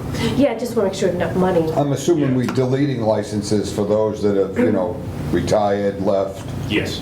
Now, once that license once we delete that, it frees it up? It becomes usable for whoever else. So if we're, if we're hiring somebody completely new, that requires a completely new license. If somebody leaves and we're replacing that person, that's not a new license, that's the same license, just assigned to a different person. Does any of the upgrade in the licenses or anything that you're doing open up more, say, email addresses. I have long thought that anyone on the finance committee or capital outlay, because of the nature of the information they're sharing, they should have a town email address, but I don't think they all do. I don't. And They don't. and how would we go about making that happen if we wanted to make that happen? Is that a major We would add expense? add more licenses. Is that a major expense? Do we need a new, Depending upon how we want to go about that. If we want to do email licenses, so an email license is $40 a year. Okay. For just email, nothing else. If we want to go with a license for just web access is $94 a year. And do you have to buy those in a package, like you Nope. you don't buy another 50, you get 1 or 2 or 3? No. I'm going to say at the current moment, no. I can call up and I can order whatever I want. But I am aware that Microsoft is starting to change their licensing, which will allow us to add licensing at any time we want, but we can only remove licensing once a year. Okay. Well, I mean, I know this year we have a budget crunch and we may not be able to make that happen, but I do think at some point we should be looking to make sure that every member of at least certain committees have a town email address. I just think that makes look at it now that I think at least the head of the chair of every committee should have a town email license. I guess I thought At they did. minimum. I guess I thought they did now, and I guess That not all of them do. I think they do now. There were still a few that were out. Yeah, there's still a few out there that don't have a. I'm surprised. I thought we were changing that. Like, I don't have one. I have No, and Beth, what I suggested, just very briefly, what I suggested to members coming on FinCom is that some of them use their personal email address, and that was the first thing I said, you don't want to do that. Right. Because these documents are public record. Open up a separate. And so open up a separate account. And what a former member did was he used his last name .carver@gmail. Yep. And that locked in that email address to just Carver stuff. So they went and did it on their own, which is still not a bad way to do it, but of course those emails are not in your. So that's where having an email address, and there needs to be a policy set behind, with that as well, but having the chair of every department, having an email address, and any email communications that happen, the chair's email address needs to be in either CC'd or in the to box, because every time that happens, when we go to pull the emails, we have all the emails. Right. It's already, everything is there. It's the emails that we don't know about is, when two members are emailing between themselves, and they could be emailing recipes back and forth, or, hey, we're gonna go do this weekend or whatever, and that's not town business anymore. Right. Mr. Rock. So John, you mentioned that we're going from 165 licenses to 213? Yep. Is that per person? Is that, what's the number of people that the licenses are covering? Because that's 213 people. I don't think we have 213 people in. We have, the fire department requires 50 licenses. Okay, so it's covering individuals. They didn't have them before. Yeah, the fire department was not in Office 365. Well, they have a different email address. They have carverfire.org or something. Which will stay, which that will stay the same, but we're gonna bring that domain name into Office 365. Same with and the then police. issue everybody that currently has an email address with carverfire.org and new email address that goes through Office 365. What about the police? Police are already in Office 365. Okay. So can I just the basic question again, I'm not, I understand all the IT language you're using, but before the upgrade, I can log on and get my emails. Yep. Now, after the upgrade, I can log in and get my emails and what? And you'll be able to, so the select board will have an online shared folder where you can put all your documents and be able to share your documents without needing a VPN to log into the schools, for that matter, to be able to connect to the server to get your files. So like a SharePoint? Yes, Is that what it is? exactly what it is. It's SharePoint. Yeah. Clearly you use it. Yes, I do. So that eliminate them having to send everybody a PDF. Yes. You could That's right. log into SharePoint. Yeah, or just upgrades or Yeah. updates or whatever, yeah, you ever see those. So I would think that if we're using personal emails, we probably should come up with at least a number, understand how many people that would be, and then look at what the dump Yeah, cost would be. Because, again, if it gets public, and somebody went after it, they could probably get your personal, I mean, Well, these are unique addresses that are, all they use it for, like I know Beth uses hers, it's solely for FinCom. That's a good idea. So you could have the whole, if it was a public records request, you could have the whole account.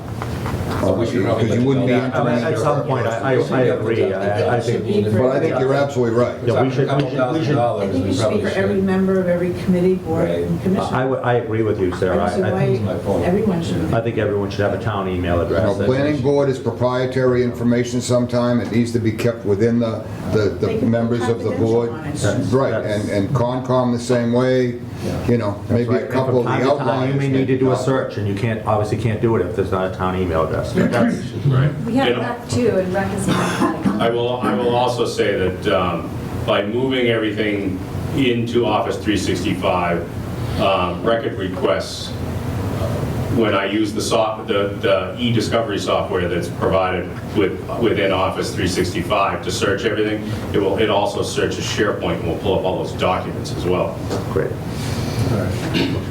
So that's something you should, look into, and Yeah. we'll discuss it when you come back If you could, before if you could, FinCom. after you get past this, if you could get that information and get it to Mr. Fennessy.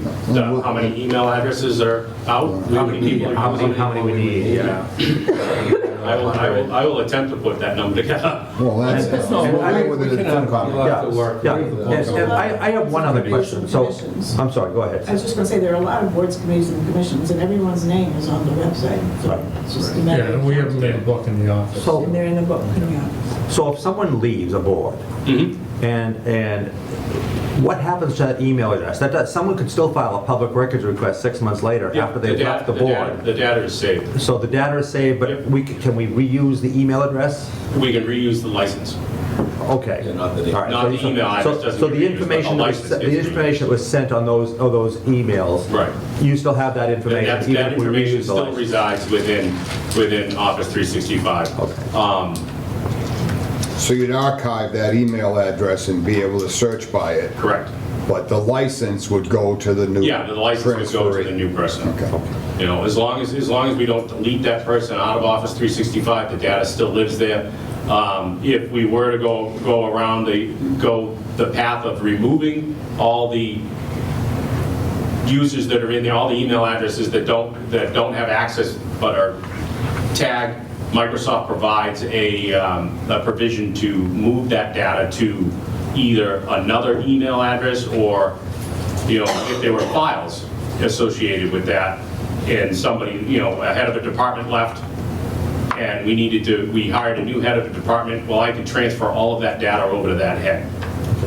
And where some of us had, I think I had this issue earlier this year with my email, where we had .gov email addresses and or .org, and they got moved to .gov. Yeah, that was the change that. Are those two different licenses, or are they? No, That's one they are license? not. That's one license. Okay. Okay. One last question on licenses in general. When we pay for a license up front, is it a one-year license? Yes. Okay, and obviously if you have an employee that quits, you're gonna, in theory, hire new employees, that license will get changed over. Correct. With these boards, you could have a 9-member board 1 year and same board, 4 members the next, for the same, try it again. You could have a full board and they leave, somebody leaves and it goes from 9 to 5. Do you get a credit back for your licenses? No. Microsoft does not credit. Because we could in theory go, a loaded board the first of the year and all of a sudden 5 of them leave Right. and you don't get And that. so currently right now, under the license structure that Microsoft has now, if we had a board that had 10 licenses and then now all of a sudden they're 5, and I went on and canceled it, we're still out. But if we were to pay them per license monthly, you wouldn't pay going forward. But we wouldn't get a thing. But Can we do that paying monthly if we have a lot of turnover? currently, right now, like I said, Microsoft is moving to restructuring all of their licenses, and what they've done for The private sector is you pay your licensing basically upfront. You can pay it monthly, but you get a discount based on an annual price. And if you want to pay it actually monthly, they charge you an additional 20% more per license. Of course they do. And that is coming to the public sector soon, real soon. You're only talking $40 for an email license. Right. So you pay that one time and then the person leaves, you're only 6 months later, you lost $20. Yeah. You know? Right, yeah, just for an email license is $40 per year. Are there other questions for Mr. Neely? I think there's going to be a lot of changes coming IT-wise in the couple coming years. Yeah, this is, This is was just the beginning. kind of really conservative in what I put together here in a budget, just to try to move things, but as we go, some things are gonna drop away, like, like very large expenditures for servers and things like that, as we push towards Office 365 and we readjust how everything works. So yes, we're putting more money in Office 365, but on the other side note of that, it's going to reduce the amount of server equipment we need. Well, Mr. Neely, I want to thank you. I think you gave us a lot of information that we didn't necessarily have.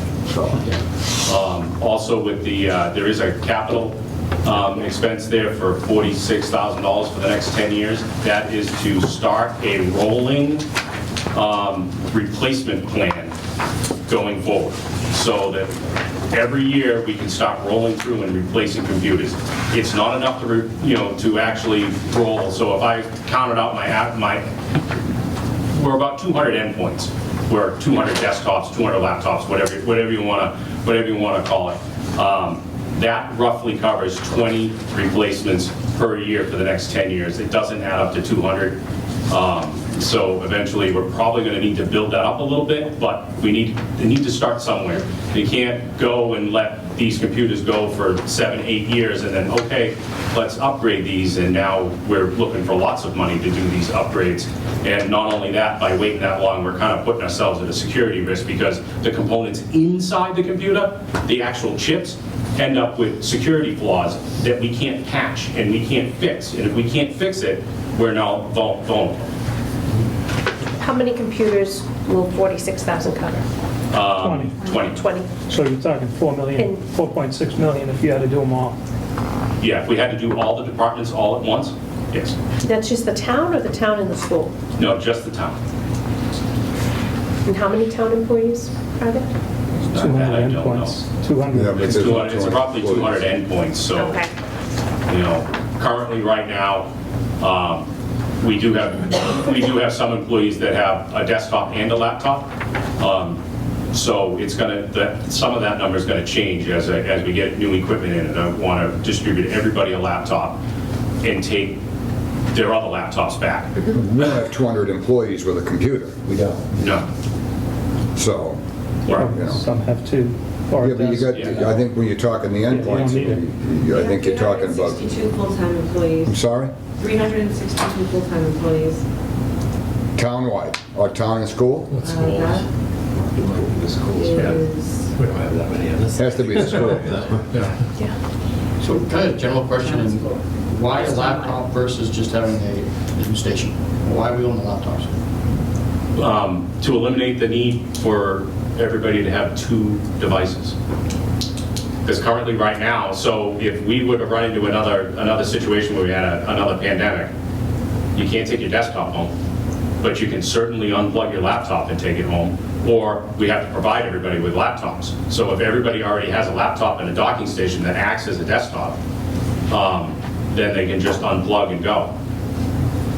especially in today's environment where more and more people are working remotely and things like that. I think makes a lot of sense, yeah. And you may have somebody that says, I want to finish this project that I'm working on tonight. I want to get it done because, I'm before FinCom on Tuesday, so I'm going to take my computer home for the weekend. Right, exactly. So that makes sense. Or even on another note, you get somebody that doesn't want to sit at that desk for that reason and needs someplace quiet, and they go into one of the meeting rooms and finish something. Exactly. Or they can, they've already done their day and they just want to finish something up, or they can leave an hour early because they came in however it works out, I think it's a great idea. Laptops on everybody's desk provides way more flexibility than a desktop. A desktop, you're tied to your desk, no matter what you do.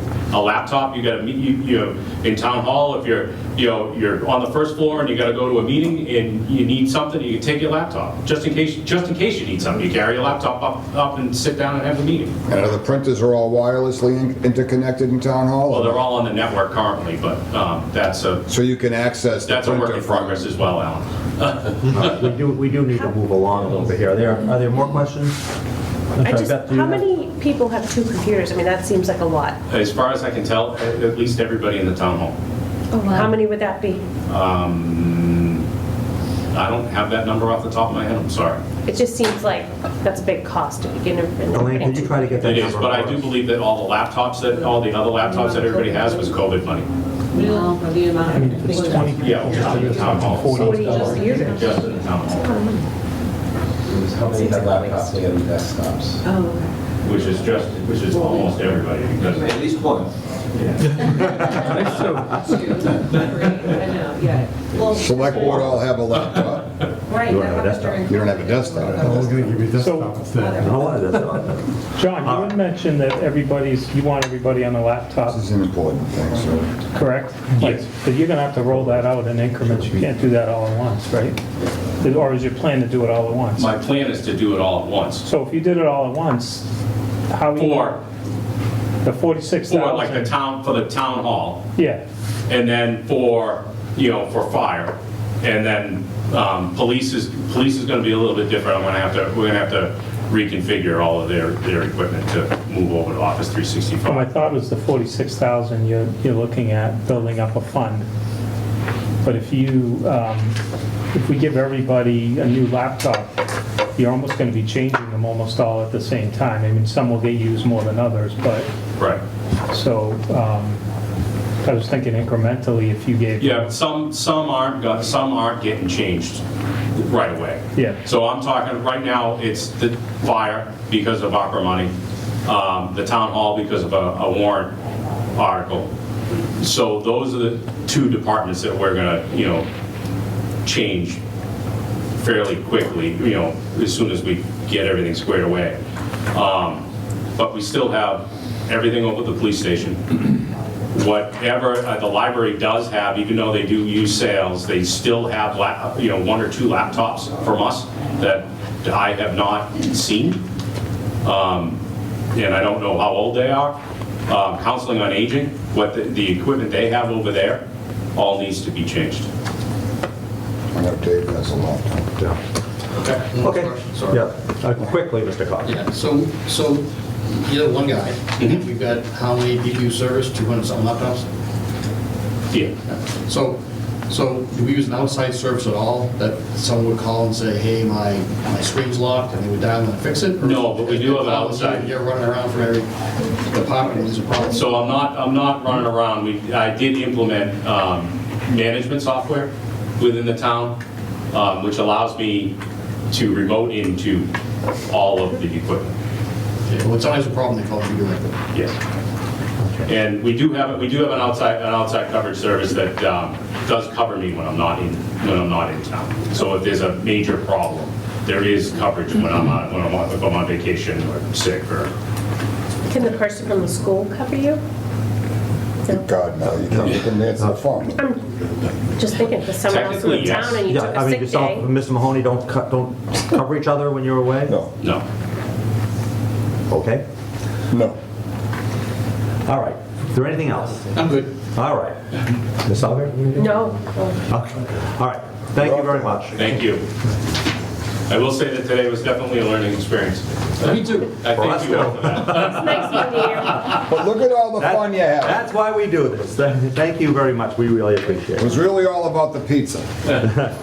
All right. Next up, Mr. Bott, you seem to be covering a number of things today with planning, conservation, board of health, and inspectional services. Yes, and I'm Welcome. marginally qualified to talk about at least one of them. Thanks for coming in this afternoon.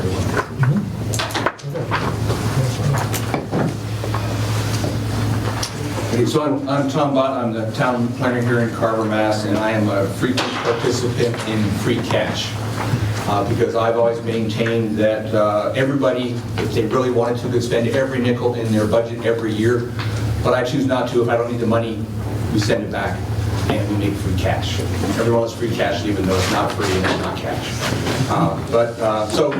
Our budgets have been submitted to my various colleagues. Health, building, and conservation are all part-time employees. They've prepared their budgets, but we submitted them all together, and I'm here to talk about them at the best of my ability. Conservation. There's a significant number in conservation, on 32.67% increase. That is an aspirational number. That came from the master plan to create a full-time conservation agent. Our current conservation agent is not looking for more hours. He's doing fine with what he has. He can work more hours. But this number, in the discussion we're having about budget constraints and things like that, that is an aspirational number to bring that person from the current hours they work to full-time.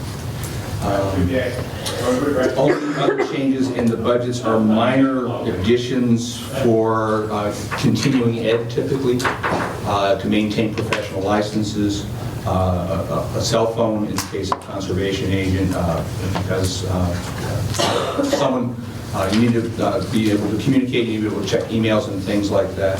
And in a litigious world, I'm not going to do anything on my private cell phone, nor I think is anybody else. So that is I think it's actually a used cell phone that we traded over, but that's the cost for conservation. In the Board of Health, once again, minor changes for continuing ed, for licenses and things like that. There is an uptick in water quality testing. I don't think it's any mystery that there is a lot of issues with water in the neighborhood from the water we are getting from Middleborough that had some PFAS operations. There's no question in the mind of the health agent that an increase in the water quality testing was necessary. Mr. Bott, if I could just stop you for 1 second on the Board of Health. Yep. I see some salary reductions. Are these Vadar errors once again, or? I saw those too, and I don't know. Okay. Budget approved. So I will say that in clerical salaries, that's Jill Martin's. Jill, in addition to supporting the Board of Health, also supports North Carver, the ZBA, the RDA, and Conservation. So if we're not paying, if we're going to pay her less to do that, well, God bless her. But I don't know the genesis of that number. It's Vadar. Mr. Fennessy, could you make a note to look into that? I got it. It's a Vadar from. I'm assuming the department head would be would be Kevin, right? Yes, Correct. Okay. And clerical salary is what you're saying is Jill? Jill, correct. Well, there's more than one.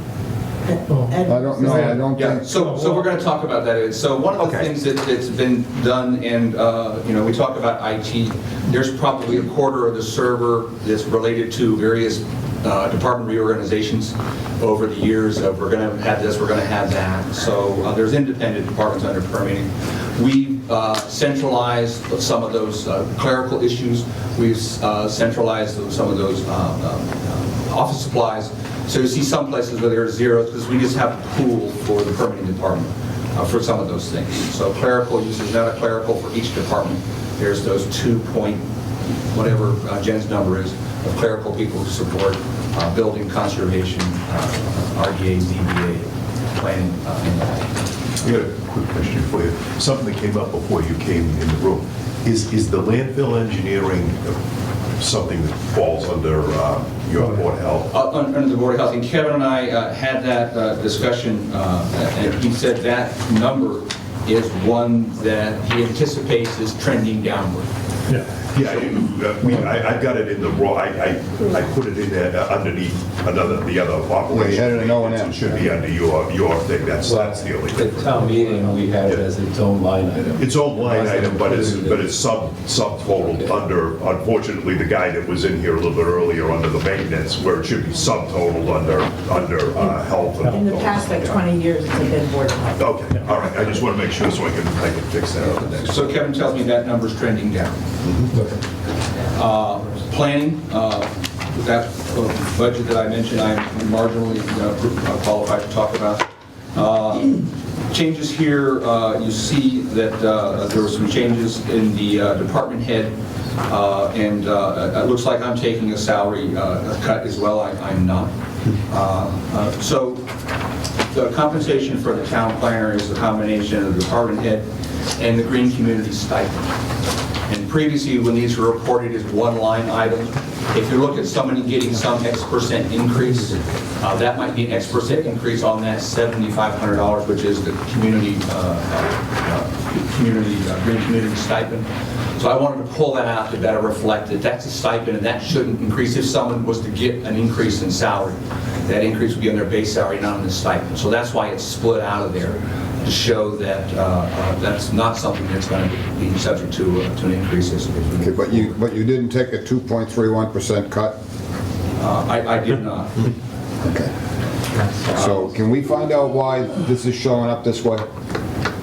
I can see already that there's 1,163 that was put in there from last year that was in the bottom line, and that was one of those things that was not reflected properly. Is that the 1%?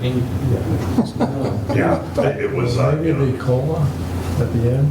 Well, I think instead of speculating on what it is, I think what we need to do is get an accurate reflection at a future select board meeting, and certainly for the finance committee too, of FY 24 versus 25 salaries, because clearly there's That would be a great schedule. there's errors here, no matter what the error is. I don't know what the error is, but Listen, I say we vote on this right now. I think we might lose some employees if we do that, so.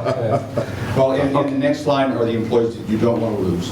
So clerical salaries and planning include Michelle and Jen. I can tell you without Michelle and Jen and Jill, you've got a hot mess in that corner of the building. There's no doubt. People who are excellent at what they do, and I appreciate everything they do every day. So let me just ask you one further question. So the clerical salaries are for two people. Is Jen has got increased hours, I understand, and Michelle's full-time. Right. So somewhere in those two names is how we're getting to this number. That's correct. Okay, so Jill's on the other page. Correct. Jill's on the page with the Board of Health. Okay.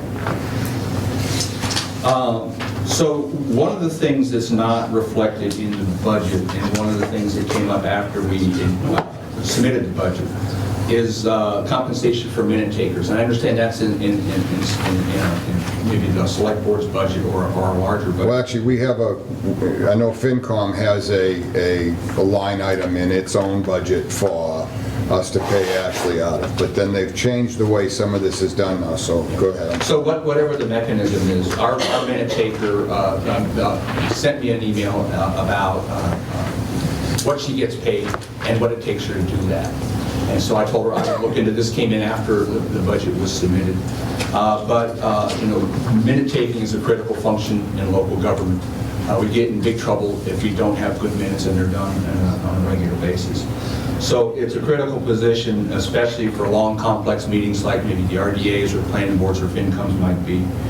So I just want to make sure that we're kind of looking to making sure that we've got some mechanism to perhaps retain those people who are doing a wonderful job, because it's a tough market.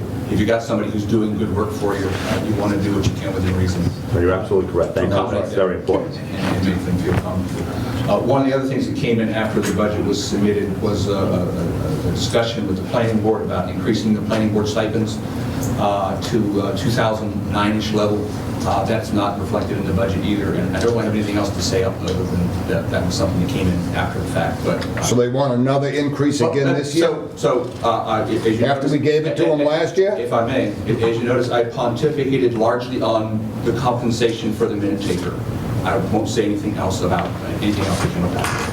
Can I just ask how much, I thought they got $75 for 2 hours, is that They get, right? that's right, 3 hours. 3 hours. 3 hours. Plus the minimum, right? They got minimum, they got for 10 And minutes. if it goes over the 3 hours, they get to bill it out, $25 an hour. $25 an hour. I know for the Conservation Commission taker and the FinCom taker, Ashley, I think you use her too, don't you? Yeah, she comes sometimes. We got her a laptop last year, and she now has an official Carver email address. She was using her own laptop till it died, and then she took an antique laptop, and I thought it was ridiculous. Then she was handwriting stuff and going to convert it into her desktop, and I said, this is ridiculous.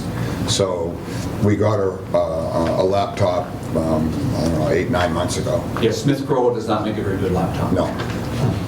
No, so she does a fabulous job. Yeah, some of us are showing our age by knowing that was a typewriter. I think for the most part, the planning board's budget is level funded. There are some minor increases to just deal with continuing education. One of those things that I know in the discussion about, is there some flexibility? Are there some places where people could look at their budgets and consider, do we need that money? As I mentioned, I'm a proponent and a contributor of free cash. When we look at our other purchase services, line item of 27075, that is a line item we have used previously. We used it last year to buy high-density shelving in order to compress the planning board's files so we could move the inspectors from the space that they're in to accommodate this wonderful new man we hired for IT who took part of my conference room. So in order to move the the inspectors out of there, we're buying this high-density shelving, and we're actually doing that work coming up. The installation is going to be on President's Day. So we have a minimal amount of disruption. With that discussion about the shelving, they said, well, for $5,000, we can make sure you have all your shelving, all your files available all the time during the move. And we opted not to buy another $5,000 in services. We're just going to use DPW to put them in boxes and put them in a U-Haul out in the parking lot. On Friday afternoon, they're going to start on President's Day. I'm going to come in and open the office, so we have a minimal amount of disruption, because for a couple of days, as these files are coming in and out, people aren't going to be able to pull a file off the shelf. So we use we use these funds, but we don't lean into them and says, well, we have the money, we could spend $5,000 on this thing, but why would we? So we're very cognizant of that. And is that the full $24,875? Yes. Because I don't remember that going to capital. Well, and that was pointed out to me after the fact as well. That was probably something that should have gone to capital. Because last year was anything over 10,000. So for this year, in looking at what we're using those funds for, we have used those funds this year, and I'm on a target right now with my estimate to spend $644.11 more than I have. But we use those monies to upgrade. So we are selling a house to Habitat for Humanity that has an oil spill on it, unbeknownst to Habitat when they received the RFP. So we've been working with Mass Development to try to get grant funds to help clean that up. So in order to prepare some of those documents, we had to hire an LSP, a licensed site professional. So we used $1,500 to update the cost estimate for Mass Development. We used another $3,300 for the Phase 1 environmental for 0 Lakeview Street. We were considering the merits of buying that. We used $5,000 to complete the open space plan. And open space plans are great to have, because if you have a completed and approved open space plan, you can ask the state for money to buy more open space. On 11 Green Streets, we're probably looking at spending $4,000 to remove the hazmat material that's in the basement, and probably another $4,400 or so to deal with some falling asbestos. Because before we can abate the basement, we have to get the hazmat stuff out of there. We have to deal with the asbestos stripping down. And those are things that are likely in the 4-digit category that we can use under our other purchase services. We're splitting the cost of the remediation of our LSP with the Select Board's project management funds. So we're about $9,000 towards that effort. So sometimes things come up that we didn't necessarily anticipate. So if we don't use the money, we give it back. But if we do have money, if we do need the money, this is a great source for dealing with this sort of thing. I just want to point out that it's used quite responsibly to do that. We are hoping to see some of that money back from mass development, but they have been getting, it's been a tough sell for them, because what mass development does, they clean up sites for industrial things. We're going to clean up this factory site, we're going to put a new factory here, we're going to employ 1,000 people, it's going to be money in the economy. To ask them for money to clean up one house site under their brownfields, the only magic bullet we have is for habitat. And they're going, well, we haven't spent a lot of money in Carver, it's for habitat, but it's not really what we do, so I'm not particularly optimistic we're going to see much reimbursement for mass development. As far as the actual cost for remediation, $51,150 to clean that site so we can turn it over to habitat. We are likely going to the conservation, or to the community preservation committee for those funds, because it is a recognized cost for affordable housing to clean up that site using the CPC funds. And I had a meeting recently with them, just forecasting in the future. It's not more money we're going to look at from the town's tax coffers, but through CPC.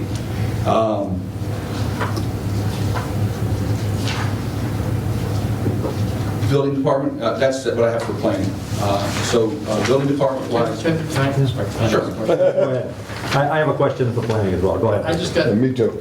every time I hear 11 Green Street, that's just a flag for me. This is, and I should not know this one down. This is a property that we own or we bought? We own. There was an oil spill. There was an oil spill when the property owner had it. That property owner was cleaning up with Mass DEP, and then he died. And the family went, no mas. So it went to tax title, and we acquired the property. When we did the RFP for this, I understand that because of some, a number of discontinuities in who was doing what, that may have been in the RFP. So they discovered the oil, Habitat did in their due diligence, due diligence for the property. But we own the property, so we're on the hook to clean it up. So that's why we're doing it. So when you talked about some of your costs getting split between an accountant and a project management accountant for Selectmen because it was unexpected, shouldn't any costs that are unexpected go to the finance committee for the reserve fund versus splitting it between department expenses?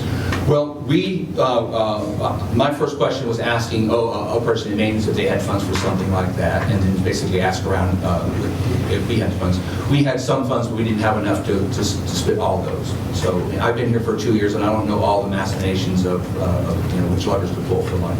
So we just went with what we knew. They have some money, we have some money. How do we go out? And so my last question was on the green communities salary stipend. I don't see anything in 23 for it, nothing in 24. It's in there for 25, so what are we getting if we spend this money on the green communities salary stipend? So that stipend is, I've been here since 2022, and I've been receiving that stipend, but last year it wasn't reflected in the budget, it was reflected as two separate items. It was just reflected in the base salary for the planner. So what we've done is we split that out from the base salary of the planner to showing this is the base salary plus the stipend. So that's not a new item, it's just moved to a I've been just doing a better accounting for it. If it stayed the way that it was, I might be the beneficiary of an extra whatever on an increase. No, I appreciate the transparency. But we just want to, just for clarity, that stipend may move if there's another planner. I have a lot of experience with that in my previous positions, so it was a natural fit for me to do that in my job. Yes, sir. Really not to ask you personally, but I guess this would go to Bob and George. Last year, the FinCom voted in a 1% COLA for non-union personnel, which also benefited department heads and even contractual employees.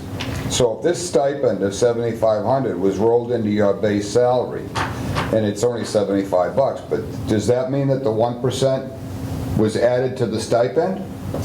Well, I mean, if you're doing it strictly as a mechanical, mathematical thing, yes, it would be 75 would have gone up. I don't know whether anybody at the time actually took it out and calculated it in the right way, but if it was rolled up in and I was just saying, let me do 1% more on top of it, then it's going to be that way. So I think that what troubles me is that if we've got these stipends that are rolled into base salaries, and we offer a 2% raise next year, or a COLA, that, you know, it affects these numbers and the stipends get the raise. Yeah. And if we're going to start raising stipends, then perhaps before we entertain another one for the planning board, we should look at the entire stipend list. Clearly, we need to. Well, that's why I pulled it out. I'll get to that when we get to my department. So when we get to talking about capital, and I get to become the skunk at the party that I typically am with these sort of things, I want to point out that, we became a green community in 2020. Lane Weston and other folks did a great job putting this thing together. And from the work that they've done, that Lane's done, the work that Dave Seatonoff has done, the work that I've done, the work that we've done with our partners at Serpent, to date, the town has received $518,180 in green community funds in 3 different grants. That includes $131,226.80 in utility incentives. That's resulted in $82,826.17 in annual savings for the upgrades that we've done. $82,826.17 is the gift that keeps giving. We get that back every year. And as we move the project along, we'll have additional increases. And we've got a grant coming up likely for another $200,000 to put additional LED lighting in the schools as we're wrapping up this grant. So when I make you mad about talking about the cars you don't get to buy or recycle, keep in mind the gift that keeps giving.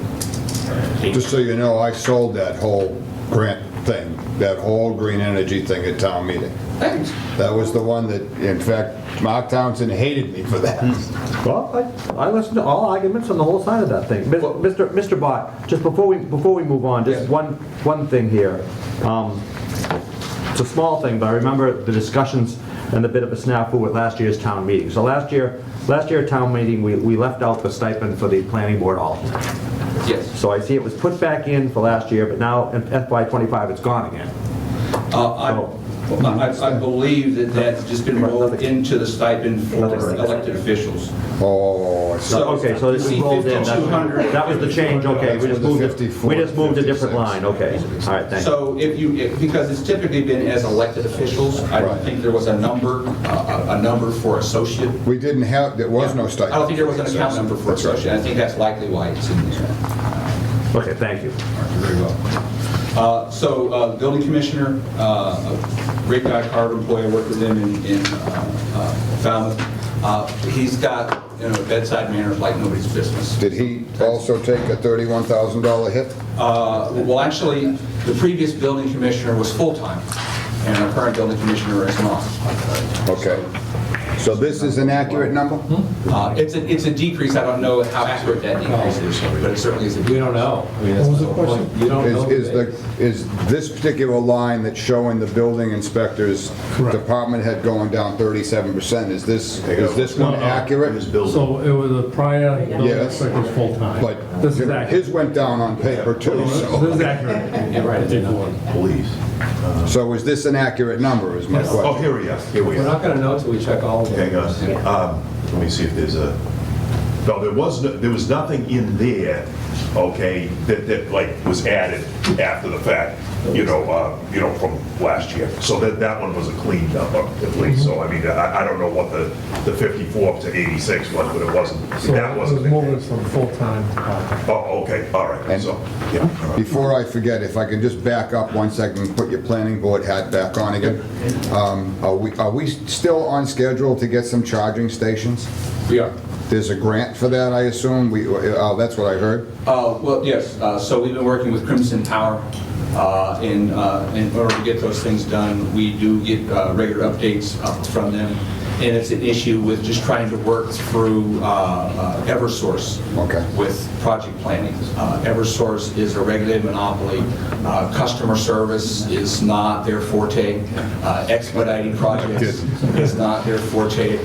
Double polls will be their forte because the Commonwealth is going to make them do double polls. Because until we get a couple of charging stations, we can't entertain, and I think an electric vehicle for the inspectors that never leave the town of Carver is a great idea. Yeah, so you don't have to have a charging station to charge a car. My wife's plug-in hybrid, you can plug it in at the house. It takes a while to charge. If you get a hardwired charger, those fast chargers and things like that, they'll go better. But we are looking at those chargers recently at the MMA meeting that Mr. Fennessy and I and some other folks attended. We've got another inquiry from somebody who says, hey, I can want to buy a charger. No, that's a fast charger. And a watch. Yeah. So I got the email, like, Bob, did I meet this guy? He goes, sure. So Bob passed him on to me. I met him and I said, hey, you want to tell me about it? Oh, so you passed the buck is what you did. I get it. So he delegated. So we've got 3 chargers that we're looking at and likely more as we look at that. I'm sorry, I didn't mean to back you up, but I had forgotten that. And so when I've talked about green communities and things like that, while everybody wants to save polar bears, I've talked about it in the realm of saving Benjamins. You can save polar bears and Benjamins if that's slang for $100 bills if you find those people. I always have a dollar on my side. I didn't get the Benjamin. So there's benefit to that, and there'll be benefit, I think, in the electric vehicles that we'll talk about when we get to the capital plan as well. So our building commissioner, new, part-time, and he has some increases in order to purchase some information materials, manuals, and things like that, International Building Code manuals. So that's that modest increase in other purchase services for manuals there. And I think everything else, for the most part, is straightforward. I also want to point out, if I may, that the entire planning department, which is all the 7 departments, the building department especially, brings in a tremendous amount of money in income in permit fees. So that entire department is not a drain on really, there's only 2 places the town gets money from: taxes and licenses, as far as in-town hall is concerned. So when we look at some of these costs, it's important to note that I can recall a couple years ago in January, the town received $1 million in permit fees for that month. So this is not unheard of stuff. So there's money that's generated from this department. And that's a great segue, because some of our fee structure is somewhat antiquated, and you cannot use fees to generate revenue. The fees that you create should cover the cost of the service provided. Right. So we've had instances for solar and things like that have been some very, very generous building permit fees that people have paid. There is a threshold for that, and we may be reaching it at some point, where we give someone the fee for what that is, and they say, no, that is not a fee you can justify, and we're going to pay it, and then take action on it, or we're not going to pay it. So while we've been the beneficiary of fees through building permits and things like that, there are some things out there that just that likely aren't sustainable in the long run. And I just want to point that out. They are still revenue, but you cannot use fees simply to generate revenue. There has to be a nexus, a connection between the fee that you're charging and what you have to do to administer that. So any other questions on the budget? I'm good. Anything for Mr. Bob? So easy that was? Capital plan? Give it a shot. Absolutely. Good luck. So I reviewed the capital plan. I took it and I sorted it for every place that there was a vehicle. And this is where I get to be the skunk at the party. So the age-old tradition of recycling a Crown Vic and giving it to the building commissioner, we don't get to do anymore as a green community. You can recycle a vehicle if the vehicle you're recycling gets better gas mileage than the one you're replacing. So in the case of the building, or the health inspector's venerable 2006 Chevy Colorado, which we've got more than our money's worth out of, that vehicle gets 20 miles per gallon. You can't replace it with a Ford Explorer police cruiser because it gets 20 miles per gallon. Right. You have to replace it with, you can recycle a vehicle, but it has to get better gas mileage. So when we look at those vehicles that we're replacing, and the 06 is already, left us. Our 08 Blazer, which is, if I was going to the prom, this is the car I would want to take to impress my family. It is long in the tooth, and it is one of the two vehicles that we're looking at replacing. So if we had a vehicle that got better gas mileage, you could do a recycle. Right. But you can't recycle one for one. You can't take something that gets better gas mileage and replace with something that gets worse gas mileage. So that brings us to things that are in the current capital budget, not just what I've submitted, but what other folks have submitted, including a police administrative cruiser. So the typical thing that we see police is Ford Explorers, but that vehicle doesn't get the required gas mileage. Police cruisers are exempt for the time being. They were going to make them required to comply with the miles per gallon standard, but because of supply issues and things like that, they're not for the time being. And I've had a few conversations with the chief. I know exactly how he feels about electric vehicles and things like that. We're likely not going to buy an electric police car, not unless the chief finds some amazing reason to love them. But for an administrative cruiser, they have to comply with the miles per gallon standard. So I went in and looked at and found 12 vehicles that are eligible for that, and I'm happy to provide those to those departments that are looking for cars. So the things that we purchase will be in compliance with the green communities. Anything over $8,500, the 3/4 ton pickup truck, and of course I'm like, yeah, I kind of know what a 3/4 ton pickup truck. Officially, the Federal Highway Administration Class 2D is what a 3/4 ton pickup truck is. It's over 8,500 pounds and under 10,000 pounds. Those are exempt. So you can buy any of those you want. Your F-250s, your Titans, your Nissans. In addition, vans, Ford 250 S-Pen or Nissan NV 200 van are eligible for those sort of purchases. And I know a lot of people look to see, well, we want an American badged vehicle, but Nissans, Hondas, all these things are made in the States as well. So whatever your method of purchase, your mindset is, you got to make sure that you're compliant with those. So when we look at those vehicles, because the last thing I want to do is have the folks at Mass DOER say, you didn't comply with this thing because you got one of your beaters and you gave them a top beater, and those don't play. So I want to keep getting that gift that keeps giving in the next 200,000 and the next 200,000 after that. Mr. Bott, I don't want to interrupt, yes, but I do know Mr. Samia has to leave us in a couple of minutes. Sure. And I just want to give him a chance if there's anything else you'd like to update the folks on here before you have to leave. The only thing, I apologize, I have to go 30 miles in one direction and then get back all before 4 o'clock. So I'll just leave you with this. I've had several conversations with different people right here in this room, and everybody seems to be coming back saying, well, why don't we all get together, or why don't we get together at different venues, okay? I'll aim at Mr. Fennessy and say, I'm all for this, okay? Let's get together, hone different things down, maybe go over the numbers again, try to make sure that we're all comfortable with where we are. This should never be done in a vacuum as, just one person making the decision. So I'm all for it. I don't know what time, how, I'll kind of aim it towards Bob, but I'm, whatever you folks want to, Alan, you guys, yeah. And again, if I can, thank you for the hard work you've done. And if I can, John will probably echo this, I think Dan will also, I'm going to beg you, or beg Bob, to beg somebody to get us the FY23 soft right year-end actual.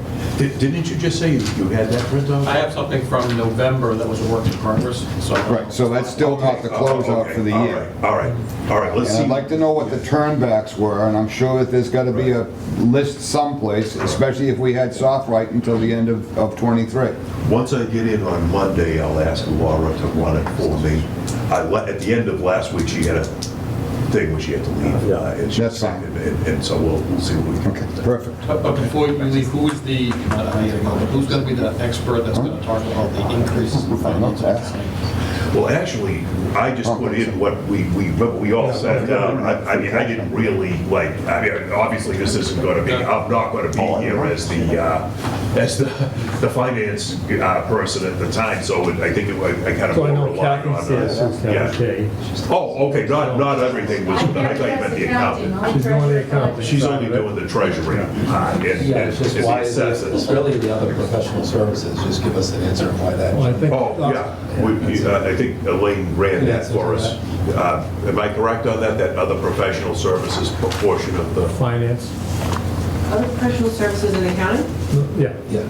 is for the software. So we're running Okay. SoftWrite for, just for history only, not for the budget. And we're gonna keep that on again. So for accounting, the accounting budget, other professional services, you'll have for FY25, the SoftWrite we're gonna run again, and you'll have VAR. Radar. So, can we get the amounts for each of those accounts? So that's your increase in that. Can we get the numbers for each of those items, though? And I Beth just had a question. had one question. So we haven't seen the reports for FY23, the final. Have the auditors already started working on that yet? The auditors have begun working on it. They're held up right at the moment because we have another group doing your combined balance sheet. They're very close to sending that in. Once that's in, when they're certified, we can send that to the auditors. The auditors have already started, I don't know, they've probably done 60 or 70% of it. And then they'll be able to finish off their end at this particular point. Schedule A. Schedule A, Eric, is the same group that's doing that. They've got all the information to finish off Schedule A, so then they'll do that as well. Mr. Samia, thank you very much. We Yeah, appreciate sorry. your hard work. That's right. And as you likely already know, Laura, our assistant town accountant, part-time mom of a couple school-age kids, is also phenomenal. There's just a lot of phenomenal people I get to work with here, so I appreciate you as well. And I do need to, I want to finish up with Mr. Bott, but we do need to sort of move along here. We're starting to fall behind, and we have a lot of people waiting. So, Mr. Bott, back to you. Well, that's basically all I had to say was that in the capital plan, there are 2 electric vehicles that have been submitted for inspection services. We looked at electric vehicles, although they could be any any vehicle that reaches the required miles per gallon. We looked at electric vehicles for a couple of reasons. Their maintenance costs are less in the capital outlay survey evaluation criteria that I submitted. I talked a bit about the cost of electric vehicles, the cost of ongoing maintenance. There are some opportunities for some grants to offset some of those costs. $7,500 per vehicle for a battery energy, $5,000 for plug-in hybrids.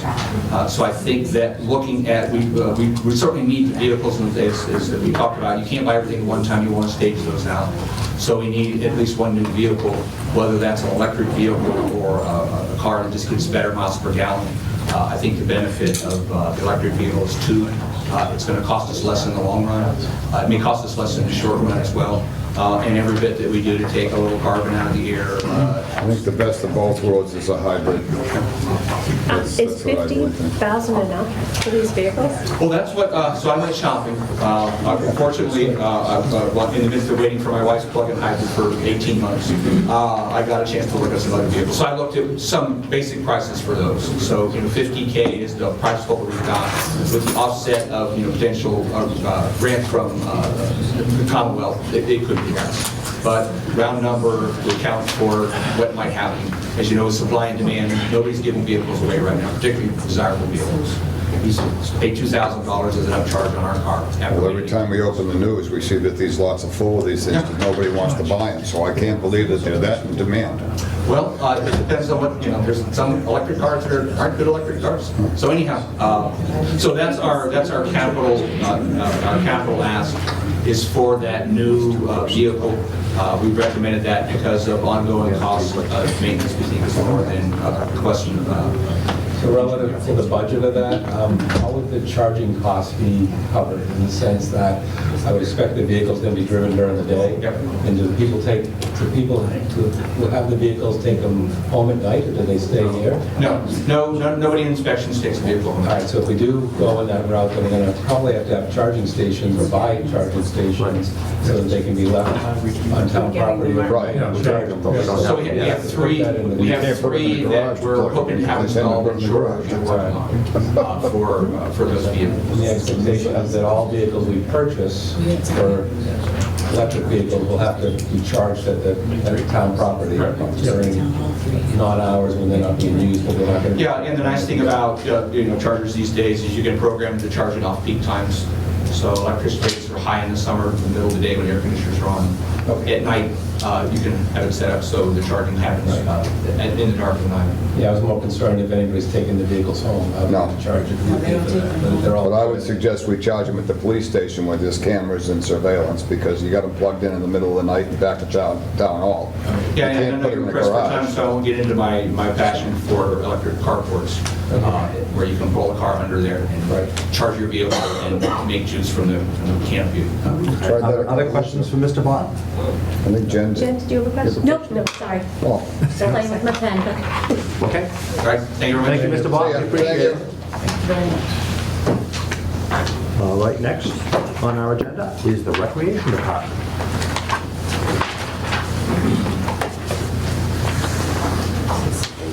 I like this, 2 line items on your whole sheet. This should take 45 minutes. Yeah, but we're going to dig into this other professional services line. There it is. Thank you for coming in this afternoon. Sorry you had to wait for us. I don't think you could put professional services and recreation on the same category, but go ahead. We thought it would be really kind of us if we would request a level service budget until everything is all squared away. We did not have thoughts on any major projects coming up. We were excited we got to use the ice rink, and we were happy with that. For the 3 days that it stayed frozen. No, actually, we got 4. We got 4. Which is 3.5 days longer than last I was going to say, and I recall the day last year was about 5 below zero too, I think. Yes, we had 3 hours. Done. So there's hope for the future. I forgot, I had all kinds of things I was going to say when I was sitting there. It seems as we have to have some sort of a degree in accounting to figure this stuff all out, but the 0.99% on the stipend increase for salaries. For the salaries. I didn't realize we had employees. We have a recreation coordinator. Okay. And this is a stipend? Well, no, it's not, it's a salary. It's her. But I thought it was considered a stipend. I thought it was a stipend also, which is why I'm asking. Okay. That's what I believe it was in the original article. I thought it was too. A stipend. So we're paying somebody position. almost $23,500 a year as a stipend? Well, Is that taxed? Bob, do you know? It's an income, Probably, yeah. So there's withholding and everything else, we just give it a different name? I don't know if she gets it as an independent contractor. I don't know how she's paid. If it's a So if it's independent, stipend, she'd still have to claim. shouldn't have like the increases every year, right? Unless you're a real employee. I'd like to get a little more information on this line item if you can, please. Okay, do you know what it started at? I thought, I had originally thought it was 25,000, so maybe it started at 20, I don't know. Maybe around 20, 21. I think it was something like that, 21. So how many years has it been? I believe 4, but it could be, Okay, it could be 5. At one point, I just vaguely think we were paying it out of free cash. It was. It was And changed, it was switched changed at town meeting, I think, last year. Yeah, but I don't know if we needed a stipend or a salary. I think it was still a stipend. I'm not sure. I don't know either. Maybe change that. So if it is a stipend. And in our minds, that doesn't matter. Right. You know, we don't know Right. which column it comes out But of. I just think I'm wondering, does it have a retirement plan on it? Well, that's what I'm wondering, and then, That would be the you difference. know, we tie in this into COLA increases, and, you know, where else are we going with this? So, And okay, sorry. if I went to see someone Monday at Town Hall, would they be able to give me that information? Well, I'm sure Mr. Fennessy can get that Paul's information working for on you. Okay, I'd never task you with that. thank you. So then we get to the next line, which is my favorite, that Yeah, other I know, I professional know. services. And we appreciate the increase. Yeah. The, Oh, it's salary? Yeah, town meeting, it was a salary. It was listed as a Like, budget salary. I thought it was. I thought it got changed for salary last year at the town meeting. Because I know before that, she was paid out of free cash. We had, that was a temporary, the position was temporary when it started, and when it rolled into a regular position, it was changed over. Sorry, Deb. I'm sorry. wherever it comes from, it's worth every penny. Yeah, no, Just for when you're looking back at under the soft right and all that kind of stuff, there may be some confusion in our bottom line. The bottom line that comes up on the old soft right thing, the last one I got, I think was in November or something. It included the money that was still remaining in the original article. And because we were advised that those were going to go away, that's what Sue had told us, and so to use it. And through maybe confusions, we didn't always,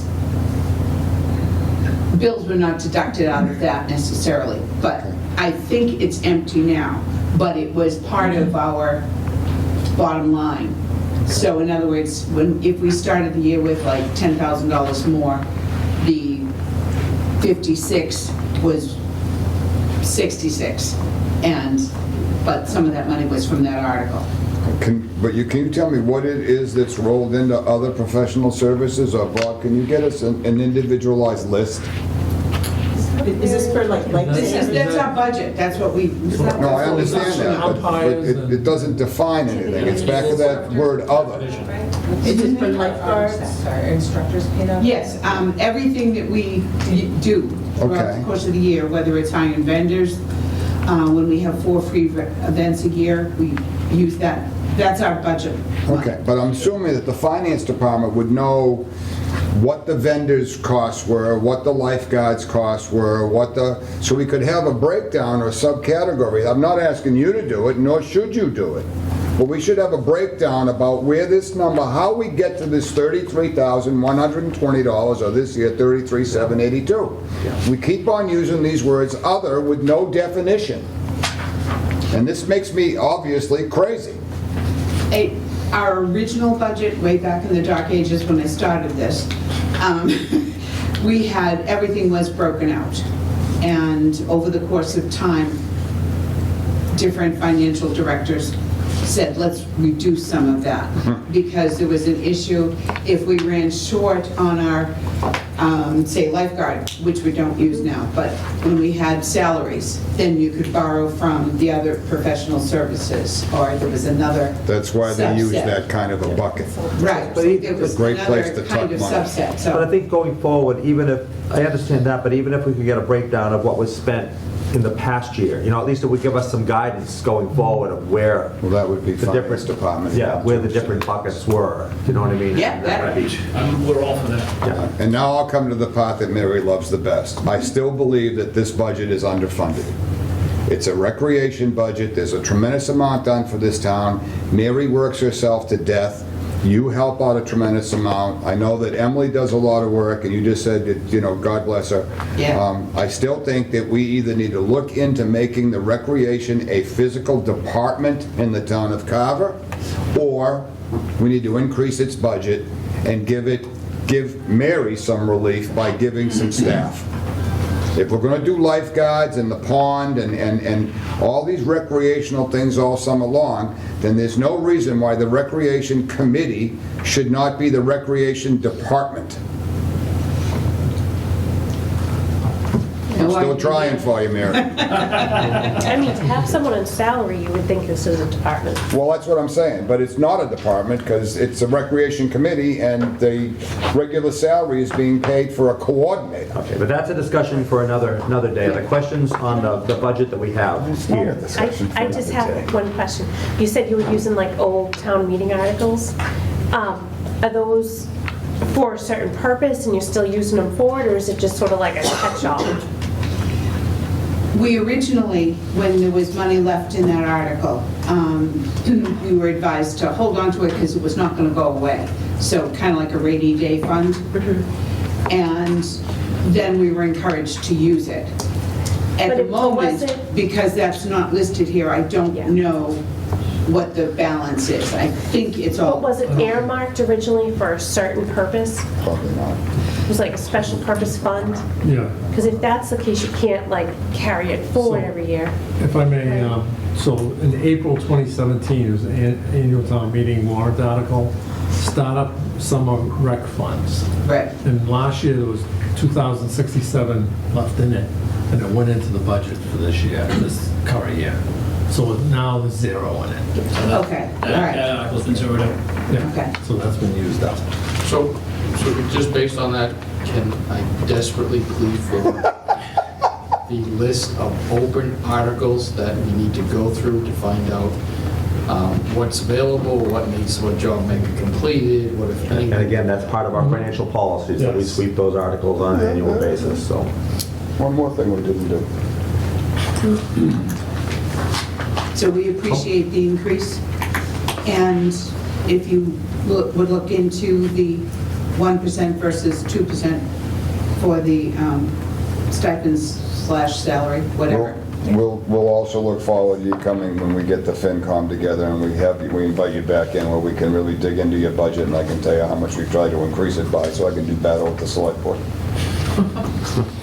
Wait a second. It is in most of town hall, it is assumed we are a department. Well, maybe we I should think we're discuss referred that to as a also. department a lot, and I don't think everybody understands the difference between the two. Emily does way more than what the salary reflects. It's just a portion of what she's worth. But I just feel like when you bring it on as a salary, you kind of created a department, even though we're not calling it. But we don't have a department, so we need to, maybe the select board can take that issue up. That's not on today's agenda. Not today. We're set here for budget. So, are there any other questions on the recreation budget? No, but thank you for everything you do. Thank you. Thank you. Thank you, folks, for coming in. Sorry you had to wait for us. And thank you, Jackie, for also being part of our rec team. Yes. I love it. Thank you. All right, next is the finance. No, let's move that to the end, Mr. Chairman, because we're not going anywhere, we're stuck here. So let's That's bring right. let's bring up finance and accounting. Exactly what I just said, the finance department. We were going to say finance committee. No, I didn't say finance, I said finance department. Mr. Germain, thank you, folks, for coming Oh, on. but that's on page 21, see, this is 22. Finance department, okay, go on.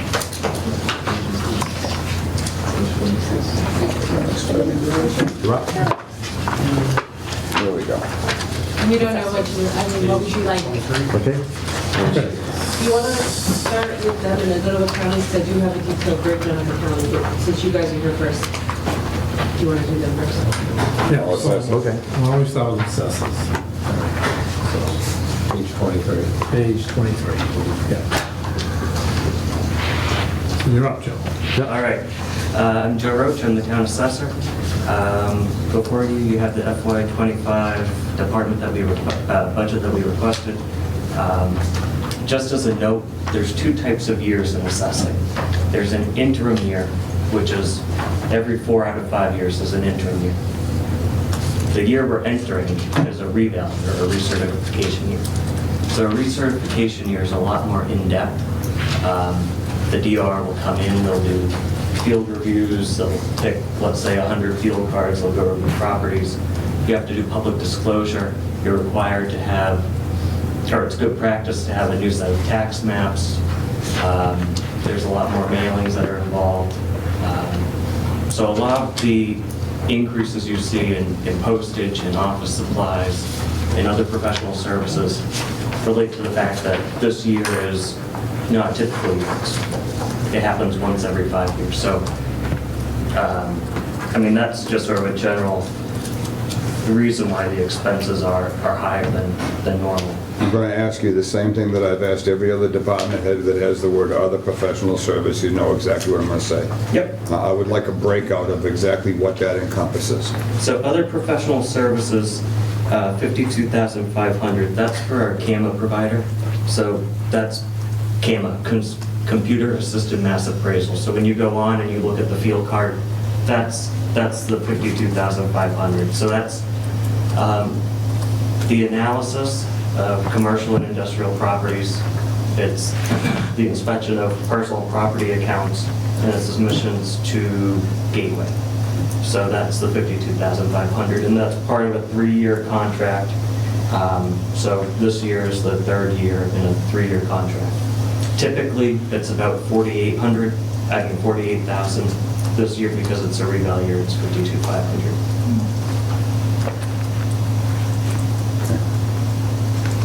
That's 52 out of 91? Or am I looking at the wrong line?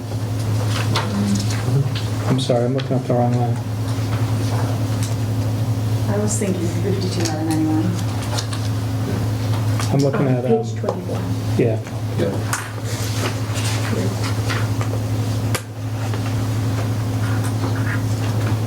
Yeah, that's finance and accounting. Yeah, I'm looking So at... they're like on page 24. Yeah, the other professional services, it's the 52,500, and that's the full contracted amount. It's only one vendor.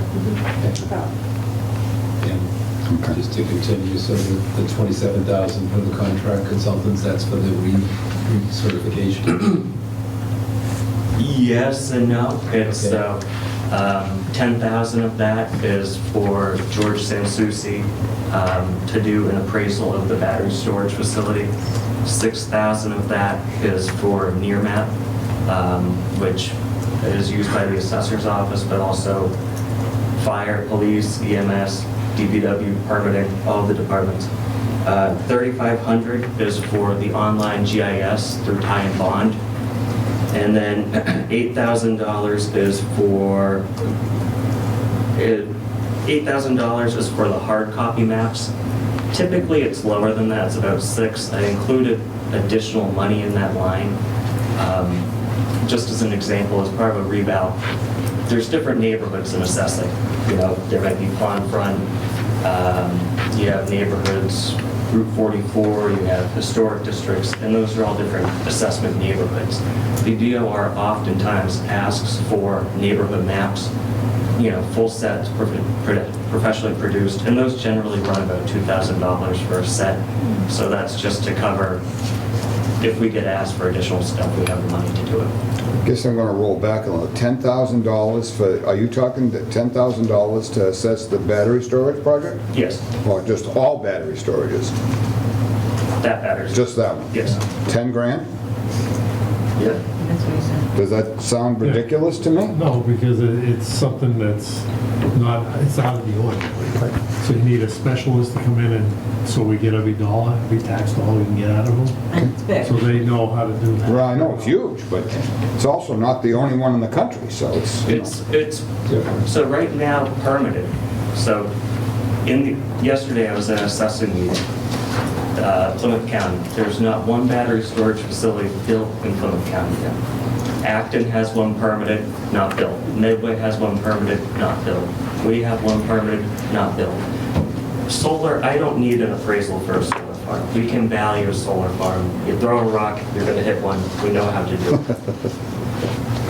15 years ago, you had to do an appraisal for a solar. Right. So is this something we're going to have to do every year, 10,000? No, but for the next 5, we may have to. It's the only taxpayer where you have to go and get this additional service.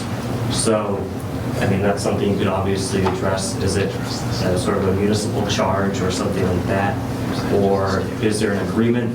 I don't care about that. I just have to make sure we value it and we pick it up. And the person doing it, George Sansucci, is incredibly competent. He's the one who established the formula for valuing solar farms back when they started for the Department of Revenue. He's a professional engineer. He does Pilgrim. He does all of the big stuff. That's what he does, and it costs what it costs, but it's going to be worth it. Okay.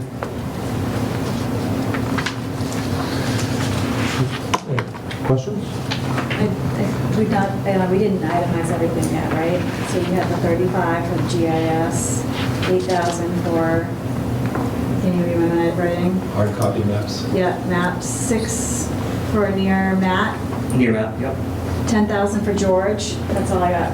Yeah, so 10, so 16, you got 19,500 plus 8.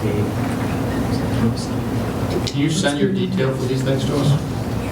Sure. That would be great. I mean, I don't have the contracts yet for near map, but that was our No, price. just the summary on it. Assume you have an Excel spreadsheet that makes up these totals with categories. I can do that. Yeah, I'd like to see it for both both those lines, the contract hire and the other professional services. That's pretty easy, that one, there's only one item anyway. It added up to 27.5, but the budget's for 27, so I think I just did that right. I did the 10, 6, 3,500, 8,000. You add that up, I think that's...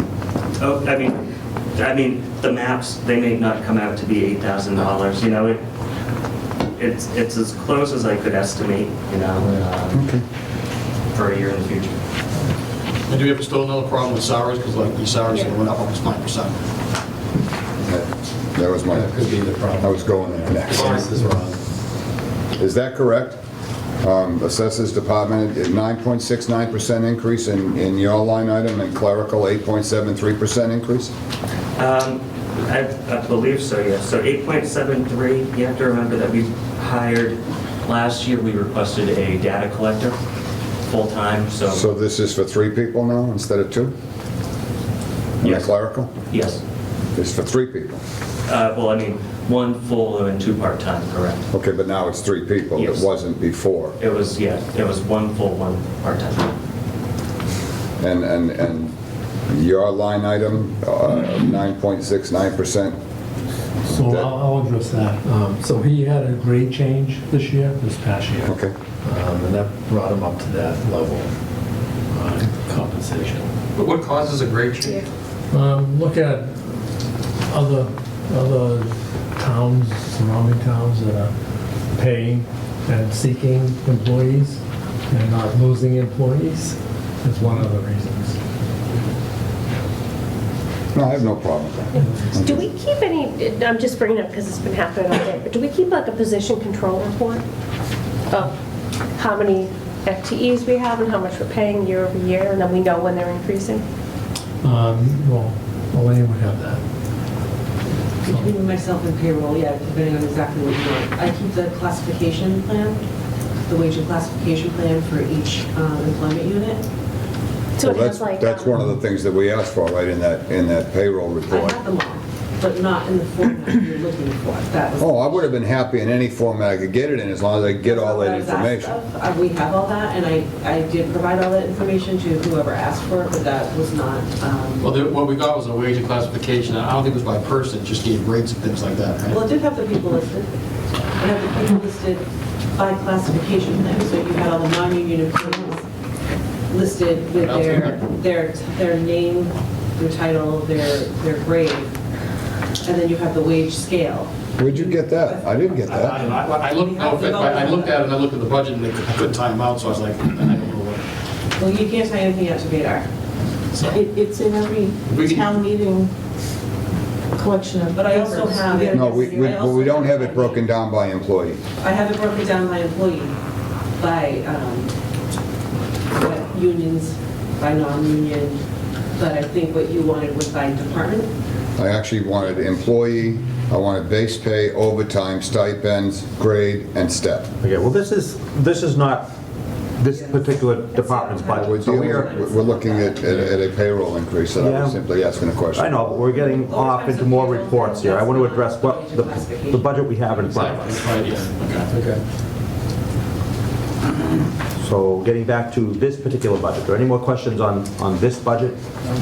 Yes, on assessors. On the other side, on the flip side of the coin, you set aside $250,000 for abatements. Is that going to be an accurate number this year? I mean, it never actually ends up being 250,000. When you do the recap, things change. It might be 253, might be 247 with rounding. Do you feel it's going to be in that neighborhood, is I guess It what would I'm be in that asking? neighborhood, yes. How'd we make out with Edaville? We'll see what happens. Okay, that's still on our... That's still going on. Okay. I mean, That's fine. Caution you. Yep, thank you. That's fine. Thank you. Moving That's all I- forwards, if you add a large single taxpayer, 250 will not be adequate moving forwards if you add a significant new technology, a battery storage facility. If you get that 2% wrong, the 2% abatement on a large value would still be a $25,000 abatement. So moving forward, you would want to put money aside for that. We'd probably stick some of that money aside as soon as they wrote the first check. Could then put some of that money aside. All right. And let's see, the treasurer collector. Thank you. So page 25, I believe, of the handouts here.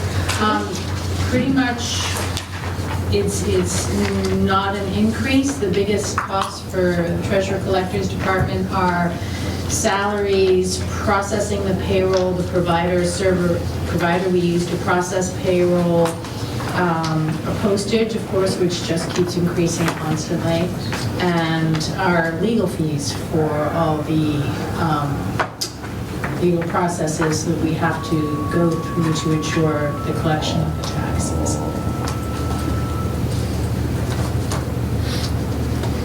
Right?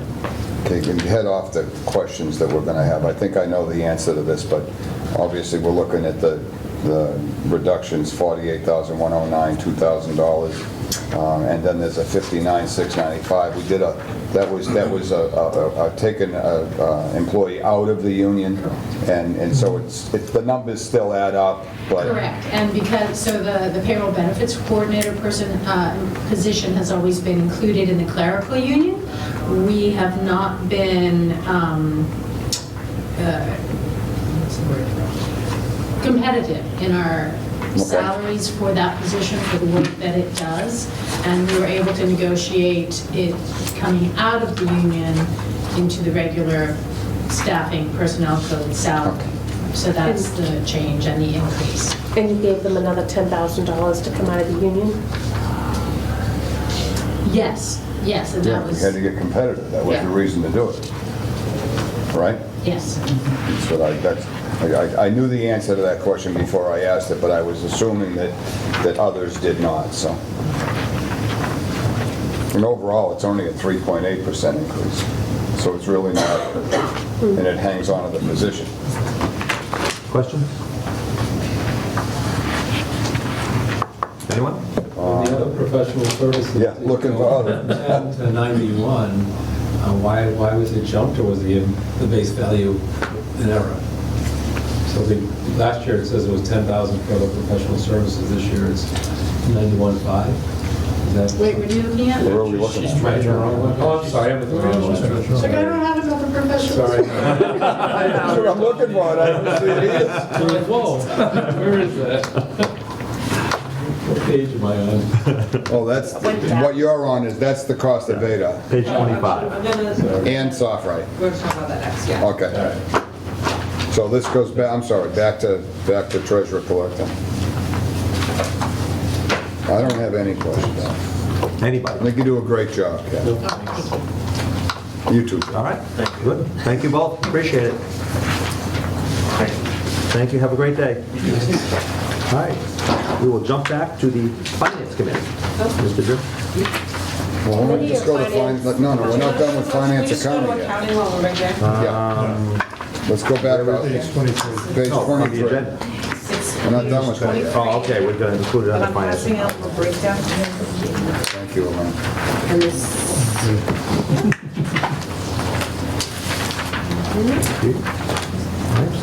I just, I got it right, I just messed up the line. No, don't worry about it. where are we heading back to? Page 23, we're going to be doing accounting, which is not me. Oh, yeah, and we bought a pig in a post. Yes, I keep thought you Sounds like we were told was that you're gonna be missed. So, the accounting is not my department, and I can't answer any questions on it, except that we did prepare the budget for next year. We increased the salary, which was by very little. It was at 142, we changed it to 145. That's again so we can stay competitive in the market while we search for a finance director. The assistant town accountant, it looks like she's getting a 12% increase. That is an FY24 Vadar error. All items. And beyond that, and I think we've established all items in FY25 budget requested, because that's the column I entered, are accurate. So it is the increase in accordance with the clerical union contract. And then we do have the regular clerical salaries and overtime salaries, again, in accordance with the union contracts. Can I ask a question? Sorry, union contracts, so overtime is dictated by union contracts? Not overtime.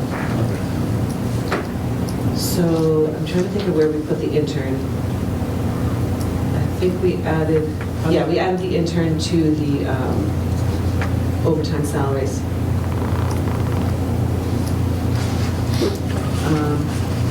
And we had an employee increase from 19 to 23 hours. And that is, Robert, correct me if I'm wrong, that was to do the ARPA reporting. That's Kim Walsh. And that's forever or just a short time? Because ARPA's not forever. For now, anyway. You look at it later, again, the need. She's, they're short-staffed in there anyway. There's always a need to, she doesn't just do opera. She does other functions for the department. But So did we, I guess that's where I kind of come back to the position control. Did we increase her FTE that now we have a higher FTE for the long run? she's a part-time, 23 hours. So she gets sick and vacation. Cool.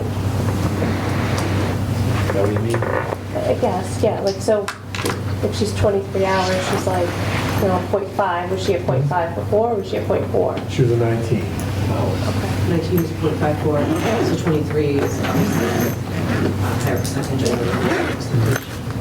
I just think when you do that, you've now done that for the long haul, then you can't go backwards from somebody. Yeah, well, even doing that, it was done on the premise that it's to go through the APA program. And so I don't think she really wanted additional hours. She was only looking for a part-time position. Yeah, and I don't mean to just pick out this one, but if you did that for like 20 positions and everyone's getting 4 hours, 4 hours, 4 hours, you create more money into your budget for this year and then throughout the future. Just that our revenue forecast didn't go up. So going down, that was the salary. So under expenses, so other professional services and computer software subscriptions, we're going to talk about simultaneously, because under other professional services,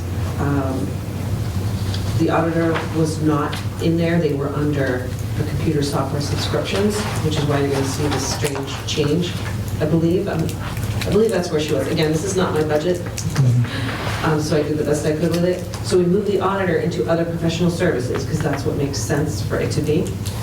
And the contract has to be negotiated this fiscal year.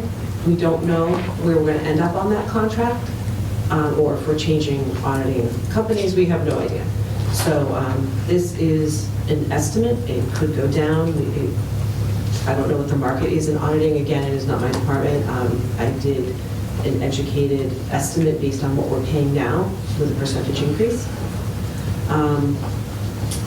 And then under computer software and subscriptions, that's where we have the Vadar and SoftWrite, and you asked for those amounts earlier. Those should be the amounts accurately for FY25, totaling that 87,343. So I think my question, and we move back up to other professional services, we've got 82,000 for 23, 10,905.44 for 24, and 91,500 is the budgeted amount. I'm confused as to, did I miss something? What is that? Where'd that number come from? I'm looking at the second red line, she's down on the list. Yeah. You got 82,023, 10,905 and 24, and then we're budgeting 91,500. So I can't speak to 24.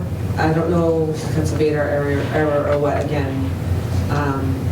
Whatever the audit contract is this year, we did a percentage increase to get to the 91.5 in anticipation of the contract renewal. So it's $91,000 a year for the audit? We don't know. Or we don't know? We don't know. Do we know what was last year? We don't have year end. Laura does have that number. We discussed it. That's how we got to the 91.5. Okay. Sounds ridiculously high if you ask me, but that's, you know. So bottom line, the 91.5 is the audit fee for fiscal 2025 potentially. Anticipated, yeah. And 87 is the amount it's going to cost us to keep Vadar and software running in the same year. Well, no, actually, it's not going to, that's not to keep SoftWrite running. That's just to keep SoftWrite accessible. Right, exactly. Viewer only. I can't answer any other questions. Yeah, you I think it's only view only. I don't think we can make changes to it because we don't, it doesn't reside on our servers. Right. It's in Neverland. But we got $87,000, we're going to scrap it all for fiscal 24 and go right back into software in fiscal 25. Make sure it wasn't built for. I think we should look for a refund. We need to talk to them. Yeah, oh, I suggested that 4 months ago. Don't shoot the messenger. No, I would never. I would never. All right, thank you. Since the chairman left, The finance committee next. I guess we'll just go to the finance committee next. I'd like to make a motion for a stipend increase. Well, planning can do it, why can't we? Nobody seconded it. Seconded, Second. great. There you go. We'll include capital outlay, relax. FinCom's real easy. The only thing we can play with this year, and I leave it up to the discretion of the select board as well as the finance committee will discuss it, is the possibility of suspending the grants. If we are going to run a deficit, and if we're asking other departments to cut, then I think we have no business offering grant money. I think that's supposed to be the fluff. Well, first of all, I have two things with this grant money. It's not in the right spot. Well, I agree with you there. So this is supposed to be before the split, and that's how it always was until last year. That's right. It was supposed to be a what? It's Supposed to like be above the before line. split. And it was shared, it's supposed it to be was a shared always cost. shared. I have like the reports going back. So last year, for some reason, it wasn't done that way. So if we do it, it needs to go up. I have been looking at every town around us to see who else offers these grants, and I could only find Plymouth. Right. So You we only are one of the only well, towns. but you know where this came from. So, I don't know if Dan may remember, Bob wasn't here. Was it a petition out? Once upon a time, this was all citizens petition, money articles, the very last thing on the warrant at town meeting. After, you went through your 4 hours of town meeting and the duking it out and the fighting, and everybody was toe tapping, begging for a motion to adjourn, up came these petition articles. And Which tell me what the always- petition articles were for. Well, and they were for good purpose. No, don't misunderstand. Shane gives thanks, South Shore Community Action, the Women's Health Network. These were all really good ideas. We always did them as individual articles. They were, and they were citizens petition individual articles, and they all passed. They didn't And come so, from citizens in those days, I think they were. well, I might have done them as a money article, but these came through as money articles. So, Yeah. then FinCom, I don't know, 5 years ago, at the request of the then town administrator, went to town meeting with an article change to make the grant program a $25,000 number, $5,000 cap per applicant. We had set aside certain rules. You had to be a 501c3, 75% of the money has to benefit directly the residents of Carver, and the FinCom would administer it. So it eliminated the money articles at town meeting because it took 30 seconds to approve it, and it let FinCom do some of the vetting. So at least we have the applicant come in and they tell us what they're doing with the money. They tell us if they got it last year, what they did with the money. And it really is a great idea. I'm not advocating we suspend it this year, don't misunderstand me. If we're really crunched out, we could if we had to. I don't think that we need to. And I certainly, there are a couple of recipients that are in the town, and honestly and truly, Shane is one of them. Walter abstains from this every single year. Last year we did Shane Gives Thanks with the Peyton Pack, and everybody knows where that, you can't give to another group in this town that 100% of it goes right back into the town of Carver. So as far as I'm concerned, that's an awesome program. So I don't advocate getting rid of it by any means, but I'm saying that if it got crunched, we could, if we had to. Not that we would like it, but we could. But I think the geography of it has to go back up. Yes, it has to go back above the line where it belongs. Shared costs. Yeah. Shared costs. Other professional services, I'll be honest with you, I have no idea what that line is. Maybe Bob can enlighten me. I don't know. I'm assuming, and I say this, that it's the $1,000 is probably for the recording secretary. Because I don't see a line item here for the recording secretary.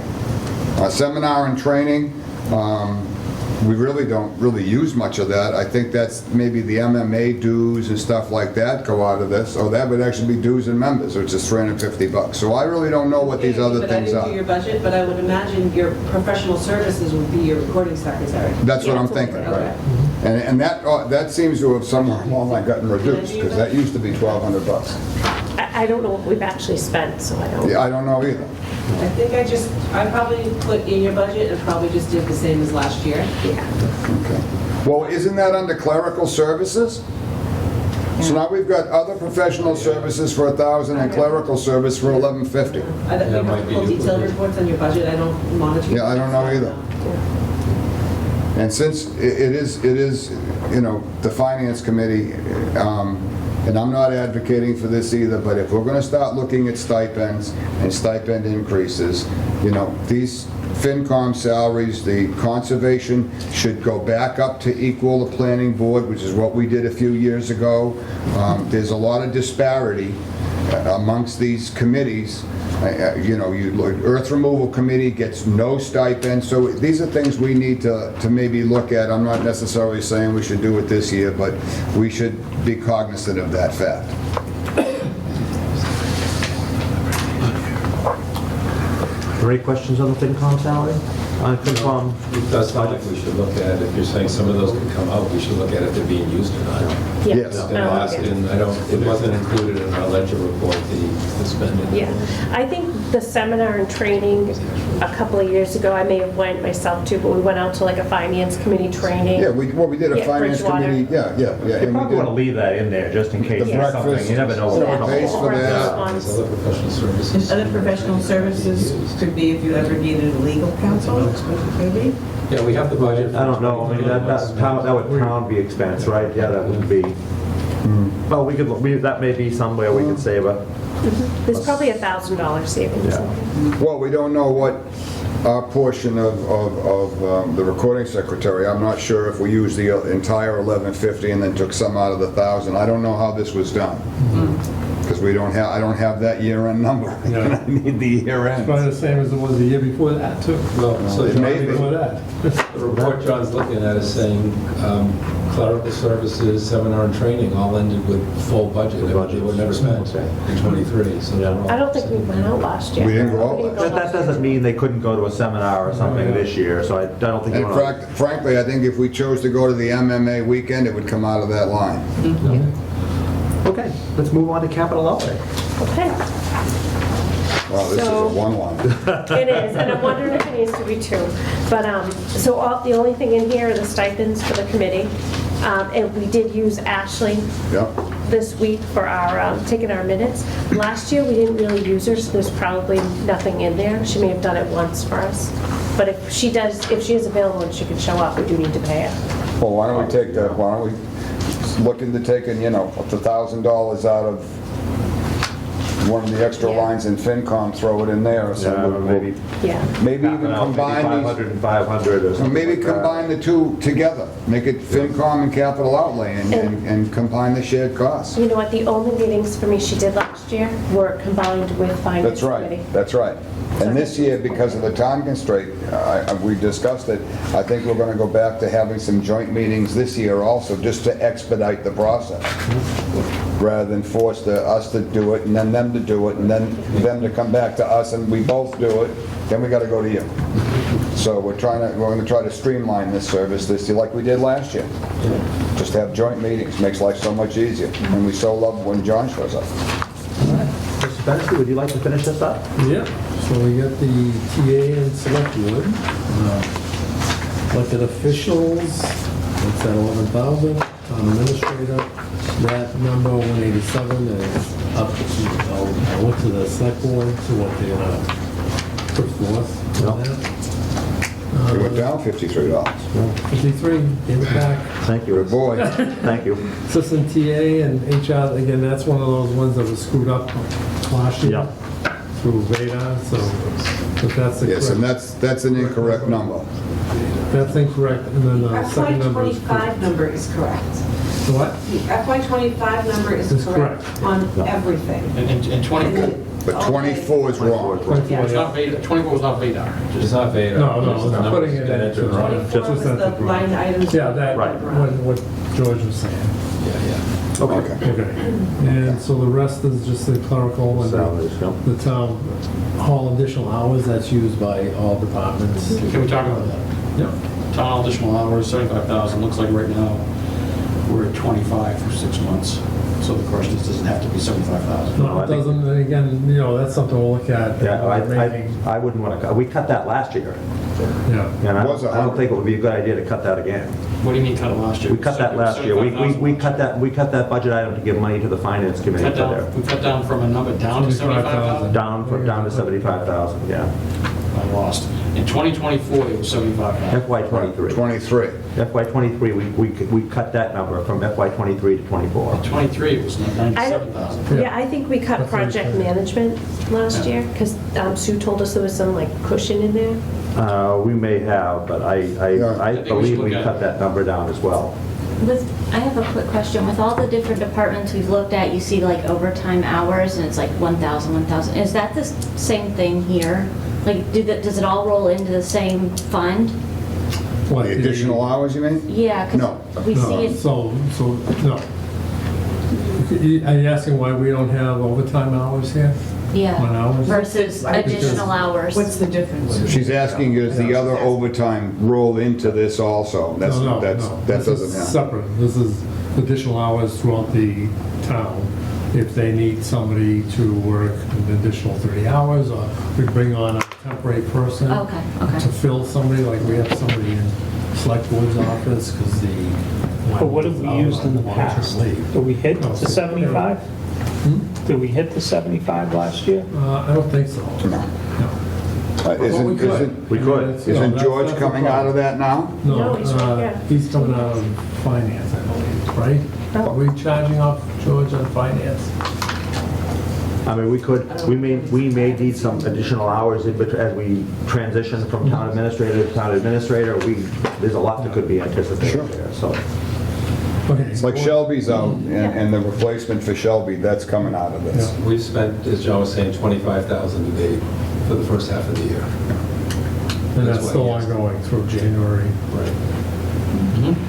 Okay, going down the line, contract hires.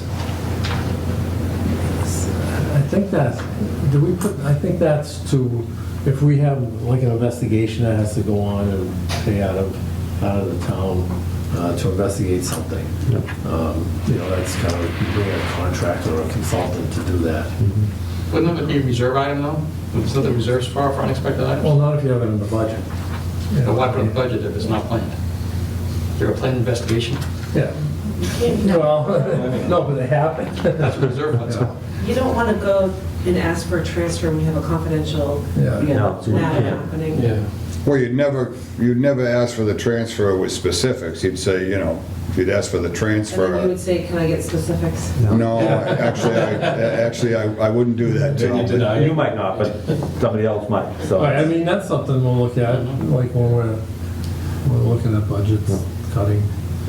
Other You can put it professional, in your own reserve account. I think this contract hire consultants came out of us splitting out yeah, we split out the other professional services. the other, yeah.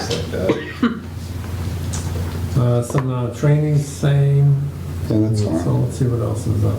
Why is project management Project up? management went up quite a bit. Yeah. And what are we doing with that money? Project management. Project management, we've only spent $18,000 for the first 6 months. So why are we trying to make it 50? So I think that's for the, and not, again, not only our department, but other departments that may have something that needs to bring somebody in, like or to do an appraisal, or like when we had the appraisal for For the property we bought down. that we're gonna buy. I'm still seeing reserve fund. I don't disagree, but I'm still seeing it's unplanned, it's a reserve fund. Yeah. I know last year when I sat with Sue, she told me that in this budget is where they put a bunch of different cushion accounts in case they need it for other Well, you areas. know what they used to? I don't know if they still I do, mean, but she was well, my cutting it last predecessor year. had about Oh, yeah. 40. Yeah. Yeah, there were nowhere That's near not as much of a many. cushion. But I'm Nowhere just near as many in wondering, here now. I remember this. Are just- some of these- I remember You this. just don't want to have to have a town meeting. No, Something yeah, comes up. that's you know, right. It seemed like when we used to, and I've said this before, there used to be $125,000 for the FinCom, and $125,000 for capital outlay. And that 125 disappeared, project management popped up, and those other things. That's right. That's exactly right. Right, so it went from 125 to 25, and now it's at 50, because we do have, look at this past year, everything that's happened between remediation, Lakeview Street, Ward Street. Which is so fine, but many- the 125 for the FinCom wasn't used to balance the books last year. I don't think there was much coming out of it last year, was there? No, we used every drawer. The whole thing got used last year. But all at the end. It was all at the, yeah, we didn't touch it all year long, and then the meeting Yeah, we that's what I'm had. saying, it was not, Right, then it got swept out. right, it got swept out, but that's because we already had the heads up, 2 months beforehand that, we may have a problem here, so, we didn't spend any of Contract it. hire, I'm sorry. I'm sorry? Can we go back to the contract hire? So I just Yes. want to point out, for example, this year, you need money for a TA recruitment firm, which you approved, and, Oh, that's right, so that's right. things like that, I mean, and obviously, things needed to happen quickly for that. So there's a lot of unpredicted things, which is, I hate the terms like cushion, slush fund. I especially hate those because I don't want to get accused of anything. Contingency. This is, exactly, this is money that's needed, and it's not spent if we don't need it. We don't I think spend if we to our had the bottom line. actuals, we would feel more comfortable that it wasn't And contingency. There will be years when it doesn't get spent, and there are years like this year where we're working with planning on where we can get this LSP money out of. We decided we're going to split that bill because we actually don't have enough money in here to pay for it all. And now we have the recruitment firm. So I went back to them and said, we need to do some journal entries and reverse some of the stuff we paid for you. So Tom Bott was able to find money in his budget for that. So, we do work together, but that's kind of how we came to increasing this 25,000 amount. It's just not enough sometimes. I get it, but I still go back to, people shouldn't be going back, I don't think, going from one department and borrowing from another department when you've got a reserve fund sitting there. That's what it's there for, unplanned expenses. So, and my thought is that reserve fund stays as a reserve fund unless everything else is depleted. And then you're pulling from the reserve fund. Well, Not use the reserve fund and then keep your money in your account. If you've got a contract services and you've got a fee in there every single year for, 3, 4, 5 years, then it's budget item. No, I know, yeah, And but you've that's got not what something that happens. comes up with over that. once in a Yeah. while. Unplanned expense is reserve fund.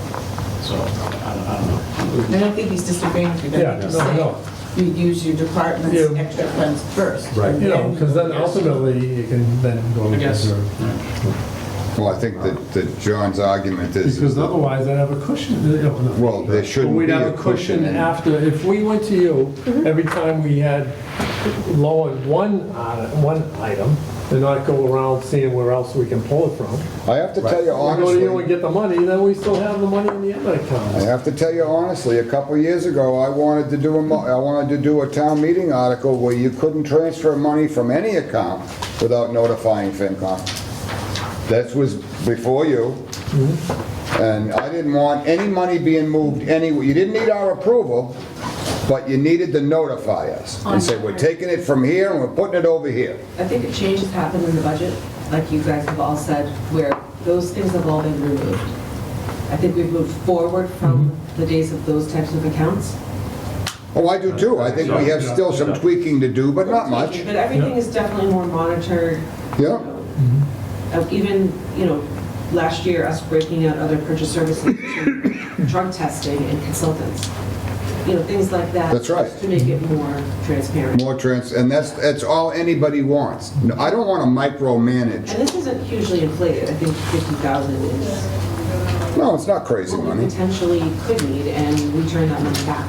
But perhaps in a year of crunch, maybe it wouldn't kill us to go back to the 25, just because we don't know where we're at yet. So, it's minor. This is all nickels and dime stuff, but I think they're all going to add up and we're going to be okay. That's my hope anyway.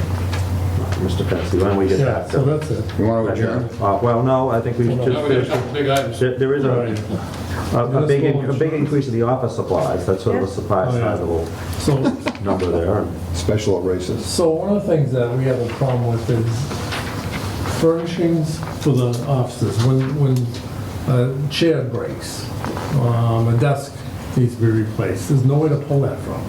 So this was to build up, because everything's been left to Actually, go there on is, their own. Mr. Fennessy. It's called the reserve account.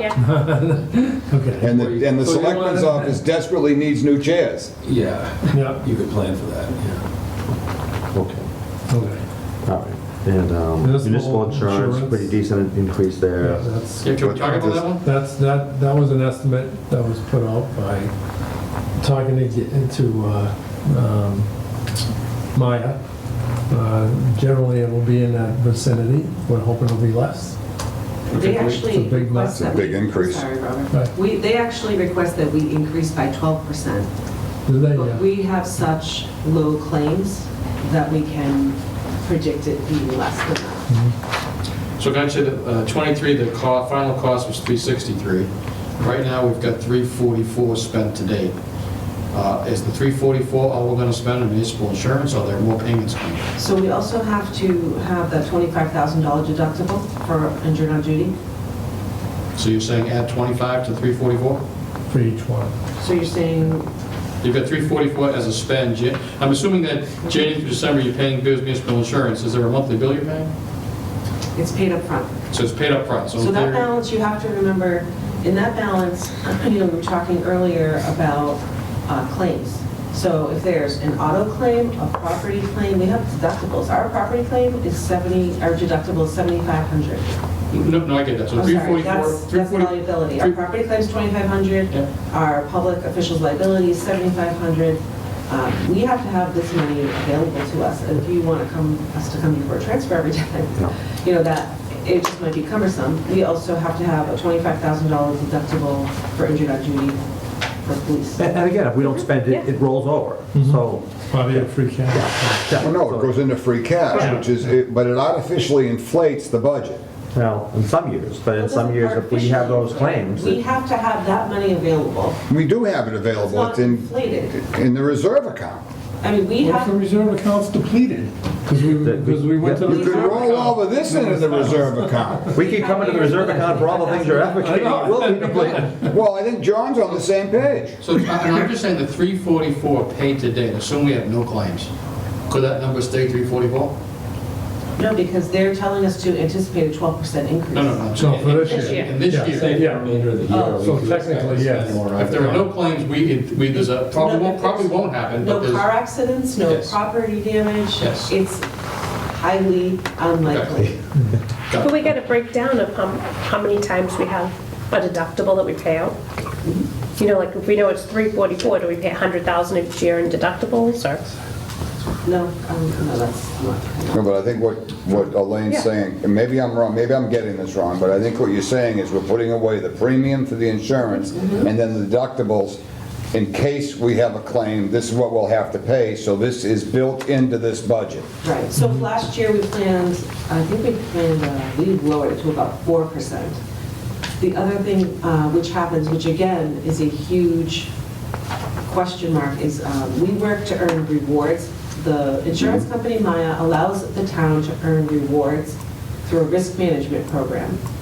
So there's two ways of looking at your insurance bill. The way Meg LeMay used to look at it was, do not use any discounts towards the bill, pay it in full, so the budget, everyone looking at the budget knows what the real bill is. The way Sue did it was she said, take all those discounts, all those credits that we're earning during the year and apply them to the bill. So what you're seeing here is all those discounts being applied to the bill. Whereas we could take all those credits and just put them into the general fund. So that's Or we could why- take those credits and put toward all those deductibles. Well, there's no revolving fund for that. So we either have to go to the general fund or towards the bill. So we do have that option every year of choosing which one we do, and it has been different depending on who the finance director is. And there's another factor. So Maya used to offer a 3% discount if we pay upfront, which is why we always pay it in full the first month. They've reduced that to 2.5%. We have no idea if they could reduce that again. So that's even less of a discount that we would get. And they also make earning these credits harder every year. So if we changed the policy last year to try to earn credits, they might say, well, you know what, you already changed it last year, we're not going to allow that again for your town this year. So we could earn less credits towards that this year.